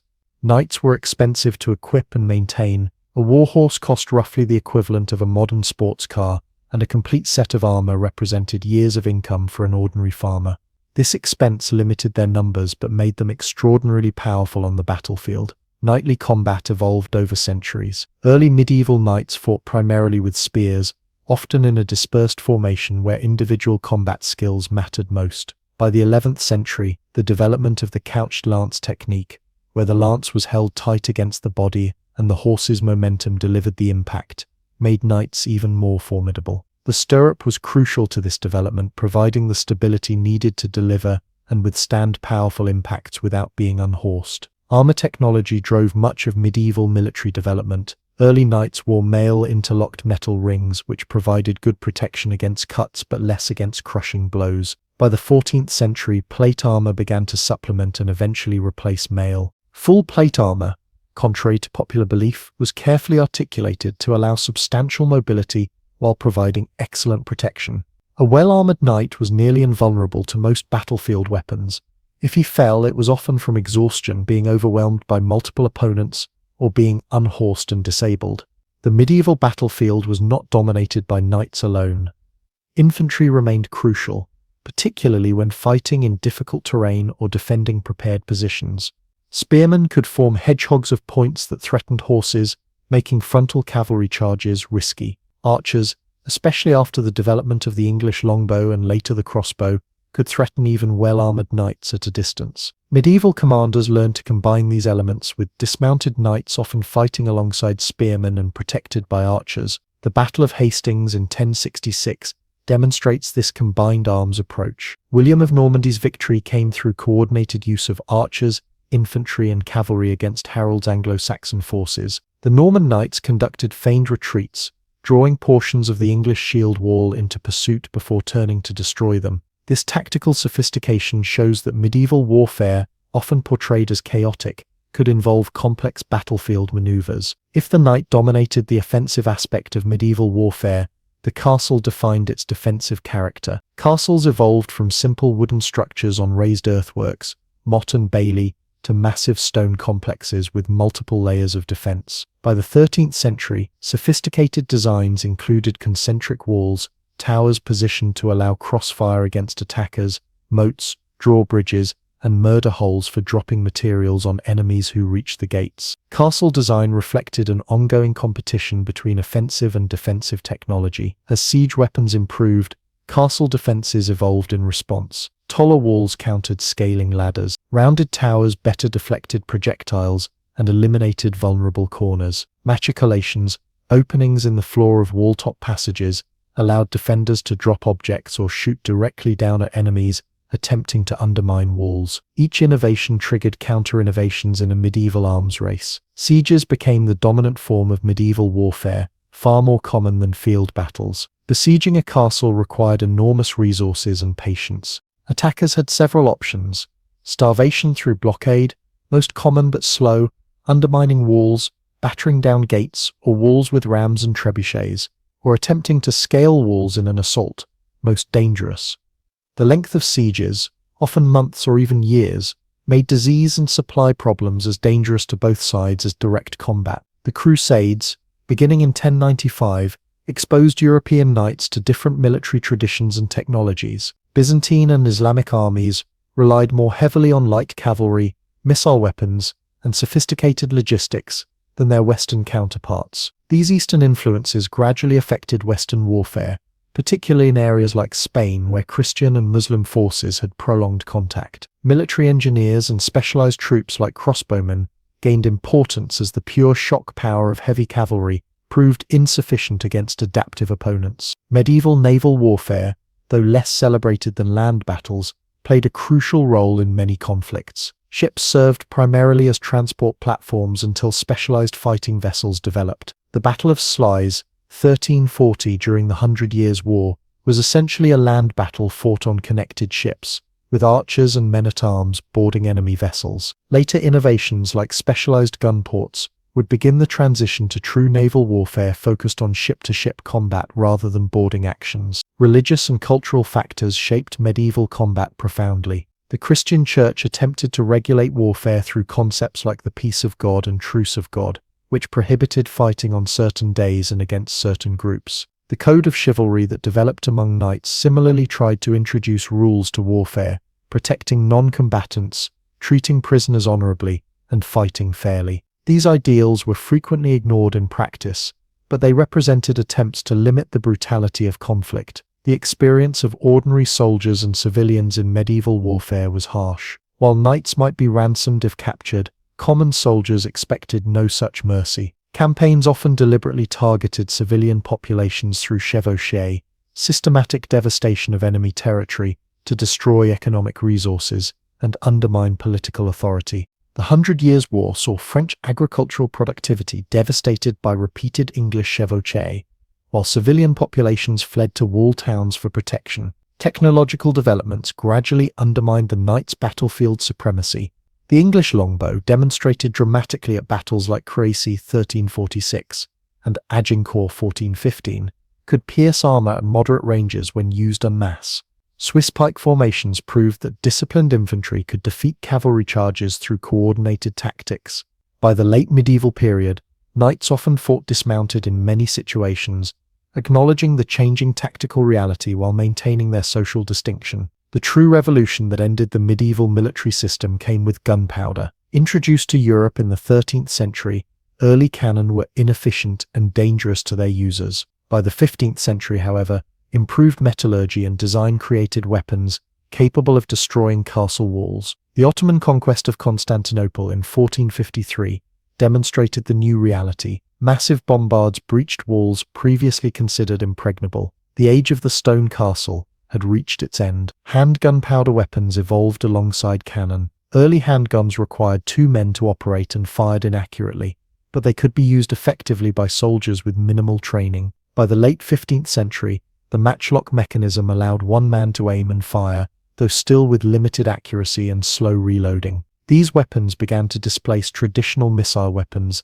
like bows, not because they were superior in all respects, but because they required less training to use effectively. The organizational response to these technological changes came with the creation of standing armies by increasingly centralized states. The Hundred Years' War saw both England and France move toward professional forces rather than feudal levies. Charles VII of France established the companies of the Grande Ordonnance in 1445, permanent cavalry units maintained by the crown. Infantry increasingly consisted of paid professionals rather than temporary conscripts. By the end of the 15th century, the medieval military system was transforming into something recognizably early modern. Heavy cavalry remained important, but operated alongside pike formations and early firearms. Stone castles gave way to lower, thicker earthwork fortifications designed to absorb cannon fire rather than stand above it. Standing armies began to replace feudal hosts. The knight and castle had dominated warfare for nearly a millennium, but their era was drawing to a close as a new age of gunpowder and national armies dawned across Europe. Gunpowder changed warfare more fundamentally than any innovation since the domestication of the horse.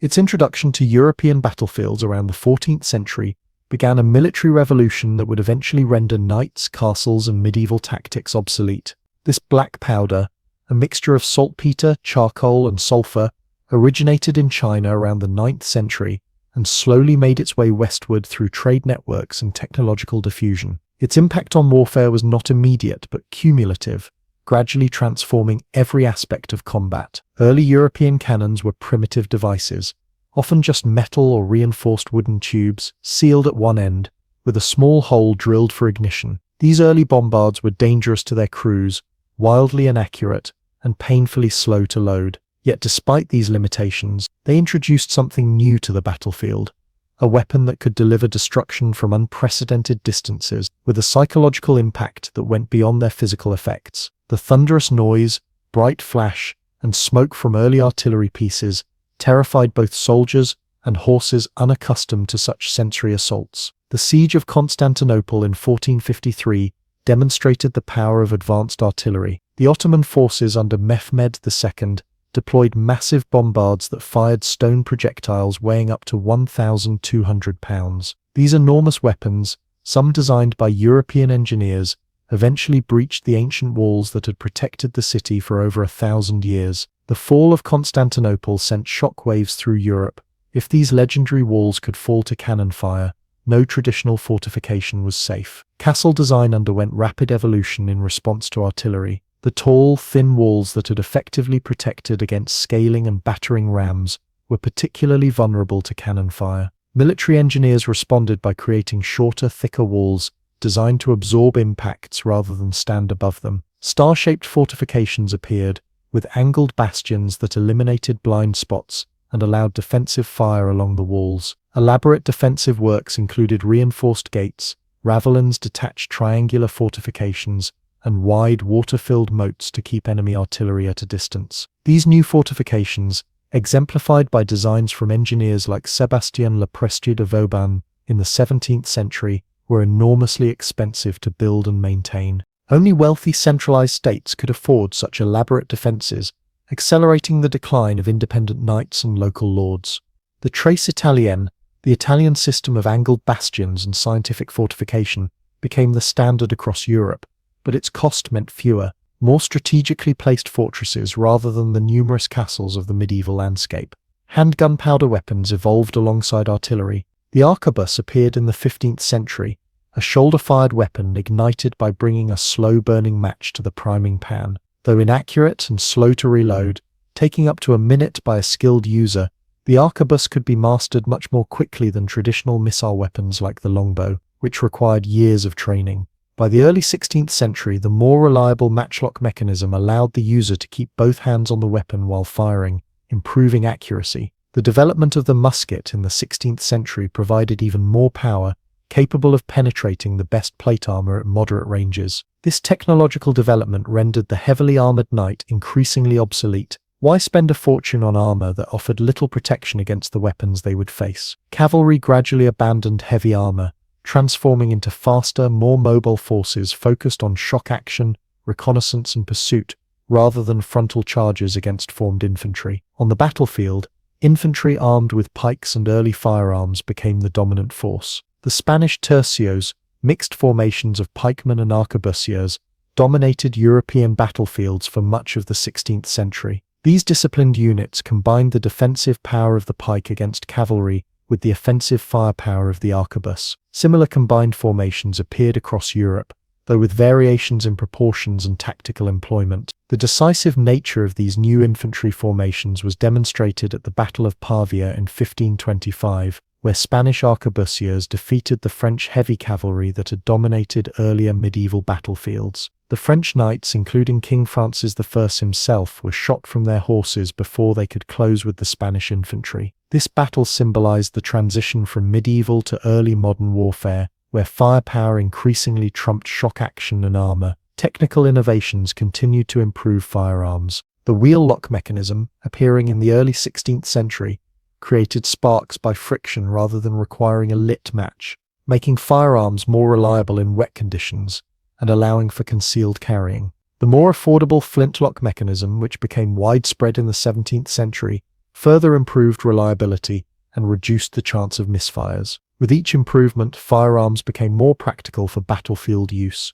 Tactics evolved to maximize the effectiveness of these weapons. The dense formations of the 16th century gradually gave way to longer, thinner lines that allowed more guns to fire simultaneously. The Dutch innovations under Maurice of Nassau and the later Swedish system under Gustavus Adolphus emphasized mobility, coordinated firepower, and combined arms tactics integrating infantry, cavalry, and artillery. The musketeer's complex loading procedure was broken down into a drill of specific motions that could be performed even under the stress of battle. Artillery likewise saw continuous improvement. Bronze casting techniques produced stronger, more reliable cannons. Corned powder, treated to resist moisture and provide more consistent explosive force, improved performance. Standardized calibers and ammunition simplified logistics. Mobile field artillery, lighter than siege weapons, but still powerful enough to influence battlefield outcomes, became increasingly important. By the 30 Years' War, 1618 to 1648, artillery had become an essential component of any serious military force. The increasing technical complexity and expense of warfare accelerated the rise of centralized states. Only organized governments could maintain the standing armies, weapons manufacturing facilities, and logistical systems needed for gunpowder warfare. The medieval system of independent nobles leading their personal retainers became increasingly obsolete. Professional officers, trained in mathematics and engineering as much as leadership, replaced knights relying on personal courage and martial skills. Naval warfare underwent even more dramatic transformation. The development of gun ports allowed ships to mount heavy cannons along their sides, creating the first true warships designed primarily for artillery duels rather than boarding actions. The race to build ships carrying more and heavier guns led to specialized naval vessels like the galleon and later the ship of the line. These developments required substantial national investment, further strengthening centralized states like England, France, and Spain that could afford large navies. The logistics of gunpowder warfare drove military innovation beyond weapons themselves. Armies needed reliable supplies of powder, shot, and replacement parts. Standardized ammunition became crucial for battlefield effectiveness. Supply trains grew larger as armies carried more equipment. Financial systems had to evolve to support the enormous expense of modern armies and navies. The entire infrastructure of warfare became more complex and demanded greater administrative competence. Social implications of this military revolution were profound. As professional standing armies replaced feudal levies and mercenary bands, a new relationship developed between soldiers, the state, and society. Military service became more distinct from civilian life, with permanent barracks, uniforms, and regular training. The officer corps evolved from a purely aristocratic preserve to include middle-class professionals with technical expertise. The common soldier, though still recruited largely from the lower classes, became a more valuable asset requiring better treatment and training. By the end of the 17th century, European warfare had transformed completely from its medieval form. Standing armies of professional soldiers, armed with standardized firearms and supported by mobile artillery, fought on behalf of increasingly powerful centralized states. Warfare had become more lethal, more expensive, and more scientifically approached. The romantic image of the knight had given way to the disciplined musketeer in linear formation, delivering coordinated volleys on command. This transformation spread globally through European colonial expansion, trade, and military competition. Ottoman forces adopted gunpowder weapons early and effectively. Japanese warlords eagerly acquired firearms after their introduction by Portuguese traders in 1543. Indian states incorporated cannon into their armies, often employing European artillerists. The global military balance began to shift towards societies that could effectively manufacture, deploy, and tactically integrate gunpowder weapons. The gunpowder revolution contained the seeds of further military transformation. The scientific approach to warfare would continue to accelerate technical innovation. The relationship between military power and industrial capacity would grow stronger. The organizational requirements of modern armies would influence political development toward more efficient administration, and the battlefield dominance of firearms would continue to render traditional forms of combat increasingly obsolete. As the 18th century dawned, the stage was set for the next evolution in warfare. The basic weapons, muskets, cannons, mobile field artillery, had been established, but their employment would continue to develop. Armies would grow larger, more professional, and more systematically organized. The tactical emphasis would shift toward mobility and coordinated firepower rather than positional defense, and the scale of warfare would expand as European powers competed globally for dominance. The age of knights and castles had definitively ended, replaced by the age of gunpowder, drill, and increasingly sophisticated military science. The French Revolution and the subsequent Napoleonic Wars marked a profound transformation in warfare. Between 1792 and 1815, military forces grew to unprecedented sizes, battles reached new levels of intensity, and warfare expanded to encompass entire societies rather than just professional armies. At the center of this transformation stood Napoleon Bonaparte, a military commander whose campaigns transformed the understanding of strategy and whose legacy shaped military thinking for generations. The revolutionary changes in warfare began before Napoleon's rise to prominence. The French Revolution introduced the concept of the nation in arms, the idea that all citizens had both the right and duty to defend the nation. The Levée en masse of 1793 marked the first modern mass conscription, creating armies of previously unimaginable size. While 18th century armies typically numbered in the tens of thousands, revolutionary France fielded forces in the hundreds of thousands. This dramatic expansion in military manpower changed the scale and scope of warfare permanently. Napoleon inherited these revolutionary armies and refined their organization and employment. He developed the corps system, dividing his Grande Armée into several corps, each a self-contained mini-army of infantry, cavalry, and artillery capable of operating independently for short periods while remaining part of a coordinated whole. This organizational innovation allowed Napoleon to march his forces along separate routes, easing supply problems and allowing faster movement, while still concentrating them rapidly for battle. Mobility became the hallmark of Napoleonic warfare, where 18th century armies moved slowly and often avoided decisive battles. Napoleon sought rapid movement and decisive engagement. His troops marched rapidly, often covering twice the distance that his opponents expected in a day. This mobility allowed him to surprise enemies, cut their lines of communication, and force battles on his terms. The corps system, combined with disciplined marching columns that could quickly deploy into battle formations, made this mobility tactically effective. Napoleon's use of artillery represented another revolutionary development. Rather than distributing cannon evenly along the battle line, as was common practice, Napoleon concentrated his guns at critical points to create overwhelming firepower. He treated artillery as an offensive rather than defensive arm, using massed batteries to smash holes in enemy lines before committing his infantry.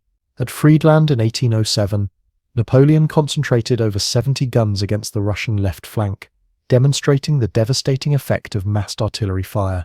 The coordination of different combat arms, infantry, cavalry, and artillery, reached new levels of sophistication under Napoleon. Infantry formed the core of his armies, typically fighting in a mix of line formations for maximum firepower and column formations for shock action. Cavalry served multiple roles: light cavalry for reconnaissance and pursuit, dragoons for versatility, and heavy cavalry for decisive charges at critical moments. This combined arms approach magnified the effectiveness of each component, strategic thinking matured significantly during this period. While earlier commanders certainly thought strategically, Napoleon and his contemporaries developed more comprehensive approaches to campaign planning. They considered geography, logistics, politics, and psychology alongside purely military factors. The concept of identifying and striking at the enemy's center of gravity, a term later popularized by the Prussian theorist Karl von Clausewitz, emerged from this period. For Napoleon, this often meant seeking the destruction of the enemy's main field army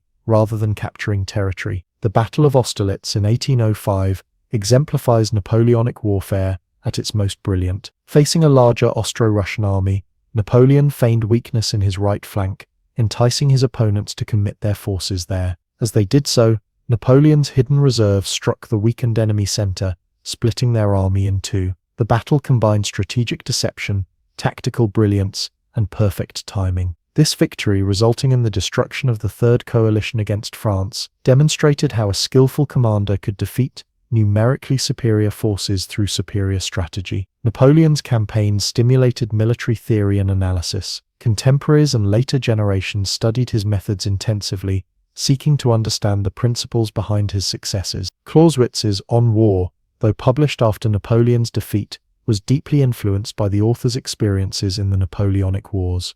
Antoine-Henri Jomini, who served as a staff officer for Napoleon, wrote influential works analyzing the systematic principles behind Napoleonic warfare.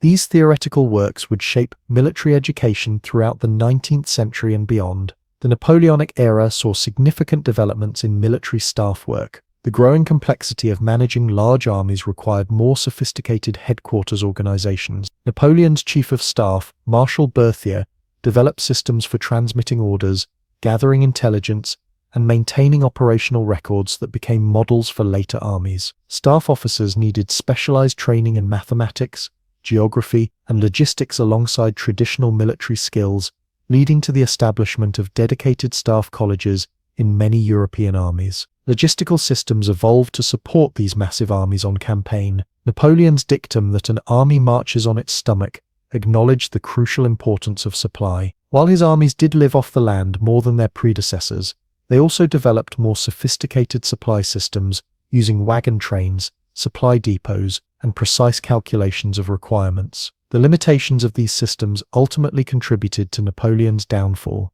particularly in the disastrous Russian campaign of 1812, where logistical failures combined with Russian strategy and winter weather to destroy the Grande Armée. The Napoleonic Wars accelerated technological development in several areas. Improvements in cannon founding, gunpowder manufacturing, and artillery tactics increased the battlefield importance of this arm. Signal systems using semaphore telegraphs improved communication. Military medicine advanced in response to the enormous casualty rates, with French surgeons like Dominique Jean Larrey developing new techniques for battlefield treatment and evacuation. Many of these innovations spread beyond the military sphere to influence civilian technology. Naval warfare during this period was dominated by Britain's Royal Navy, which maintained superiority through better training, tactics, and seamanship rather than technological advantage. The Battle of Trafalgar in 1805, where Admiral Nelson defeated the combined French and Spanish fleets, secured British naval dominance for generations. This naval supremacy allowed Britain to maintain global trade while denying it to France, creating the economic strength to finance coalition after coalition against Napoleon.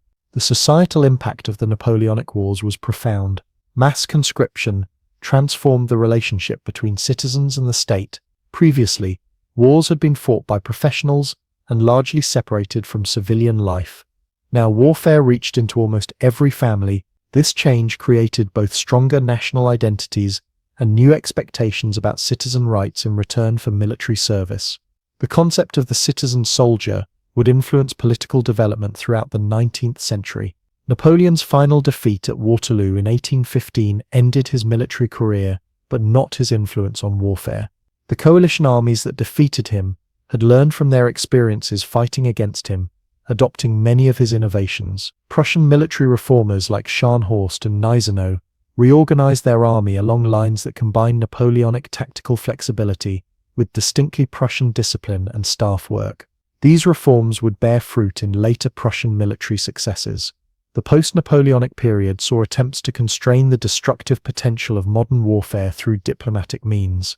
The Congress of Vienna established a framework for international relations that helped prevent a general European war for nearly a century. However, the military innovations of the Napoleonic era continued to develop. Professional standing armies became the norm. Staff planning grew more sophisticated, and the Industrial Revolution began to provide new technological possibilities for warfare.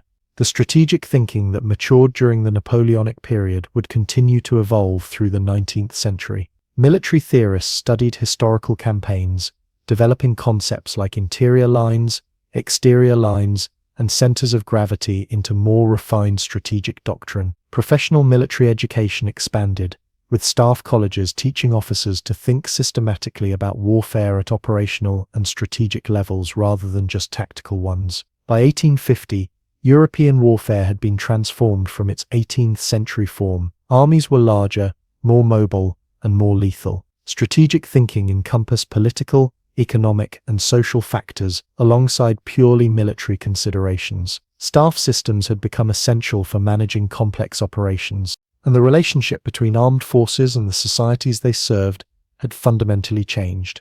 The foundations laid during the Napoleonic era would continue to shape military development as industrialization introduced new technologies and capabilities to warfare.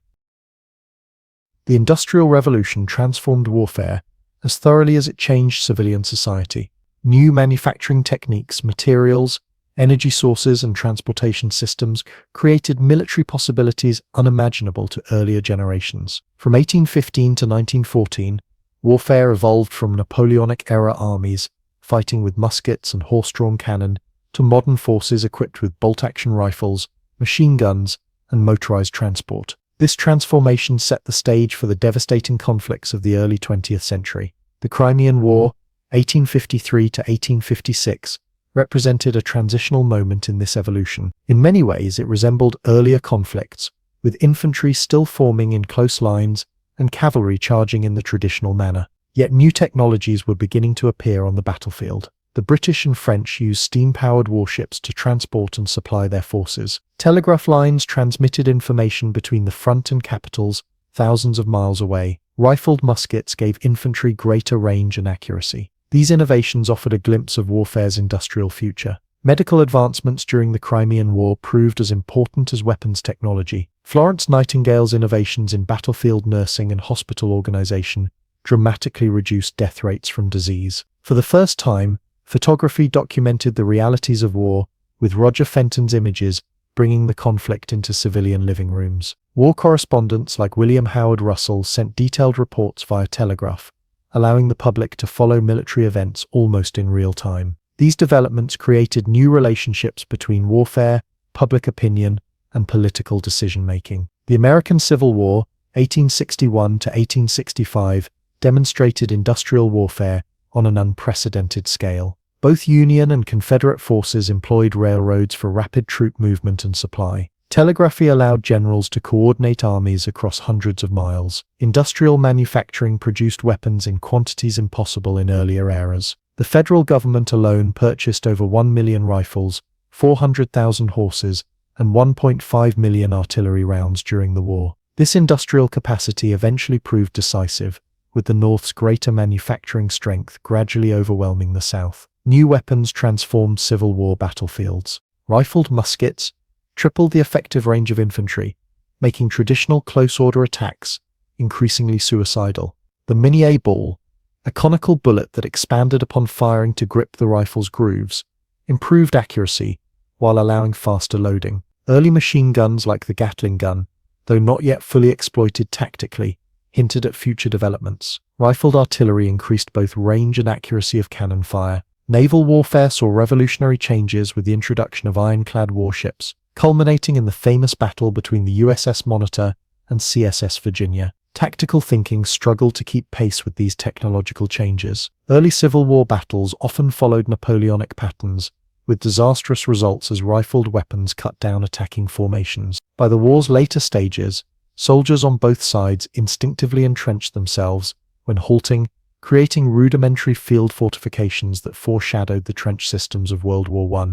The increasing defensive advantages changed the character of battles, making frontal assaults increasingly costly and siege operations more common. The organizational demands of industrial warfare drove governmental innovation. Both American sides created new bureaucracies to manage procurement, transportation, and supply. The telegraph enabled more centralized command, with civilian leaders more directly involved in strategic decisions. The scale of mobilization required new financial instruments, tax systems, and economic controls. The Civil War thus expanded not just military but governmental power, establishing patterns that would reappear in later conflicts. European observers studied the American Civil War closely, but often drew incomplete lessons. Many dismissed it as peculiar to American conditions rather than recognizing its implications for future warfare. The Prussian military, however, incorporated some of its lessons while developing their own innovations. The Prussian General Staff, a permanent institution dedicated to war planning and officer education, represented a new approach to military organization that maximized industrial efficiency and scientific management principles. The Prussian victories over Austria, 1866, and France, 1870-71, demonstrated the effectiveness of their military system. Breech-loading rifles like the Drace needle gun allowed soldiers to reload while lying down, increasing their survival and firing rate. Artillery improvements, particularly steel breech-loading cannon designed by Krupp, provided greater range, accuracy, and rate of fire. Railroad timetables, meticulously prepared by the General Staff, enabled the rapid concentration of forces at decisive points.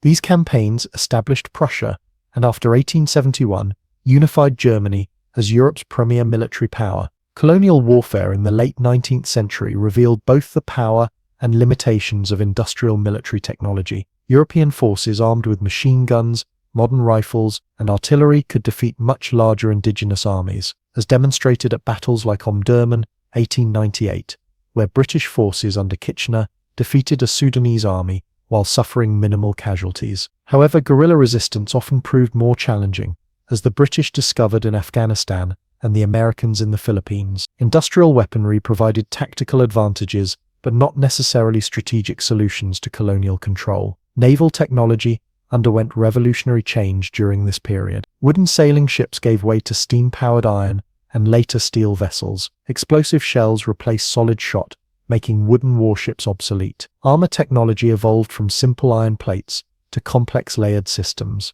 The development of the torpedo and submarine introduced new threats to surface vessels. By 1906, the launch of HMS Dreadnought, featuring all big gun armament, steam turbine engines, and improved fire control, rendered all previous battleships obsolete and intensified the naval arms race between Britain and Germany. Communications technology transformed both tactical and strategic aspects of warfare. Field telephones allowed commanders to coordinate artillery with infantry movements. Wireless telegraphy, radio-enabled communication with ships at sea, and eventually between aircraft and ground forces. Improved printing and distribution networks spread military information through professional journals, accelerating the diffusion of tactical innovations. Signal flags, heliographs, and later electronic systems created more reliable battlefield communications. Transportation advancements dramatically changed military mobility. Railroads could move troops and supplies at 10 times the speed of marching infantry. By the early 20th century, internal combustion engines powered the first military trucks, cars, and eventually aircraft. These developments extended operational reach and logistical capacity. However, they also created new vulnerabilities as mechanized forces depended on fuel supplies and functioning transportation networks that could be targeted by enemies. Firearms evolved through several generations of improvement. Muzzle-loading rifles gave way to breech loaders, then to bolt-action magazine rifles like the German Mauser and British Lee Enfield. These weapons combined rapid fire up to 15 aimed shots per minute by trained soldiers with accuracy at ranges up to 800 yards. Machine guns developed from hand-cranked models to fully automatic weapons capable of firing hundreds of rounds per minute. These weapons would prove devastatingly effective against troops advancing in the open. Artillery likewise underwent revolutionary development. Breech-loading, rifled steel cannon replaced older bronze muzzle loaders. Recoil systems allowed guns to remain in place when fired rather than requiring repositioning after each shot. Improved shells, fuses, and propellants increased range and lethality. Indirect fire techniques using mathematical calculations rather than direct observation allowed artillery to engage targets beyond visual range. By 1914, artillery had become the primary casualty-producing weapon on the battlefield. Military professionalism deepened across all major powers. Officer education became more technical and scientific, with greater emphasis on mathematics, engineering, and languages alongside traditional military subjects. General staffs conducted war games, developed detailed mobilization plans, and studied historical campaigns systematically. Military attachés observed foreign armies and reported on technological and organizational innovations. This professionalization created more capable military leadership but also increasingly isolated military thinking from civilian oversight. The Industrial Revolution's impact extended beyond technology to military organization and doctrine. Scientific management principles influenced army organization, with specialized branches, explicit chains of command, and standardized procedures. Uniform regulations, equipment specifications, and training manuals brought industrial standardization to military forces. Logistics became increasingly sophisticated, with calculations of supply requirements, transportation capacities, and consumption rates informing planning. Military medicine advanced significantly, improving both casualty treatment and disease prevention.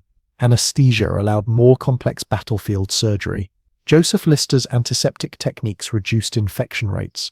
Understanding of disease vectors led to better sanitation in military camps. Field ambulance services became more organized and effective. These improvements reduced non-combat deaths, which had traditionally exceeded battle casualties in most conflicts. By the early 20th century, the industrialization of warfare had created military systems of unprecedented power and complexity. Millions of men could be mobilized, equipped with factory-produced weapons, transported by rail or ship to distant battlefields, and supplied through industrial logistics systems. Telegraph and later radio communications allowed coordination across vast distances. These capabilities made possible warfare on a scale previously unimaginable. Yet tactical and strategic thinking struggled to adjust to these new realities. The defensive power of magazine rifles, machine guns, and quick-firing artillery had fundamentally altered the battlefield. But many military leaders remained committed to offensive doctrines, emphasizing morale and willpower over firepower calculations. The complex interactions between industrial, political, economic, and military factors created strategic problems that traditional military education had not prepared leaders to solve. As Europe moved toward the crisis of 1914, its military establishments had created the instruments for industrialized warfare without fully comprehending their implications. The weapons, organization, and scale of forces pointed toward wars of attrition rather than decisive Napoleonic battles, but military doctrines still emphasized decisive offensive action. This disconnect between technological reality and military thinking would contribute to the catastrophic casualties of World War I. Industrial warfare had arrived, but understanding of its nature remained incomplete.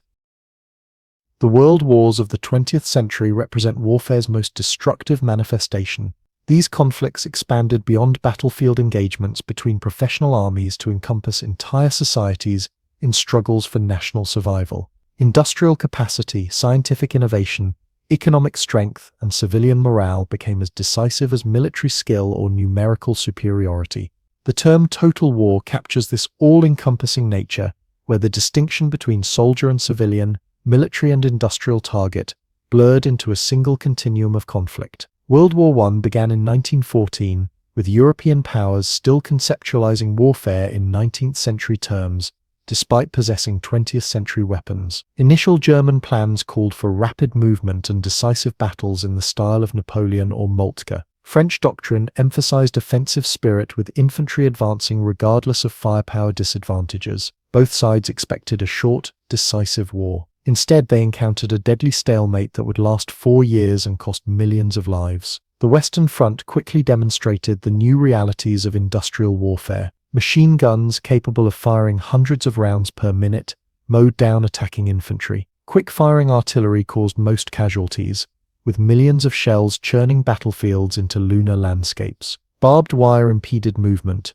while trenches protected defenders from fire. The deadly mathematics of industrial firepower gave overwhelming advantages to defensive positions. The result was a war of attrition, where offensives measured success in hundreds of yards gained at costs of thousands of lives. The search for solutions to this deadlock drove rapid technological innovation. Poison gas, first used at Ypres in 1915, temporarily broke the stalemate, but was quickly countered by gas masks. Tanks, introduced by the British at the Somme in 1916, offered a way to combine firepower, protection, and mobility, though early models proved mechanically unreliable. Aircraft evolved from reconnaissance platforms to fighters and bombers. Indirect artillery fire, using mathematical calculations and observation data rather than direct aiming, became increasingly sophisticated, allowing guns to deliver accurate fire from positions miles behind the front lines. Both sides sought strategic alternatives to the Western Front bloodbath. Germany's unrestricted submarine warfare attempted to strangle British supply lines. The Allies launched the disastrous Gallipoli campaign, hoping to knock Ottoman Turkey out of the war and open supply routes to Russia. Germany achieved a breakthrough on the Eastern Front, eventually forcing Russia's exit from the war through military defeat and internal revolution. These efforts to find strategic shortcuts ultimately failed to avoid the war of attrition that industrial firepower had made inevitable. The unprecedented scale of World War I required complete economic mobilization. Germany's development of the Haber process to synthesize nitrogen compounds compensated for the British naval blockade, preventing nitrate imports needed for explosives and fertilizer. Britain organized its entire economy around war production, with government coordination of manufacturing, raw materials, and labor. France converted luxury industries to munitions production. This industrial mobilization required new governmental powers, from rationing to labor controls to unprecedented taxation. Communications technology shaped both tactical and strategic operations. Field telephones allowed commanders to coordinate artillery with infantry advances. Radio enabled communication with aircraft and between headquarters, yet these technologies remained vulnerable. Telephone wires were frequently cut by shell fire, and radio transmissions could be intercepted. The result was often friction between strategic planning and battlefield reality, with commanders struggling to maintain control over increasingly complex operations. The United States' entry into the war in 1917 proved decisive, not primarily through immediate military contribution, but through industrial and financial power. American factories produced vast quantities of weapons, ammunition, and supplies. American loans financed Allied purchases. When American troops finally arrived in large numbers in 1918, they tipped the manpower balance at a critical moment when German forces were exhausted by their spring offensives. The final year of the war saw tactical innovations that would influence future conflicts. German stormtroopers used infiltration tactics, bypassing strong points to attack headquarters and supply areas. The Allies developed more effective combined arms approaches with tanks, infantry, artillery, and aircraft working in coordination. These tactical solutions, combined with German strategic exhaustion, finally broke the stalemate.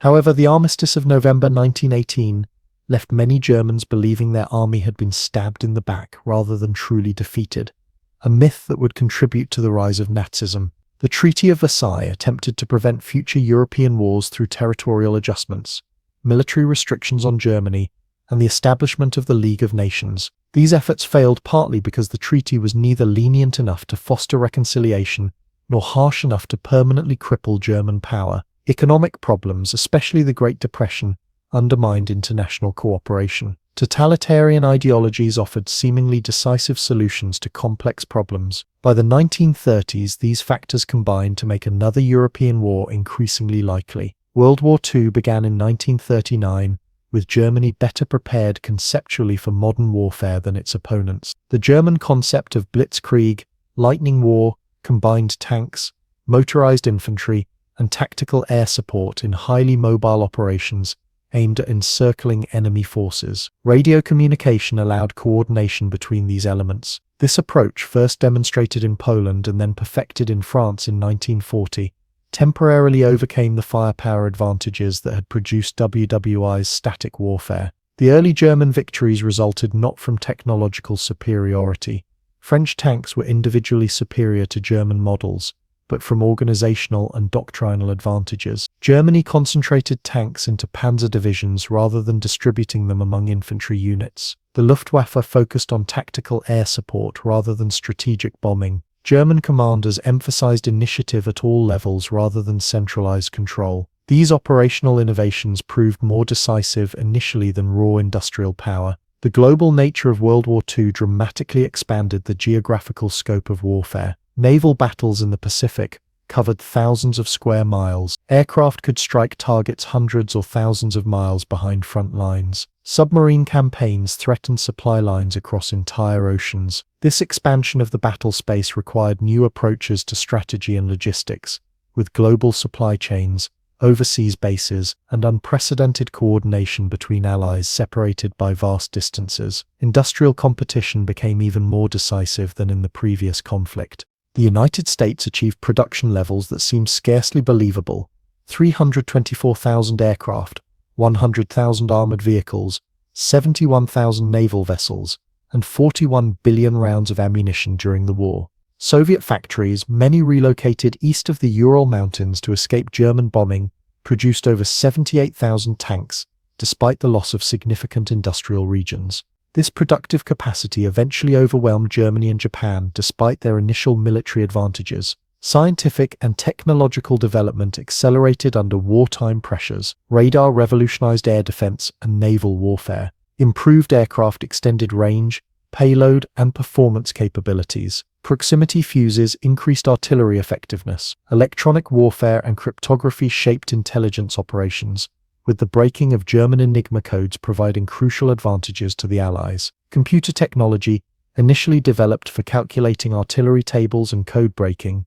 laid foundations for the post-war information revolution. Strategic bombing emerged as a distinctive feature of World War II. Both Axis and Allied powers targeted enemy industrial capacity and civilian morale. The technology of bombing evolved from limited operations with minimal accuracy to massive raids involving hundreds of aircraft and precision guidance techniques. The morality of civilian targeting generated controversy even during the conflict, but military leaders on all sides ultimately embraced strategies aimed at undermining enemy societies rather than merely defeating armies in the field. The culmination of this strategic bombing logic came with the atomic bombings of Hiroshima and Nagasaki in August 1945. These attacks, which killed approximately 200,000 people, introduced nuclear weapons to warfare and created a fundamental break in military history. For the first time, a single weapon could destroy an entire city. This development would shape all subsequent thinking about great power conflict, eventually leading to doctrines of deterrence based on mutual assured destruction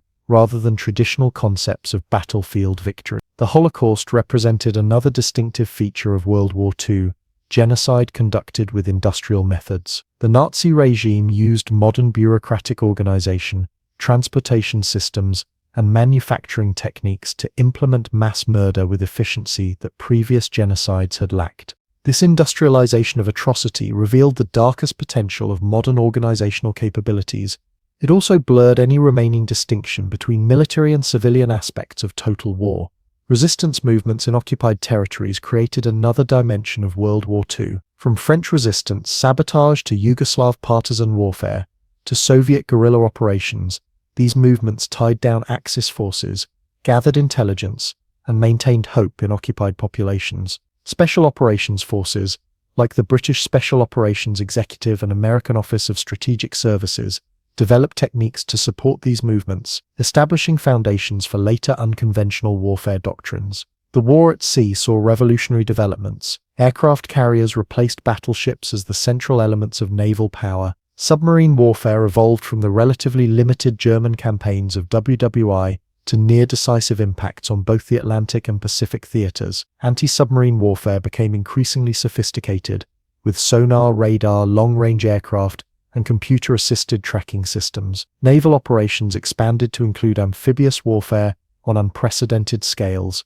with landings like Normandy and Iwo Jima involving hundreds of ships and thousands of landing craft. The conclusion of World War II left the United States and Soviet Union as the dominant global powers, with much of Europe and Asia physically devastated. The unprecedented destructiveness of the conflict, culminating in nuclear weapons, created powerful incentives to avoid direct confrontation between these superpowers. The Cold War that followed would be characterized by proxy conflicts, arms races, and ideological competition rather than direct military confrontation. Warfare had become too dangerous for traditional great power conflicts. The legacy of the World Wars transformed both warfare and international relations. The United Nations replaced the League of Nations, with stronger mechanisms for addressing threats to peace. International law developed new frameworks regarding war crimes and human rights. Military organizations incorporated lessons about combined arms operations, logistics, and joint service cooperation. Most fundamentally, the demonstration of warfare's destructive potential at industrial scales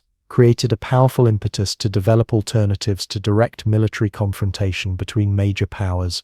Yet, warfare did not disappear after 1945.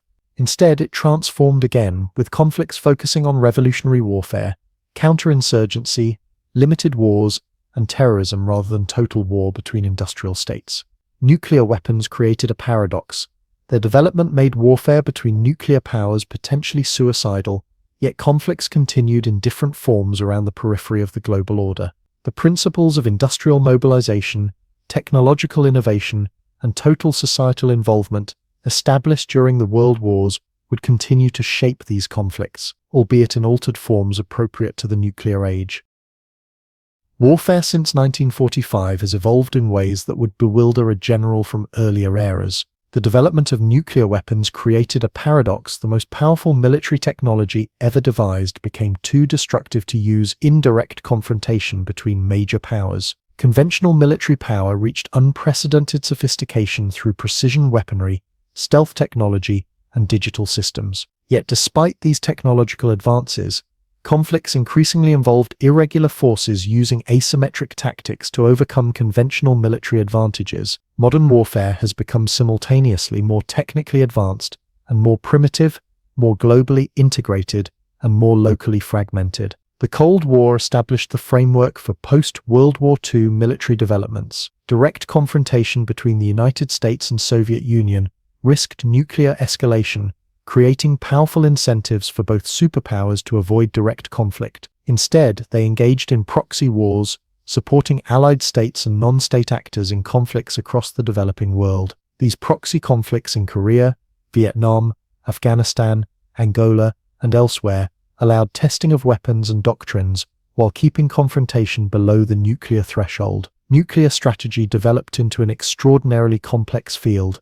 The initial American nuclear monopoly ended in 1949 when the Soviet Union tested its first atomic bomb, the hydrogen bomb, tested by the US in 1952 and the USSR in 1955, increased destructive power by orders of magnitude. Delivery systems evolved from bombers to intercontinental ballistic missiles, ACBMs, and submarine-launched ballistic missiles, SLBMs. Doctrines evolved from massive retaliation to flexible response to mutual assured destruction, MAD. This last concept, that neither superpower could survive a nuclear exchange regardless of who struck first, created a strange stability through the promise of shared annihilation. Conventional warfare continued to evolve within this nuclear context. The Korean War, 1950 to 1953, resembled World War II in many respects, with large-scale conventional operations including tanks, artillery, and tactical air support. However, it also introduced jet aircraft combat and helicopter medical evacuation. The war ended in stalemate, establishing a pattern of limited conflicts fought for limited objectives rather than the total warfare of the World War era. Vietnam represented a different sort of conflict, one where overwhelming conventional superiority proved insufficient against an adversary, using asymmetric approaches. American forces dominated conventional engagements but struggled against guerrilla tactics, with the Viet Cong blending into civilian populations and avoiding decisive battles. Political will became as important as military capability, with North Vietnamese forces willing to accept casualties that would have been politically unsustainable for American leaders. This pattern would repeat in later conflicts, demonstrating that modern warfare increasingly involves psychological and political dimensions alongside traditional military confrontation. Technological innovation continued to reshape warfare through the late 20th century. The 1973 Arab-Israeli War demonstrated the effectiveness of precision anti-tank missiles and surface-to-air missiles against armored forces and aircraft. Electronic warfare, jamming, spoofing, and intercepting enemy communications and radar became increasingly sophisticated. Smart bombs with laser or television guidance improved strike accuracy dramatically compared to traditional unguided munitions. Night vision devices extended combat operations around the clock. These innovations generally favored wealthier, more technologically advanced nations, but their advantages could be countered through asymmetric approaches. The 1991 Gulf War represented the pinnacle of conventional U.S. military dominance. Operation Desert Storm combined precision airstrikes, overwhelming firepower, superior communications, and maneuver warfare to defeat Iraq's conventional forces with minimal coalition casualties. GPS-guided munitions struck targets regardless of weather conditions. Stealth aircraft penetrated sophisticated air defense systems. Digital communications coordinated complex operations across vast distances. This revolution in military affairs appeared to restore decisiveness to conventional operations after the frustrations of Vietnam. However, the post-Cold War world has demonstrated that conventional military dominance does not necessarily translate to strategic success. The 2003 Iraq War saw quick conventional victory followed by prolonged counterinsurgency operations. Afghanistan similarly showed the limits of conventional force against determined irregular opponents. These conflicts highlighted an enduring truth: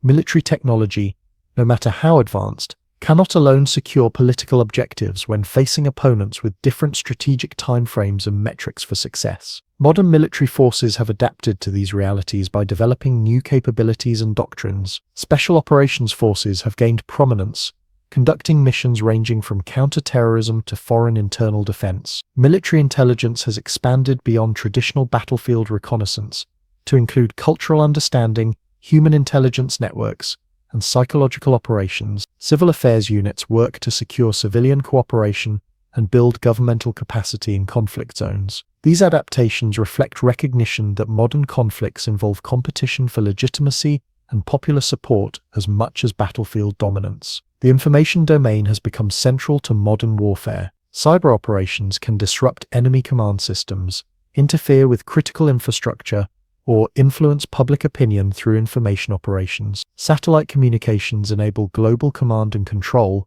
while also creating vulnerabilities if disrupted. Social media serves simultaneously as intelligence source, propaganda platform, and recruiting tool. Armed forces now maintain substantial cyber warfare capabilities, alongside traditional land, sea, and air forces, recognizing that control of information has become as strategically important as physical territory. Precision strike capabilities have transformed approaches to targeting and force protection. Guided munitions allow smaller forces to achieve effects that previously required massive bombing campaigns. Unmanned aerial vehicles, drones permit surveillance and strike missions without risking pilots, extending operational endurance and reducing political costs associated with casualties. Precision has also raised expectations about minimizing civilian casualties, creating legal and ethical constraints on operations that previous generations of commanders rarely faced. Non-state actors have developed sophisticated responses to conventional military advantages. Improvised explosive devices,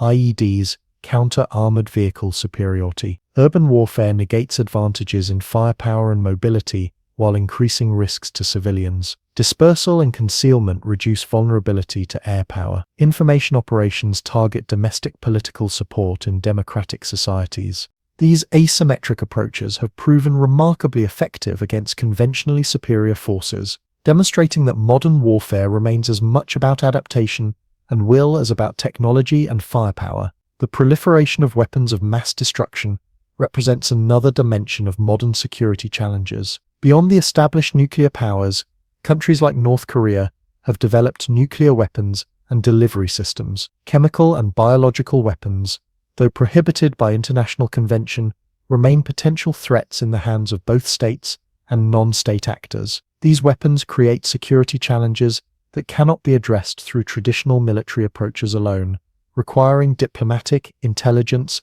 and non-proliferation efforts alongside deterrent capabilities. Robotics and autonomous systems are increasingly reshaping the battlefield. Beyond well-known systems like armed drones, military forces are developing autonomous ground vehicles, naval vessels, and logistics systems. Artificial intelligence supports target recognition, threat analysis, and decision support systems. These technologies create both opportunities and ethical challenges, potentially reducing risk to human combatants while raising questions about appropriate human control over lethal force. The legal and ethical frameworks for these systems remain under development, struggling to keep pace with technological capabilities. Modern conflicts increasingly occur in densely populated urban environments rather than traditional battlefields. Urban warfare neutralizes many conventional military advantages while increasing risks to civilians and infrastructure. Buildings provide cover from surveillance and fire while restricting movement and fields of fire.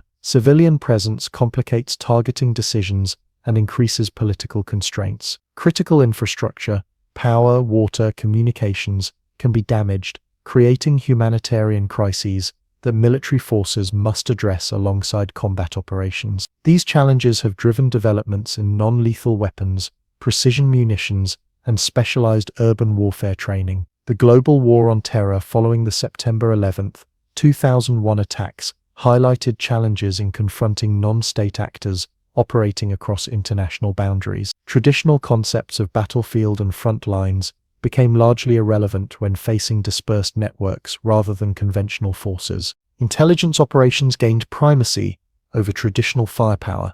Special operations forces conducted targeted raids against high-value individuals rather than engaging enemy formations. These adaptations reflected the changing nature of threats in a connected world where small groups could inflict damage previously requiring state resources. Private military companies have gained increasing prominence in modern conflicts. These organizations provide services ranging from logistical support and training to direct combat operations. Their use allows states to conduct operations with reduced political visibility and accountability. It also reflects broader trends toward outsourcing governmental functions, including aspects of security and military operations. The legal status of these organizations remains ambiguous under international law, creating challenges for oversight and accountability. Climate change and resource scarcity are emerging as drivers of future conflicts. Competition for water, arable land, and energy resources may increase as climate impacts intensify. Military organizations have begun adapting to these realities,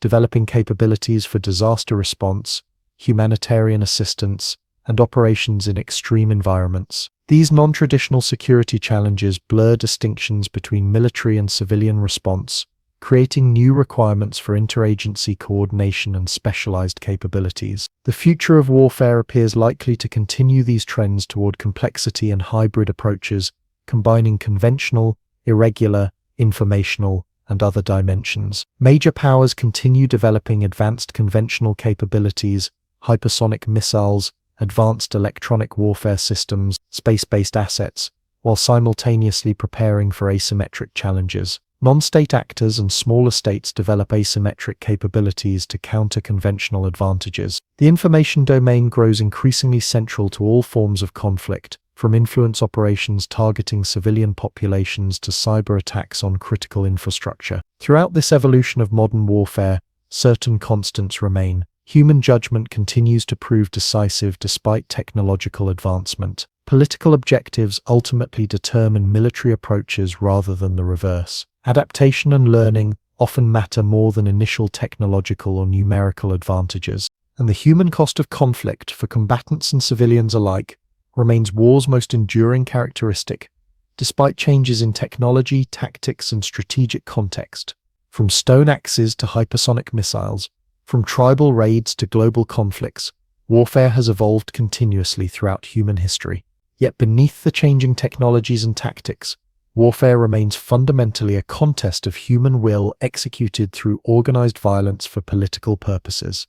Understanding this evolution helps us comprehend both the persistent nature and the changing character of mankind's most terrible creation, and perhaps points toward ways to reduce its frequency and cost in the future.